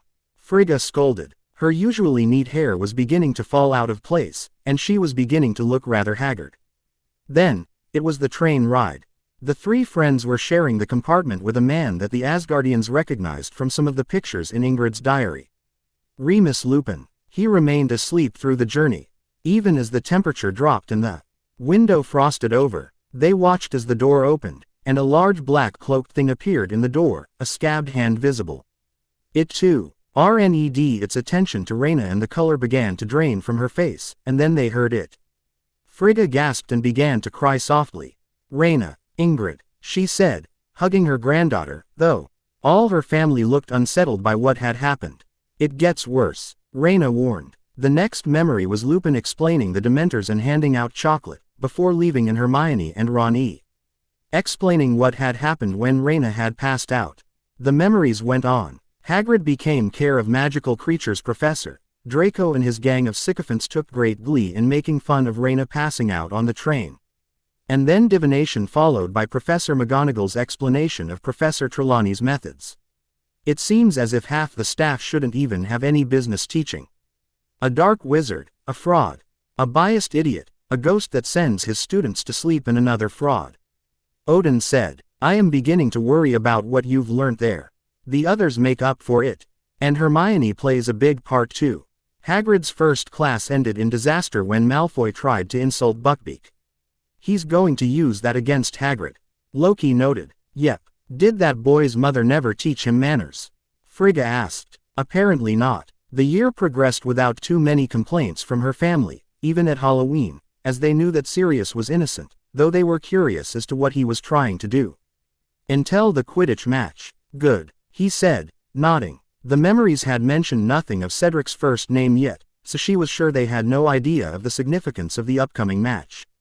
The weather conditions raised a couple of eyebrows, but nothing else was said as they watched the game unfold. They watched as the two seekers chased the snitch, and then her broom began to freeze. "Oh no, not at that height," Frigga murmured. "Lily, it's him. Take Rayna, I'll hold him off." Rayna began to fall. The memory around them began to fade. "James, go now, hurry, and then, please, have mercy. Step aside, silly girl, step aside, please, not my daughter, not my baby. Take me instead. Step aside, girl, this is your final warning. No, take my life, spare her, please, I beg of you, have mercy. Avada Kedavra." Then, there was a flash of green, and a high, cold laugh, and the memory began to brighten, revealing Rayna had been taken to the hospital wing. Frigga was crying, and there were tears in Thor's eyes. Loki seemed distraught, and Odin hung his head, hiding his face. Rayna hugged her sobbing grandmother. She'd gotten used to the scene now. She'd had recurring dreams of it after all. It was revealed that her broom was destroyed and that Oliver was trying to drown himself in the showers after Gryffindor had lost because of the Dementors. It was an honorable thing that this Diggory boy did, trying to get a rematch because of the circumstances. Thor said. Rayna kept quiet. Thor probably wouldn't appear to like him on principle after the next memory. She was still in the hospital wing, and was reading her charms textbook. It was one of the few times she'd read outside of the needed times since Snape had put her down in that lesson. At the sound of someone approaching, she looked up. It was Diggory. "Hey, Potter, hope you aren't too badly injured." "I'm fine." Pomfrey's just touchy about her patience. "You got that right," he agreed. "Look, I'm sorry about the match. It wasn't a fair match, what with the Dementors and everything. I tried to get a rematch, but Hooch was having none of it." "It's fine, honestly," Rayna said. "No, it's not. If I had noticed what was happening, I would have left the snitch and flown after you to catch you. Not that I'd be much good against a Dementor if one decided to come after me. I haven't learnt the charm yet. Honestly, Diggory, it's fine. It wasn't your fault. At least let me make it up to you another way. Tell you what, I'll give you extra tutoring in any subject you want." "Are you sure you aren't a Ravenclaw?" she asked, smiling at him. He shrugged, smiling sheepishly. "It's the best I've got. So how about it? How good are you at potions and history?" That's the two I need help with. I guess I'm good enough." "Well then, I'll take you up on that offer." "All right then. How does Sunday afternoons sound to you?" "Sounds great, Diggory." "All right then. Oh, and call me Cedric, Potter." "Call me Rayna." He smiled, nodded and said goodbye, before turning and leaving. "That's Cedric?" Frigga asked. "Are you sure you are quite so fond of him now, Thor?" Loki asked. "Doesn't seem quite so honorable now that you know at some point we'll be watching memories of him dating Rayna, does he?" Rayna couldn't help but roll her eyes at Loki baiting Thor. The memories progressed to Rayna asking Lupin to teach her the Patronus charm, and then a study session, and then Hogsmeade, where she overheard the conversation on Sirius between Fudge, McGonagall, Rosemarter and Hagrid, which was followed by Rayna swearing to kill Sirius. She left out the memories of her sessions with Cedric. They weren't important to what her family needed to know, and for now, she wanted to keep those moments to herself. "Well, you've definitely inherited the family temper," Loki noted dryly. "Thankfully, I had time to cool off. If I'd seen Sirius that very day, he wouldn't have been alive today," Rayna said, completely honestly. "No one would have blamed you. All you had was what was believed to have been the truth." Odin said. "There would have been no way for you to tell that it wasn't the truth." "I know," she said. Then came Christmas and the whole Firebolt fiasco, where she and Ron argued with Hermione over Hermione telling McGonagall. "I know, it was stupid. She was only trying to help," Rayna said, interrupting Frigga's tirade before it began. She decided that she was getting tired of standing around, so she sat down and leaned against Ardwyad, who nuzzled her cheek, briefly. She threaded her hands through his warm fur. She'd need the comfort he could give during fourth year, but now, this was just to get out of Frigga's reach. She had enough nail marks by now. As the lessons with Remus began, Ardwyad ended up partly curled around her, as they watched her learn to tackle the Dementor-shaped boggart with a Patronus, instead of with the Ridiculous spell. It was only in the game against Ravenclaw that she got any real results, and by then she had her firebolt back. Cowards! Thor all but roared. That was a pathetic no good. Frigga clapped her hand over her son's mouth, knowing the language that would leave his mouth if Thor was allowed to continue with his tirade. Oh, and it's that boy again. Even if he ever turns over a new leaf, Rayna, he will be in no way an acceptable suitor for you. Frigga told her. He insults my friends and I on a regular basis. Why would I ever think of him like that? Rayna looked, appalled that her grandmother had even suggested such a thing. Just so long as you bear in mind he and others like him will never be welcome here. Odin said, keeping his one eye on the unfolding auras of Hermione storming out of divination. Then, there was the beginning of the exams, which ended in divination, and the prophecy made by Professor Trelawney. Well, there's one prophecy. Now we just have to find out the other. 1. Odin noted. Then, the memory turned to them heading down to Hagrid's, after learning that the appeal for Buckbeak had been lost. Ah, come to see the show, Malfoy said, grinning at them. Hermione, no, Ron said. He's not worth it. Hermione began to turn away, but at his sniggers, whirled back around and punched him. Finally, Loki said, some sense when dealing with him. Ron, I don't believe it. It's Scabbers, Hermione said, as she went to pour the tea. She turned, holding out the rat to Ron. Scabbers, he said, taking the squirming rat. Ink, this means you owe someone an apology. Hermione said. Right, well, next time I see Crookshanks, I'll tell him. I meant me.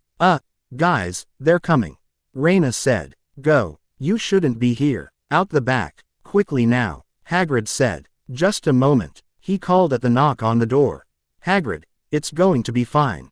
Rayna said. He nodded, smiling sadly, before closing the cabin door. And the three sneaked round the pumpkin patch and away. When they were far enough away, they turned back briefly, just in time to see McNair bring down his axe. The three friends gathered together, unable to believe they had actually done it. Suddenly, Scabbers began squirming and bit Ron, causing him to drop him. No, Scabbers, come back. Ron began chasing after his rat, and the two girls ran after him. No, Ron, come back, Rayna called. We don't have time for this. We'll be caught, and by the headmaster and the minister to boot. Hermione tried to plead with him. Ron launched himself at the ground and caught Scabbers. Before turning round, still on the ground, facing them, triumphant. Hermione, do you realize what tree that is? Rayna asked in horror. As one, the two girls shouted a warning. Ron, move, pointing at the tree behind him, but he had a look of horror and was pointing at something behind them. Rayna, it's the Grim. Run. The two girls whirled, just as the large black dog began its charge. Before leaping over them, grabbing Ron and dragging him beneath the tree, breaking his leg on a root on the way down. Just go and get the help of the adults that aren't that far off. Frigga said, almost pleading. But she didn't get her wish. What followed was a wild game of skipping with a very deadly opponent, which was both the one swinging the rope and the rope itself, that was. Until Crookshanks prodded a knot on the base of the trunk. Good boy Crookshanks, Hermione said as he led them down the secret passage. Where do you think this leads? Don't know. I have an idea. It's somewhere in Hogsmeade. I just hope I'm wrong. Rayna replied. The tunnel opened up into a passage of a rundown house that had claw marks on the walls. She placed her hand against one of the scratch marks. No ghosts made these. The shrieking shack, Hermione asked, biting her lip. Why here of all places? I don't know. Come on. We have to find Ron. They proceeded cautiously up the stairs, wands at the ready, until they found Ron in a room on an old, musty bed. Ron. Rayna let out a relieved sigh as they moved towards him.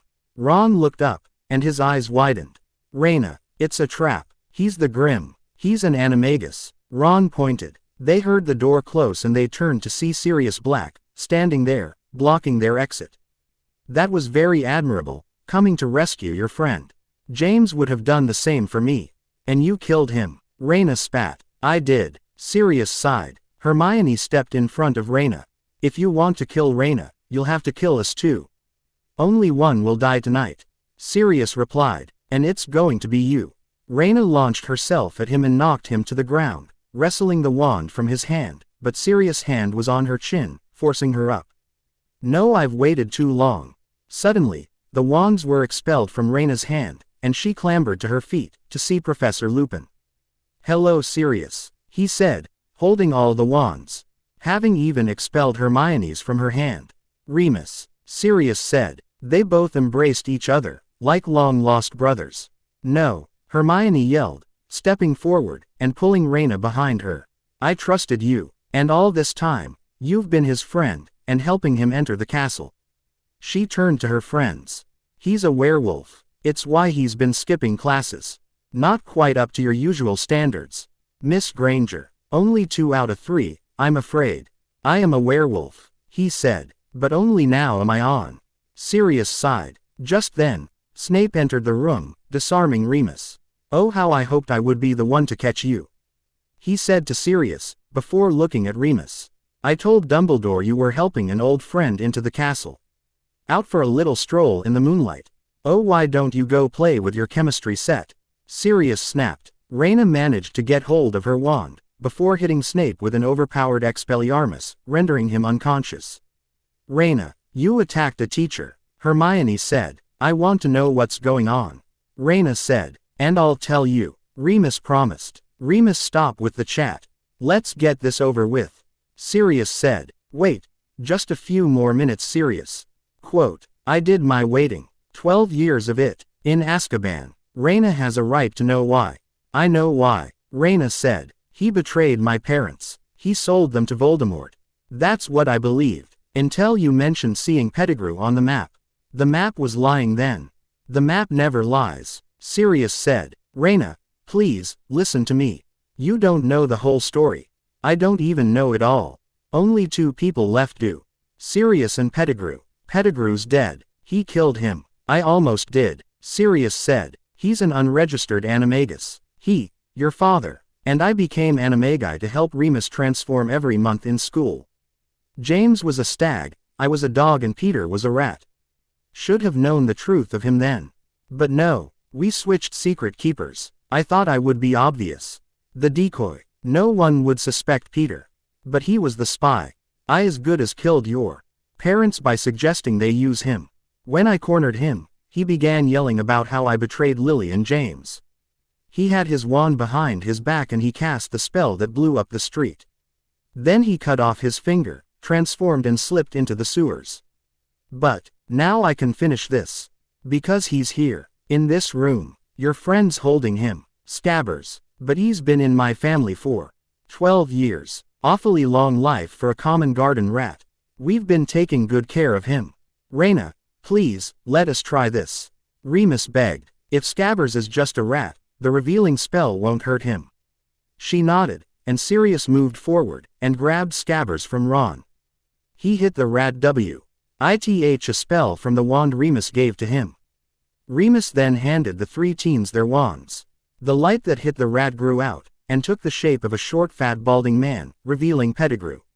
Remus, Sirius, my old friends. Sirius raised his wand. Pettigrew looked at Remus. Remus, don't let him kill me. I knew he was coming. That's why I hid. You knew he was going to break out from Azkaban?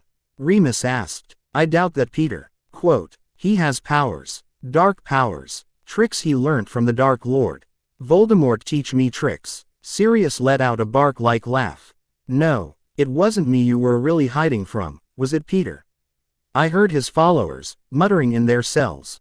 They think you betrayed them. You led Voldemort to the Potters, where he met his downfall. They aren't too happy with you.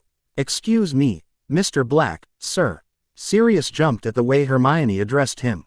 He looked at her. But, he's been in Gryffindor all these years, very close to Rayna. He had multiple opportunities to kill her. If he's on you know whose side, then why didn't he take the chance? Exactly, Peter said. I wouldn't harm a hair on Rayna's head. That conniving little rat, Thor growled. His CK-less were white and Rayna thought she could hear thunder in the distance. You weren't about to commit murder under Dumbledore's nose when there was no one to protect you. No, you would have made Sue. Voldemort was the biggest bully on the playground first, so you could run and hide behind his power. The Dark Lord, he has powers you can only imagine. I didn't mean to. I was afraid. What would you have done? I would have died. I would have died rather than betray my friends. My goddaughter. Peter moved to Ron, pleading on his knees. Kind boy, kind master, you wouldn't let them kill me. I was your rat. I was a good pet. I let you sleep in my bed. Ron sounded disgusted. Peter moved to Hermione. Sweet girl, clever girl. You wouldn't let them kill me. Would you? Hermione stepped back from him. Revulsion clear across her face. Peter tried his last card. He moved on to Rayna. Rayna, please, they wouldn't have killed me. They would have shown me mercy. You look so much like your mother. Like Lily. He dares mention her. Odin asked furiously. That's just spooky. Rayna muttered, just as they watched Sirius growl and yank Peter away from Rayna, throwing him further into the room. How dare you speak of Lily? How dare you speak of her in front of Rayna? After what you've done. Both he and Remus had their wands on him. You should have realized, Peter, that if Voldemort didn't kill you, then we would. Together. Remus told him. On three. On three. Sirius agreed. Wait. Rayna said. Don't kill him. Rayna, do you have any idea what this man is? I know what he is. But I don't think my dad would have wanted his two best friends to have become murderers for this. We can take him to the castle. Oh bless you, dear girl. Pettigrew whimpered, grabbing Rayna's robes. Bless you. Get off. Rayna kicked him away. I said we'd take you to the castle. The Dementors can have you instead of Sirius.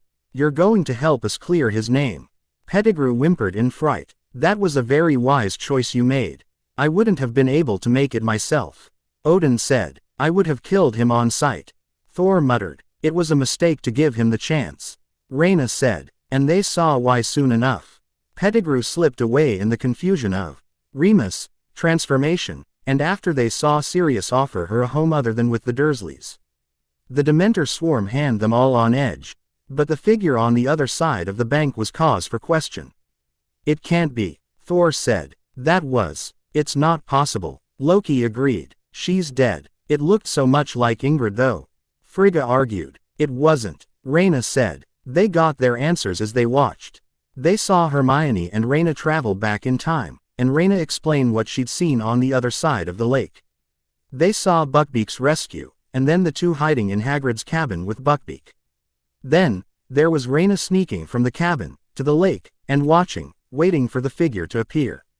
Come on Mum. Where are you? Come on. Please. Her voice was a whisper, but the desperation was as clear as anything. Please. She closed her eyes, and then opened them again, steeling herself. She stepped from her hiding place, and ran to the water's edge, pulling out her wand, her hood up, hiding her hair, which would be a dead giveaway. Expecto Patronum. A stag burst out of the wand, and charged the Dementors, driving them away, and saving her past self, Sirius and Hermione. Then, the stag pranced back to her. Prongs, she said, reaching out, as if to pet it. The stag dissipated. You saw yourself, Odin said, and you didn't even realize it. I didn't want to. I guess I wanted it to be Mum, come back to help me when I needed her. Loki gripped her shoulder, squeezing it gently. It was all the comfort she needed, and it let her know that she wasn't alone in wishing her mother was alive. The two girls rescued Sirius and helped him escape on Buckbeak, and then returned to the hospital wing just in time. The next memory was one she had debated over putting in, but decided that it might help them understand next year. It was the Sunday after they had rescued Sirius. She and Cedric were going through history in the library, getting their homework for the holiday from bins done then. You're awfully distracted today, Cedric said, after he'd snapped his fingers in front of her face to get her attention. Oh, yeah, just looking forward to the holidays I guess. She tried to lie. His expression told her he wasn't convinced. Look, I know it's worrying that Black escaped. It's not. Her eyes widened in shock, and her hands covered her mouth. It hadn't meant to slip out. What do you mean? I can't tell you that. Yes you can, Rayna. Please, tell me, what is it? Why isn't Black's escape worrying you? Can I trust you not to tell anyone? Not a single soul, I swear. So she told him the whole story of what had really happened. Cedric whistled lowly. Wow, that's too crazy not to be true. How do you get into this much trouble, Rayna? Oh wow. He shook his head. You believe me. It's obvious you believe it. If you had been confounded, by now, you'd at least have begun doubting it. Any shimmer of doubt in there, Rayna? No. Well, there you go. She smiled at him. Thanks, Cedric. No problem, he said. Hey, Rayna. Yeah, would it be alright if I wrote to you this summer? Sure. Alright then. Great. He nodded, and then the memory changed to one of the three friends on the train. Shame about Professor Lupin, Hermione said. He really was the best teacher we had in the subject. I can't believe Snape was petty enough to blurt out his condition like that. I can't believe people even care. Rayna huffed. I mean, it's only monthly. And he has the potion. After a while of silence, Ron perked, obviously thinking of something to cheer them all up. Hey, Quidditch World Cup is this summer. I bet Dad can get tickets through work. And I bet we'll be able to bring you two along as well. That did work. Rayna brightened and she nodded. But only if it's no bother. Ah, no trouble, Ron said. What's that at the window? Hermione opened the window, and Rayna caught hold of the flying thing and brought it inside. It turned out to be a mini owl with a letter from Sirius, telling her he was safe, and gifting the owl to Ron. The next sheet was Sirius giving Rayna permission to go to Hogsmeade next year. That'll be good enough for Dumbledore, Rayna said. She was still grinning as they reached King's Cross and the Dursleys. What are you smiling at, girl? If that's another permission slip, I'm not signing. It's not. It's a letter from my godfather. You don't have a godfather. I do. But he's on the run. He escaped a high-security prison last summer, where he was doing time for murder. But he likes to keep in touch. Make sure I'm happy. The look on Vernon's face saw her grin wide. And as she led the way out of the station. You handled that well, Loki grinned. He ruffled her hair again and she swatted at his hand. Of course he'd be proud of that. The Muggle was listening at the door as the two men spoke. One of them was Peter Pettigrew, the other was Voldemort, though Voldemort remained unseen. Surely, my lord, another witch or wizard would work just as well. Pettigrew suggested. Another. I could use another, but I will not. With my faithful servant at Hogwarts this year, Rayna Potter is as good as mine already. Just then, a massive snake slithered into the room, past the Muggle. It seems, Wormtail, that there is an old Muggle listening outside the door. Nagini just passed him. Go let our guest in. Soon, the Muggle was killed, and Rayna woke up in her bed, panting and sweating. This connection between you and Voldemort is worrisome, Odin said. Something needs to be done about it in order to determine if it could harm you in the long run. I will start looking into it soon, Loki said. They put enough stamps on then. Rayna was looking at the envelope in Vernon's hand. The postman seemed to think it was funny. He replied, the vein in his forehead pulsing dangerously. Can I go then? No, you ruddy well cannot. All right then. Now, if you don't mind, I have a letter to finish to Sirius, you know, my godfather. You're writing to him. If I don't, he'll think something's wrong. Come and check on me. Then where would you be? After a minute of internal debate, Vernon gave in. Fine, you can go, but I don't want to see you again, girl, until next summer once they come pick you up, understand? You won't even get a letter from me, she promised. You figured out how to get what you wanted from him, Thor said, grinning. Though, I think I would have liked to have seen what would have happened had you actually asked Sirius to come and curse them. Wait a moment, Rayna. Arthur Weasley's hand on her shoulder stopped her. He was looking at the Dursleys. Rayna said goodbye. You aren't going to see your niece until next summer. Surely you'll at least say goodbye. They looked flustered that Arthur Weasley was turning them on proper conduct after he'd blown apart their living room. Really, it's fine, Mr. Weasley, Rayna assured. Now Rayna, I'm sure you'll miss each other later. Hardly, she tried telling him, but he was focused on the family of three. Well, goodbye then, girl, Vernon said. That girl has a name, Thor rumbled. He seemed satisfied with Vernon's comeuppance for this incident, however, when he saw Dudley's tongue enlarging and growing out of his mouth at an alarming rate. Even Odin and Frigga had to suppress their smiles, and Ardwyad was making strange huffing noises that were surely laughter. Then, there was the burrow, where she was introduced to Bill and Charlie and also told about Weasley Wizard Wheezes. Then, there was the Quidditch World Cup itself. Don't you dare ever try out that feint. Frigga all but screeched. You've given us enough heart attacks as it is, without adding in Quidditch stunts like that. I'll do my best not to, Rayna assured her. What's happening? Rayna asked as Mr. Weasley woke her, Hermione and Ginny up. Loud bangs could be heard. Are the Irish starting to get rowdier?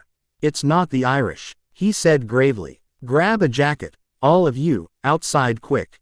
Soon, they were outside, and they could see people in black robes and masks blowing up tents and levitating the Muggle site manager and his family above their heads. Get into the forest, and stick together. Take care of each other. With that, Mr. Weasley, Percy, Bill and Charlie left to go and try to help the ministry workers get the family down. The group ran for the woods, and it was only when Ron, Hermione and Rayna found a quiet place did they realize they had lost Fred, George and Ginny, and Rayna had lost her wand. Could it be back in the tent? Hermione asked. I'm not sure, Rayna said. It could be anywhere. She was casting around on the ground frantically, looking for her wand in a futile attempt. Suddenly, they heard a deep voice speak off to their side. Mos Mordre. A green skull appeared in the sky, with a snake coming from its mouth, and screams filled the forest. Hermione was tugging at Rayna's arm.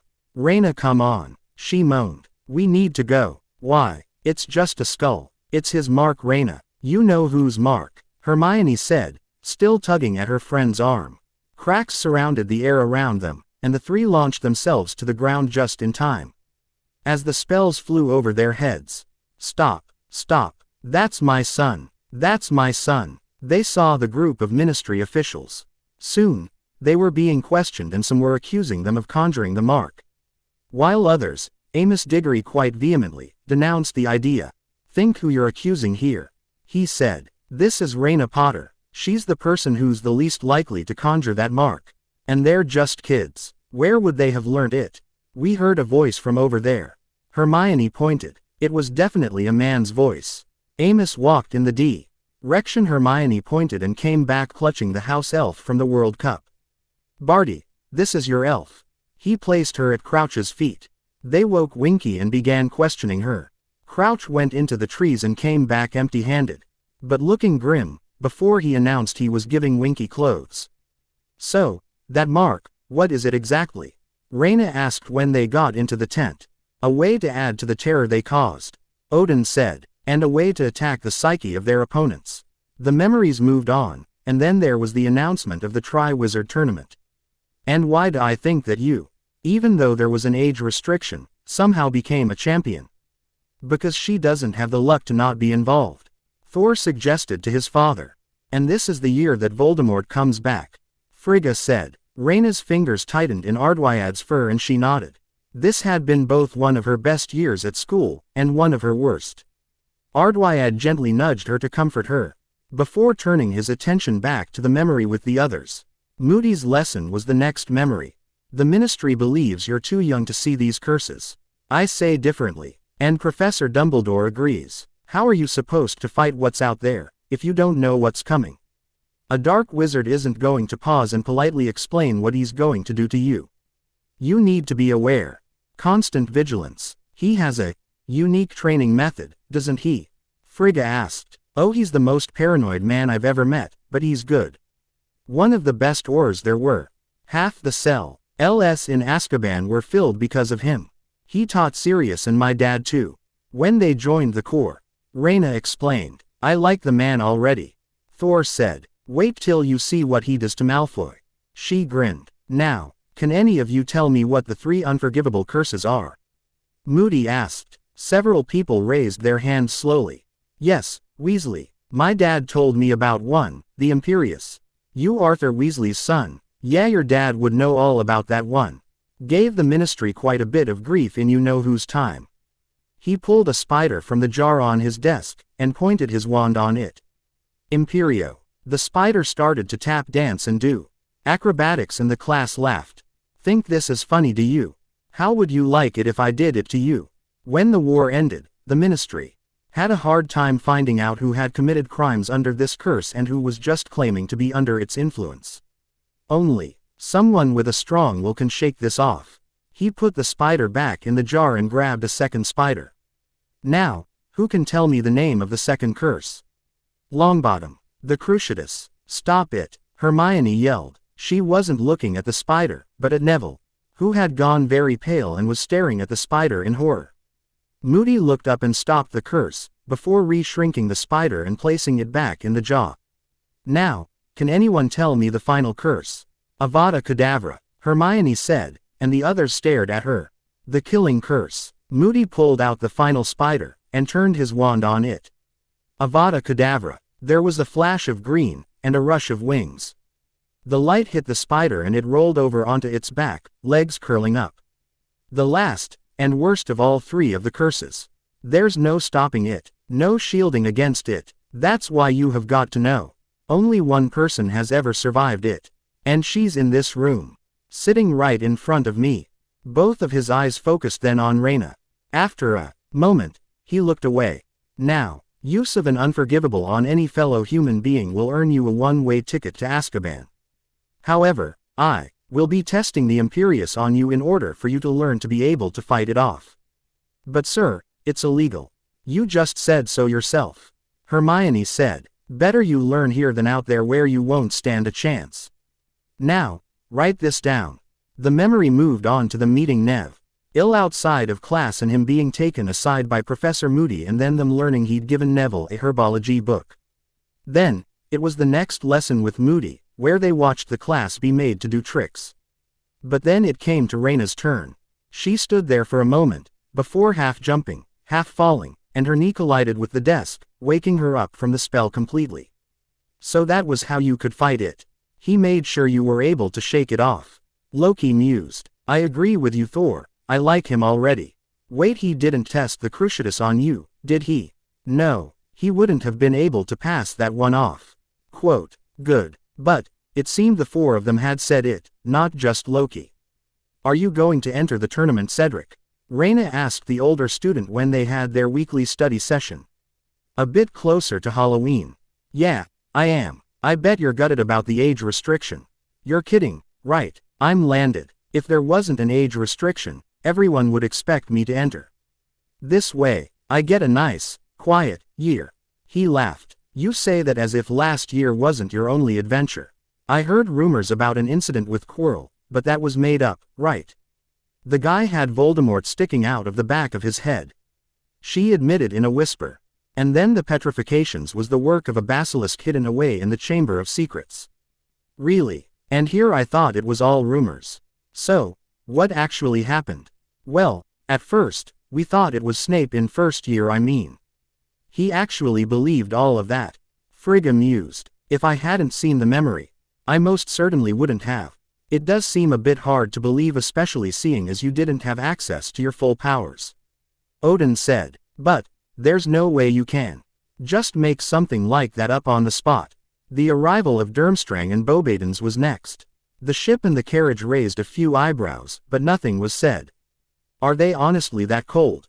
Frigga asked, watching the French girls wearing their fur-lined blue cloaks. Apparently, they were. Then, it was Halloween and the champions were being picked from the Goblet of Fire. The champion for Beauxbatons is Fleur Delacour. Oh look, they're sore losers. Hermione pointed at Fleur's fellow students, some of whom were sobbing. The champion for Durmstrang is Victor Krum. There was loud applause from his fellow students as he followed Fleur's path. And finally, the champion for Hogwarts is Cedric Diggory. Rayna applauded and cheered with all the other Hogwarts students, but she was probably one of the few from Gryffindor doing so. However, the rest of her house, minus a few, were still sore with him beating them at Quidditch last year. Now that the champions for the two tournament have been chosen, Dumbledore cut off and they all saw why. The goblet had once again turned blue. A piece of parchment shot from it and Dumbledore caught hold of it. Rayna Potter. His voice called out. All the color drained from her face when she heard her name. Rayna Potter. Rayna, you have to go. Hermione told her. But I didn't. Just go, we'll talk later. Slowly, Rayna stood and walked up towards Dumbledore. passed him into the door that led out of the hall behind the teacher's table. The three champions looked up when they saw her enter. "Do they want us back in the hall?" Fleur asked. "Rayna, what is it? What's wrong?" Cedric asked, taking a step forwards, away from the fire, obviously noticing something was wrong. I didn't." At that point the door opened again and Ludo Bagman came in. Grinning, and wrapped his arm around Rayna's shoulders. "Extraordinary, absolutely extraordinary. May I introduce the fourth Tri-Wizard champion?" "What?" Cedric asked. "So, Rayna, how did you do it?" Ludo asked. "I didn't do it," she insisted. Just then, more people entered. Dumbledore grabbed Rayna and pulled her away from Bagman. "Rayna, did you put your name in the goblet? Did you?" "No." "Did you ask an older student to put it in for you?" "Of course not." "Well, of course she is lying." Madame Maxime said. "Madam, they are saying that this child is to compete. What is going on?" "I do not recall anything in the rules saying that the host school could have two champions," Dumbledore Karkaroff said, "or that they could be underage. Had we known the age restriction didn't truly apply, we could have brought a wider selection of students. Now, Igor, Olymp, Rayna said she didn't put her name in the goblet. Why would she? She obviously wants more fame than she already has." Maxime sniffed. "She is not satisfied with being the girl who lived." The glass all around the room shattered, and all eyes focused on the obviously furious Rayna. "Not satisfied," she hissed. "I never wanted the fame I have. Why the hell would I want more? Yeah, I have fame. Yeah, I'm the girl who lived. But at what cost? Do none of you ever think of what that night cost me? I lost my family. I'm an orphan, and you call me a glory hound because of it. You can take all my fame, all my money, and you can shove this stupid tournament where the sun doesn't shine because I want no part in it." The trophies around the room were rattling now. "You have your mother's temper," Odin noted, placing his hand on her shoulder for a moment. "Ingrid would have had the same reaction at your age." She smiled at the knowledge and the newest connection she had to her mother. It all made her feel more like a real person. Cedric came over to her and placed his hands on her shoulders, facing her. "Hey," he said softly, "we'll find a way to get you out of this. Just calm down first." "I am afraid, Mr. Diggory, that isn't possible," Mr. Crouch said. Her name came out of the goblet. "It is not only a legally binding contract, but magically binding." "She didn't put her name in. Are these people idiots?" Loki asked. "But he's right, her name did come out," Thor said. "Written by someone else, without her consent. That would have created a loophole for them to get her out." "Your brother is right," Odin said. "A few simple spells would have sufficed. I never had to compete. So long as you didn't agree to it at any point. That would be where I went wrong then." "Well, what does that mean?" Rayna asked. "It means, Potter, you will lose your magic if you refuse to compete." Moody said gruffly. "That in itself would leave you highly vulnerable. The same could be said for during the 3 tasks that are a part of this tournament." "Oh, this is nonsense," Karkaroff huffed. "There are people who would die for this chance. Obviously this is an act. Perhaps someone's hoping she will die for it." Moody growled. "The goblet is a highly powerful magical artifact. It would take a powerful and skilled wizard to hoodwink it into believing she was the only entry for a 4th school. Potter is merely a 4th-year student. Nonetheless, she must compete." Crouch said. "I don't want to," Rayna insisted. "I didn't enter my name into that stupid goblet." "Rayna, please, you need to keep your magic," Dumbledore insisted. She hesitated, and a myriad of negative emotions crossed her face. Before her shoulders slumped. "Fine, I'll be a champion. I'll compete in these 3 tasks. Don't expect me to be happy doing it though." "Well then, that's settled," Bagman said, trying to be his usual bouncy self, but obviously weary of the currently unstable 4th-year witch. "The first task is designed to test your nerve and daring, so you won't know what it is until the day. It will be on the 21st of November. That's it. I am sure your fellow students wish to celebrate with you, so you should all go off to your respective common rooms or residencies," Dumbledore said. Krum and Maxime led their champions out of the room and Rayna and Cedric walked side by side from the room half a minute later. "That they I will strangle that man if I ever meet him," Frigga cried. "I'll strangle the whole lot of them."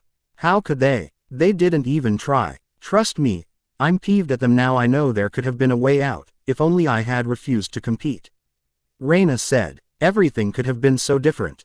But, then I wouldn't have my full powers or have met any of you. At least, not when I did. There is that, Odin agreed, but with the state you were in, perhaps finding you at a later date could have been a better option. Even if it was just a few months after. Are you going to be all right to walk up to Gryffindor Tower on your own? Cedric asked her worriedly when they reached the point where they would have to go separate ways. Yeah, I'm a big girl now, after all, she said, trying to put a teasing spin on her tone, and failing. Hey, how about we practice together for the tournament? It will be difficult, after all.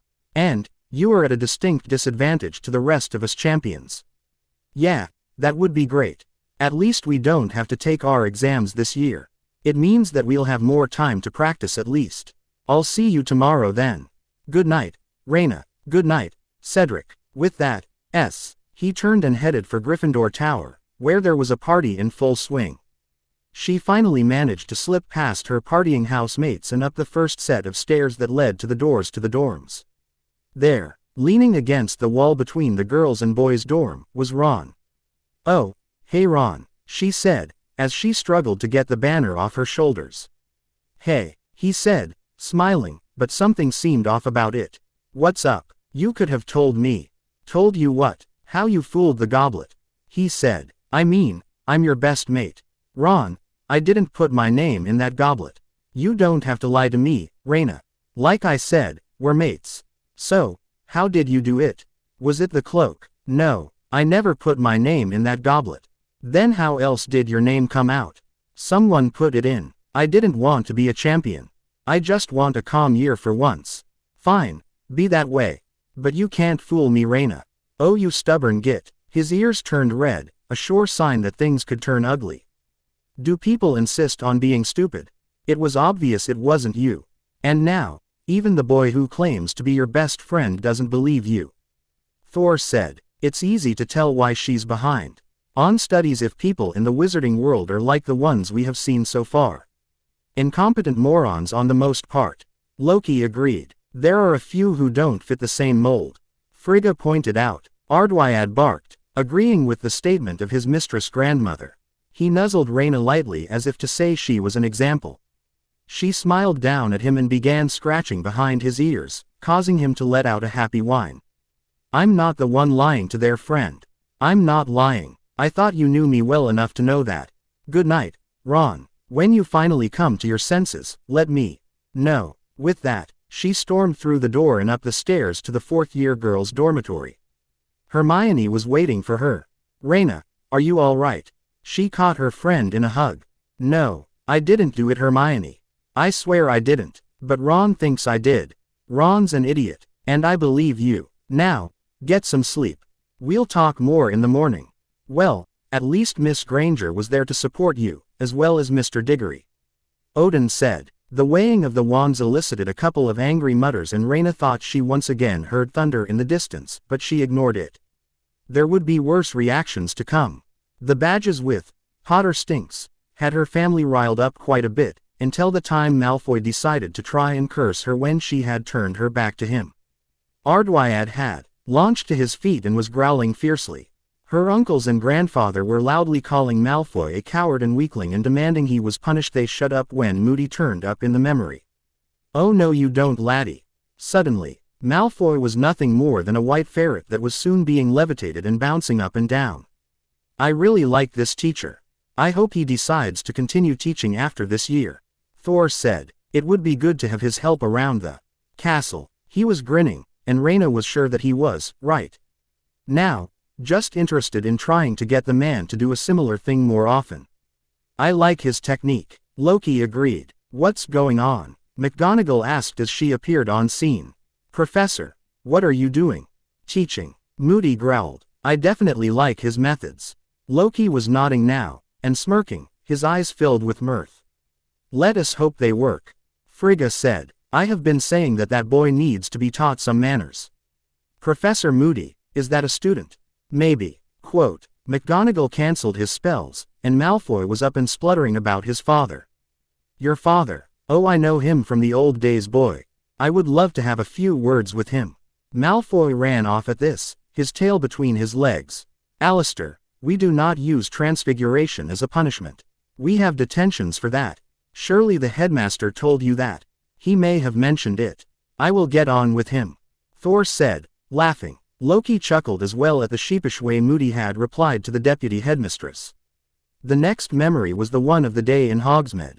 When the article had come out, it was easy to see that Rayna had hated it, along with Hermione. Her grandmother's eyes were slits and the young Asgardian was sure Frigga's list of peep. Let to seriously mutilate had just become longer.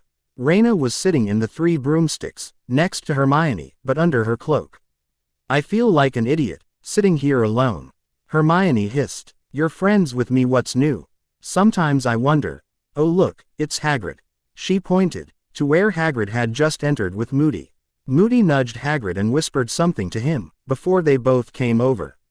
Nice cloak, Potter, Moody muttered. Hagrid, pretending to look at Hermione's SPEW case, told Rayna, meet me at my hut at midnight tonight. I have something to show ye, Rayna, he said, something that might interest ye. He straightened up, and proclaimed very loudly, it was nice seeing ye, Hermione. Enjoy ye day. With that, the two teachers walked off. Rayna was heading to Hagrid's under her cloak. She knocked on the door to see that he was wearing his most horrible suit. Madame Maxime was the next to arrive, but remained unaware of Rayna's presence. This had better not make me late for Sirius, she muttered, though neither Hagrid nor his date heard it. The walk was a long one, and then the dragons came into view. Oh no, please don't let this be what I think it is, Frigga said. She groaned when Charlie told them what he expected of the task. It is, and with your luck, you'll have the worst one of the lot. Be on your guard, Rayna. There are more things against you than just the tasks. Karkaroff was a Death Eater in the old days. He got off by offering names to the ministry. Be careful. As for the dragon, a simple spell should do it. Someone's coming, Rayna hissed, cutting him off. Get out of here. Go. Sirius' head disappeared from the fireplace, but the one who had disturbed them was only Ron. And you were so close to finding a simple walk. Why to complete this task before that idiot boy interrupted? Loki threw his hands up in frustration. I may just strangle the boy when I meet him. Please don't, Rayna said, looking up at him imploringly. I said may, he groaned, trying not to look at her now round, begging eyes. I know what the first task is, it's dragons, she told Cedric, out of breath the next day. We'll have to come up with some strong plans then, Cedric replied. Next, Rayna was in Moody's office. You need to have a sound plan, Potter. I can't give you much help, but I can offer you some advice. Play to your strengths. Strengths, Professor. What do you do best? Next, she was sitting with Hermione in the common room. All right, you are only allowed your wand, but it should be easy enough for you to get your broom. Oh, how? A simple charm, one we've already studied. Oh no, you know I haven't been able to get the hang of the summoning charm, Hermione. But with practice, you will. Now, let's start. The next memory saw Rayna in her Tri-Wizard robes in the tent with the other three champions and Ludo Bagman. Now, your task will be to retrieve the golden egg. What's in this bag will tell you what you will be facing to get it. Quote, each of the four reached in and pulled out a small, moving, model of the four nesting mothers. Rayna ended up with the horntail, and going last. When the cannon goes, that will be your signal, Mr. Diggory, Ludo said, before leaving. Soon enough, the cannon blast went off, and Cedric left the tent. Potter, a deep, accented voice said. Rayna looked up from where she was sat, staring at the model of the dragon she'd be facing soon. It was Crumb. I just wanted to let you know that I believe you did not enter. Thanks, Crumb, she said, her voice hoarse. And she noticed that Fleur nodded as well. She nodded back to her fellow female champion, and they remained in silence, listening to the commentary. The loud shouts soon had Rayna pacing agitatedly, worried for her friend. Then, it was Fleur's turn, then Crumb's, and finally, the cannon blast signaled her turn to face the dragon. Oh no, no, no, no. Frigga was muttering. This is idiocy. Dragons were born to fly. The air is their natural element. Trying to outfly one is the height of foolishness. Rayna cleared her throat, alerting Frigga, who was digging her nails into her cheeks, that she was still there, and alive. Rayna entered the enclosure, and saw it there in front of her. The dragon was large, and seemed to have a crown of spikes on its head and its tail, for that matter. It let out a guttural, warning growl, as its yellow eyes turned on her. Suddenly, it let out a jet of flames, and she dodged behind a boulder just in time. Screams filled the arena, and she was quick to point her wand in the air. Accio Firebolt. She spent the next few minutes hiding, and doing her best to seem non-threatening to the dragon who had taken to remaining hunched over her nest protectively. She heard the whoosh of a broom in flight and looked up to see her firebolt speeding towards her. She jumped onto it at the first chance she got and sped up into the sky, hearing the crowd beginning to cheer. She dived, and swerved, trying to annoy the dragon enough to get her to leave her nest. "Great Scott, she can fly. Are you watching this, Mr. Crumb?" Bagman yelled, but Rayna didn't even acknowledge the praise. The dragon breathed a jet of fire, which she dodged, only for the spike of the tail to connect with her shoulder. She flew up quickly and out of the dragon's reach, in pain. Awesome. Ed, all your scars were from your imprisonment." Frigga gasped. "No. One's from an angry nesting mother dragon," Rayna replied. When Rayna dived between the horntail's legs, Ardwyad yelped and knocked her over before lying on her. Help. But she got no response from her family, who were all staring in shock at the memory of that very stupid move. But she'd gotten the egg, and the memory showed Madame Pomfrey healing her wound. "Seriously, my overprotective familiar is lying on me. A little help would be nice," she said as she tried to push the stubborn wolf off her. Thor reached down to help pull the large wolf off, only for Ardwyad to growl and snap at him. "Well, we know he'll do what we hoped he would," Loki said, eyeing the wolf wearily. "Now, how to get him off and not end up like Tyr?" They eventually managed to coax Ardwyad off her, just in time to see Ron apologize. "I cannot believe that you accepted his apology so easily," Frigga said. "He can be a bit of an idiot at times, but he is my best friend. He was there for the rest of it. And there was what he did in first year, risking his life during the chess game and saving my life from the troll. Letting his jealousy get in the way is really a small thing." Quote, "What she didn't know was that her uncles were both planning on having a few words with Ron when they saw him."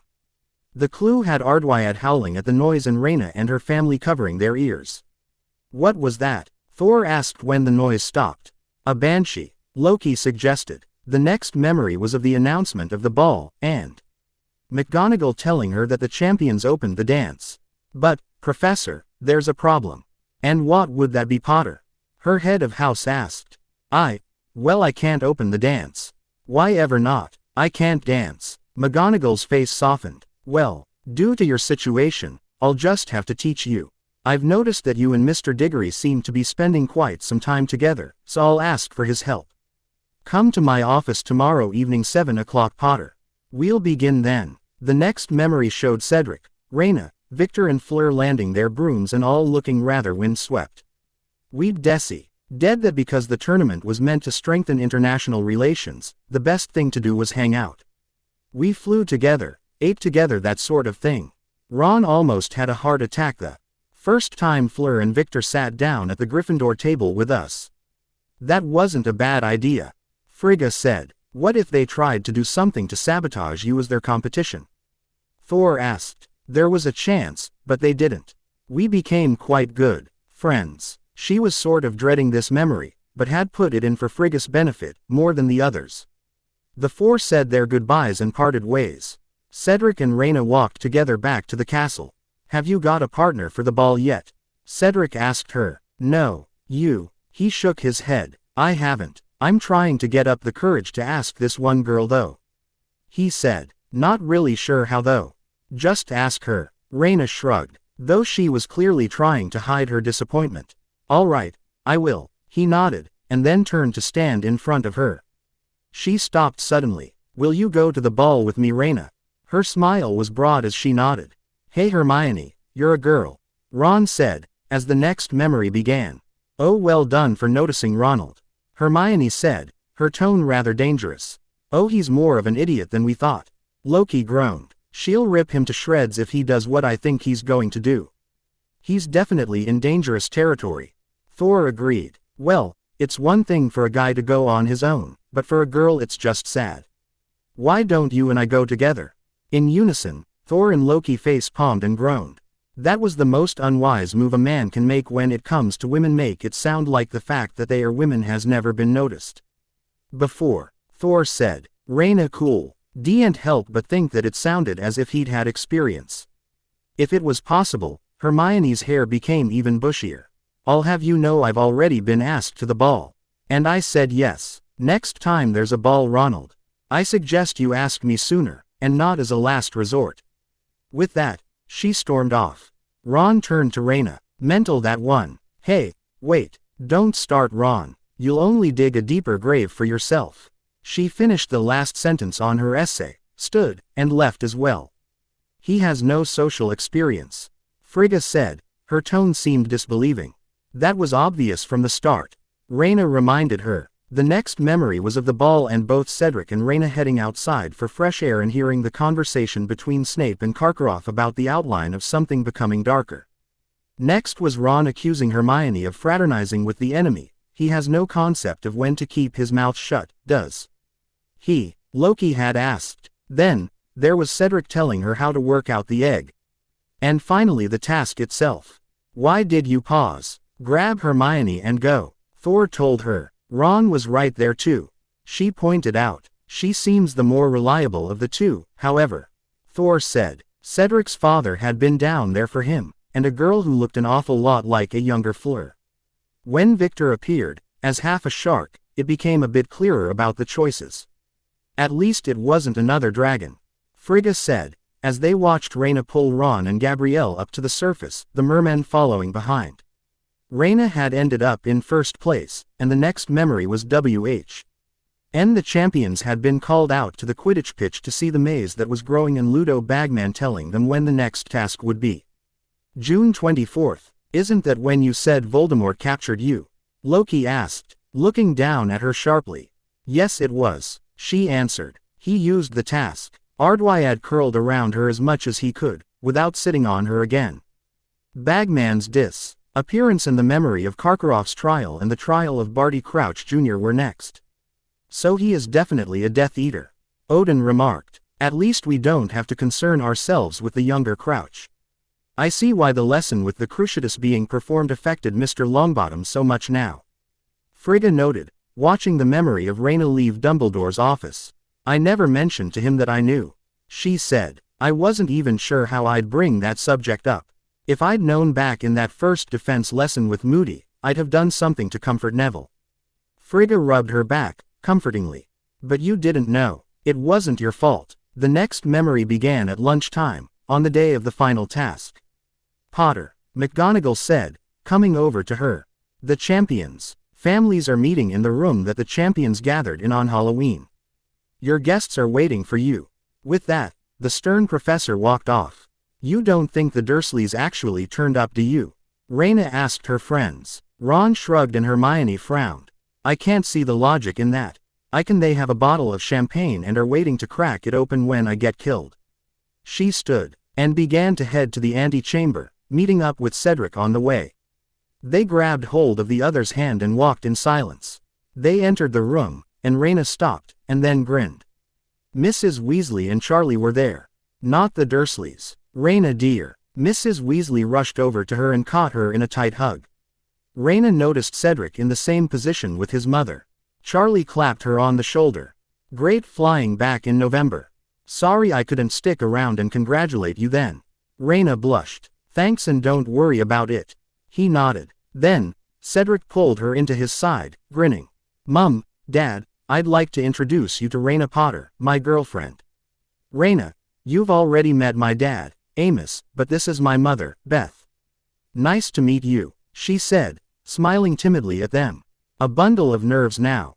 Beth smiled widely at her. It's great to finally meet you. Cedric has told us so much about you in his letters. Don't worry, it was all good. Good to hear. Seed, Mr. and Mrs. Diggory, these are Molly Weasley and her son Charlie. She introduced. Ah yes, Molly, good to see you again. How is Arthur? Amos asked her. Very busy. Things in His department have been very hectic of late, Amos. But he's fine. How about we all tour the grounds together? Beth suggested. A brilliant suggestion, Charlie said. Give these two love birds some time together before they're competing against each other once more. We should introduce you to Fleur and Victor first, Cedric said. Rayna nodded in agreement. We've become rather good friends over time. In the end, all four families ended up touring the grounds and got on rather well. Little Gabrielle seemed rather fond of Rayna and kept asking her all the questions she could think of. Even dinner was a light-hearted affair, up until the champions were called back into the antechamber, while everyone else was asked to head down to the Quidditch pitch. Well then, you all excited? Ludo Bagman asked the four champions. They just gave him a collective look that made his grin slide off his face. He checked his watch. Yes, well, they should all be in the stands now. Let's go. They all left the castle together. Cedric had Rayna firmly tucked under his arm and she had her arm around his waist. Well, Rayna and Mr. Diggory are tied for first place, so they will enter first, followed a minute later by Mr. Crumb and then a minute later by Miss Delacour. They could see the hedges rising above the stadium walls. They stopped at the entrance.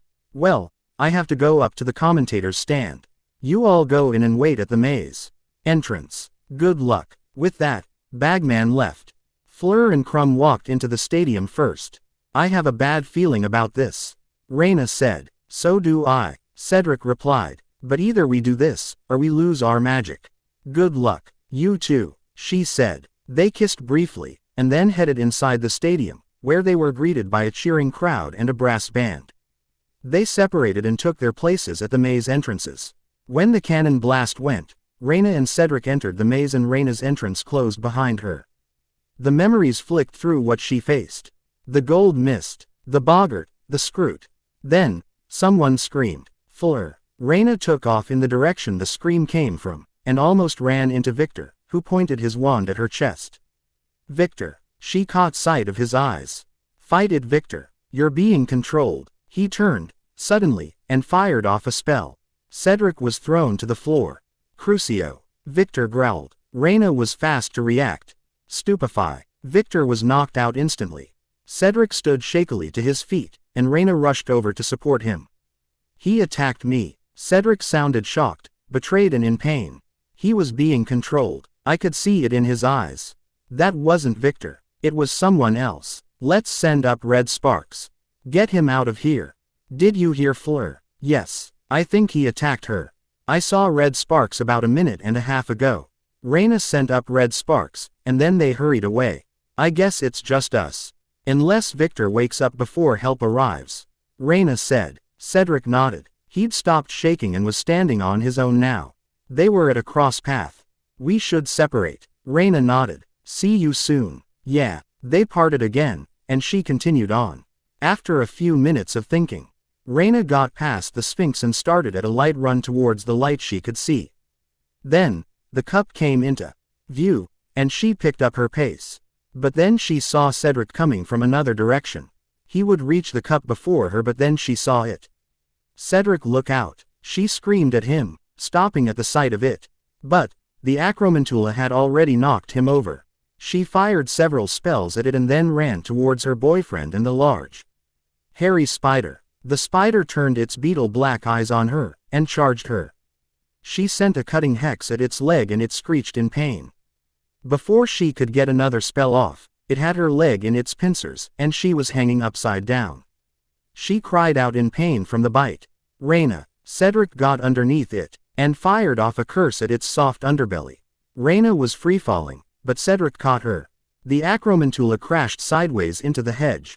Phew, that was close, he said, before grinning at her. Are you all right? Let's just end this. I think I'll be glad to see Madame Pomfrey. This time, it was Cedric who was supporting Rayna. Take it, he said, when they were within arm's reach of the trophy. Rayna shook her head. No, you would have gotten here first. You have it. I wouldn't have gotten this far without you. And I wouldn't have gotten past that Acromantula. We're even. Take it. You take it, he insisted. Tell you what, on 3, we'll take it together, split the prize. It's still a Hogwarts victory. I still think you deserve it. It's this or I'm limping back out the other way. Fine. He sighed. Right. 1, 2, 3. They both grabbed the cup and were pulled away. When they landed, it was in a haphazard pile. Where are we? Cedric asked. Is this part of the task? I don't think so. Dumbledore wouldn't have let us leave the grounds. They saw a figure heading around tombstones towards them. Rayna buried her face in Ardwyad's fur. She couldn't watch this. Not again. She was suddenly aware of her grandmother kneeling beside her and hugging her, and someone had their hand on her shoulder. They could all guess what was coming next. Suddenly, Rayna grabbed her scar and went down. Pain written all over her face. Cedric immediately went into a crouch beside her. Rayna, what's wrong? Seed, get out, it's me they want. Get out. Save yourself. I'm not leaving you. He pointed his wand at the figure, who was carrying a bundle in his arms. Stay where you are. Who are you? Suddenly, a high-pitched voice said, Kill the spare. Avada Kedavra. The green light hit Cedric and sent him flying. Rayna cried out in anguish and pain as the light left his eyes. The pain in her scar increased. Rayna had buried her face further into Ardwyad's fur and was crying as she heard it play out. He is in Valhalla now, Odin assured her. He showed great courage. Ardwyad nuzzled at her, whining, upset at what his mistress had been put through and the pain she was feeling. Rayna was pulled up and pushed against a tombstone and tied to it. The pain was evident on her face and she was crying. She spat in the figure's face, unable to do much more right now. The figure slapped her and she noticed the missing finger. Pettigrew, she hissed, before a gag was pushed into her mouth. She struggled against the bonds, while Peter began preparing a potion. He then dropped in what looked like a lizard baby hybrid. Bone of the father, unknowingly given, you will renew your son. Dust rose from the ground at her feet, and dropped into the cauldron. Pettigrew drew a silver knife. Blood, of the enemy, he approached Rayna, who renewed her attempts at escape. Forcefully taken, you will resurrect your foe. He cut Rayna's forearm and the blood he collected on the knife. He dropped into the potion. Flesh, of the servant, willingly offered, you will revive your master. He cut off his hand and Rayna let out a muffled yell. Pettigrew dropped the ground in pain and a white light flashed. When it cleared, steam billowed. A figure rose from the cauldron. Lord Voldemort, robe me. Pettigrew hurried to comply and draped the robe over his Aster as the snake-like man stepped from the cauldron. He picked up his wand. Give me your arm, Wormtail. Thank you, master. Thank you. He held out his bloody stump. Your other arm, Wormtail. Peter whimpered, but held out his left arm, which Voldemort grabbed. He pushed up the sleeve and pressed his wand tip to the dark mark tattoo. It burnt red. Voldemort then turned his attention to Rayna. I am so glad you could make it to my rebirthing party, Rayna. He used your blood. He has your blood in his veins. Frigga gasped. He may be more of a danger than we thought then. Odin said, depending on whether or not the Aesir magic activates for him. Is that possible? Thor asked. It is. That's the last thing we need. Loki said. Rayna was stiff as they talked about it. Voldemort was powerful as it was. To hear that she may have given him even more power. You stand on the grave of my late father. I killed him myself, you. No. He turned and looked up at the sky. But look, my true family returns. Pillars of smoke flew from the clouds and landed between gravestones, in a rough circle. They all fell to their knees, crawled towards Voldemort and kissed the hem of his robes before standing back in a circle, leaving gaps as if for others. 13 years have passed, nearly 14, since we gathered together like this, yet you still answer my call as if it were only yesterday. Voldemort said, My lord, we remain ever loyal to you, said the voice of Lucius Malfoy. Yet none of you sought me out, while you all claimed enchantment to remain free of imprisonment. If there had been any signs, any whispers, there were signs, and more than whispers. As it was, I had to rely on Wormtail's clumsy care to return to my body. My lord, have I not served you well? But not out of loyalty. You sought me out due to fear of your former friends. But you have served me well, and aided my return. Lord Voldemort always rewards those who deserve it. Give me your arm, Wormtail. Wormtail once again held out his bloody stump. With a wave of his wand, Voldemort created a silver hand, which affixed itself to Pettigrew's arm. He flexed the new hand, and it worked perfectly. He dropped to his knees and kissed the hem of Voldemort's robes. I see you have all noticed my guest of honor. He slowly began to approach Rayna once more. Rayna Potter, the cause of my downfall, but not because of any power on her part. An ancient magic that I overlooked. The protection of her mother's sacrifice runs through her very blood. That meant I could not even touch her. But, now, that blood is in my veins. I can touch her now. He raised his hand and placed a finger on Rayna's scar. She screamed, but it was muffled by the gag. Voldemort soon removed his hand. And tonight, I shall prove who is the greatest. Crucio. Rayna let out another scream and flexed against her bonds. When he lifted the curse, she sagged against the ropes. Every moment I'm watching this. His punishment keeps getting worse and worse. Odin growled. He'll be lucky if he makes it to Asgard. Thor said, his knuckles cracking. He'll be lucky if he has time to be bound in chains if I get to him. First, Loki added. His face was a mask of hatred and anger at the moment. All of their faces were. Even Friggus. Untie her wormtail. Give her her wand. Tonight I will prove, once and for all, that I am the greatest. Peter rushed to comply, and when he cut away the ropes, Rayna fell onto her hands and knees, before he pulled her to her feet and stuffed her wand into her hand. You have been taught how to duel, correct? Voldemort asked. You know the rules for the start of the duel. You were meant to bow to your opponent. Bow, Rayna, bow to death. He hit her with an imperious, but she still refused to bow to him. Voldemort snarled and hit her with a cruciatous curse, causing her to fall to her knees. Now, do you want me to do that again, Rayna? I could make the end quick for you. Just answer me. Do you want me to do that again? Rayna climbed shakily to her feet before firing off a blasting curse at him, and then the Death Eater behind her. Voldemort shielded, but McNair wasn't so lucky. He was thrown 10 feet back, and rendered unconscious. Rayna took the opportunity and ran for cover. It was her best bet. Playing hide and seek. Rayna. Are you hiding? Much like your father. He hid and cowered in the end. Liar. Voldemort laughed. You're right. He stood tall. Reckless bravery, if you ask me. He didn't even have his wand. Tell me, what would he say, if he could see you now? Hiding like this. From the end. Rayna stood and whirled round sharply, firing off an Expelliarmus just as Voldemort fired off a killing curse. The two spells connected and became gold. The two were lifted up and away from the Death Eaters, to a clear area. A golden dome formed around them, and Phoenix song filled the air. There were what looked like beads in the middle of the beam. They started working towards Rayna's wand, before changing course and heading for Voldemort's.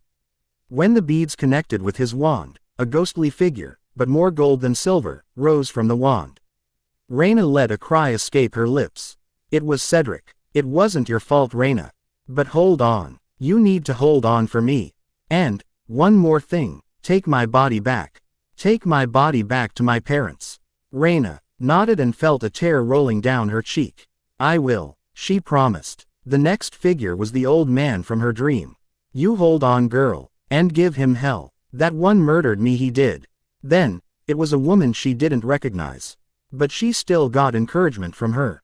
Then, Rayna gasped. The next figure was emerging. One that was so very familiar to her. If only from photos. Mum, she breathed. Ingrid. Thor yelled. What is this? How is any of this possible? Professor Dumbledore said it was because of the connection between our wands. Brother wands aren't meant to fight each other. Rayna said, finally looking up. Her face was tear-stained. They were just echoes. But real enough. Her eyes were glued to the shade of her mother in the memory. I'm so proud of you, sweetheart. Ingrid told her. Stay strong. Your father wants a word with you. We love you very much. Then, James Potter emerged. You're doing brilliantly, Rayna. He said to her. We can give you some time. When you break the connection, run to the portkey. We'll distract them. I don't think I can.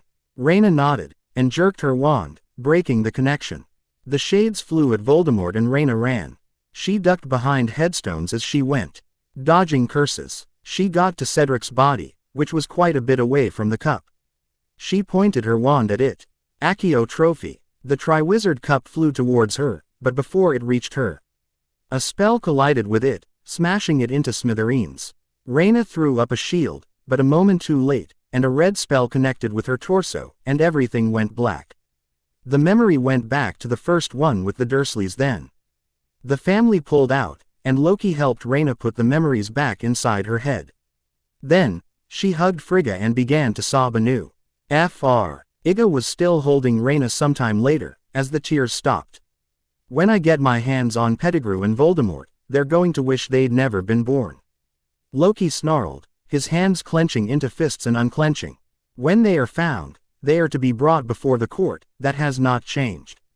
Odin said, but I am starting to wonder at what would form a suitable punishment. I'll make sure to let Hela know that when their souls finally reach her to give them extra attention. Loki said, they'll have that to look forward to as well then. Rayna was beginning to think that Voldemort had a very good cause for fearing death. It wouldn't just be painful, but he would also be in pain after he had died. Him and Pettigrew, and she couldn't find it in her to feel even a shred of remorse. Thunder was becoming louder as they spoke. She looked up at Thor and saw he was shaking, ever so slightly. I will be out on the training fields. He ground out, before he stormed from the room, slamming the door behind him. Well, he hasn't destroyed the room at least. He's learned some self-control, I will admit. Loki drawled sarcastically. He looked to Rayna and his face softened. You don't have to go back, Rayna. I know you're worried about your friends, but you don't need to continue fighting after what you've been through. No one would blame you. He's right, Frigga said. You do not need to return. Yes I do. I won't let others do the fighting for me. I'm not going to be a coward. You're no coward. Just because you choose not to fight after going through all of what you have gone through won't make you a coward, Odin said. Take a walk with me. He held out his arm for his granddaughter and she stood, accepting it and let him lead her from the room, with Ardwyad right beside her. She still refuses to stay out of trouble. Frigga bemoaned. Just like Ingrid, Loki noted. Even when she was surrounded by guards she managed to find her way into some sort of trouble. I still say she got her penchant for trouble from her older brother. Loki felt a smile tug at his lips at his mother's words. I wish Ingrid could see her. She's doing well in her training. And she did well through all the trials she was put through on Midgard. She would be proud. Frigga agreed. She placed her hand on top of her son's for a moment.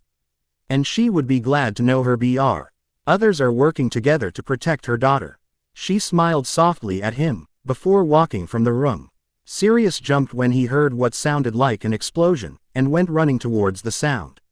He stopped and gaped. The training fields were half destroyed literally. It was as if half the ground had exploded, leaving a crater. He saw Thor throwing Mjolnir at one of the few training dummies that were still standing. And had to fight back the fear that made him want to flee. Thor looked murderous, and Padfoot was quite glad that he wasn't on the receiving end of the Thunderer's temper. He's been destroying the training fields for a while now. Sirius looked round to see Sif. Something has set off his anger. I haven't seen him this angry for a while. Not even when Jotuns broke into Asgard on his coronation was he this angry. Do you have any idea what it could be? Sirius asked her. All I know is that for the last few hours before this began, the king, queen, Thor, Loki, and Rayna have been talking about her past and the dangers she's faced. Sirius flinched. I'm going to hazard a guess that this has something to do with what she may have told them then. She's definitely danger-prone, I'll give her that. If what she's been through can cause this reaction, then I fear for anyone who even presents the smallest threat when we go back to Midgard. Thor told us this morning we're heading there in a few days. She didn't even have to pull any pranks or try to sneak out to get back there. Sirius snorted. How long until he calms down, do you think? Oh, he won't calm down for weeks. He'll just stop when he doesn't think it'll be beneficial anymore. Sif said. Then, the anger will just simmer, and he'll let it out again in battle. Sirius whistled. I almost feel sorry for the Death Eaters. If I didn't know what they'd done I would. As it is I think I'm going to enjoy watching that. We've noticed you're paying regular visits to Lady Eyre. Is something wrong? 12 years of wrong, Sirius said. Rayna's not the only one recovering from malnutrition. Eyre's also been helping me recover from the lasting effects of the Dementors. I used to jump at shadows.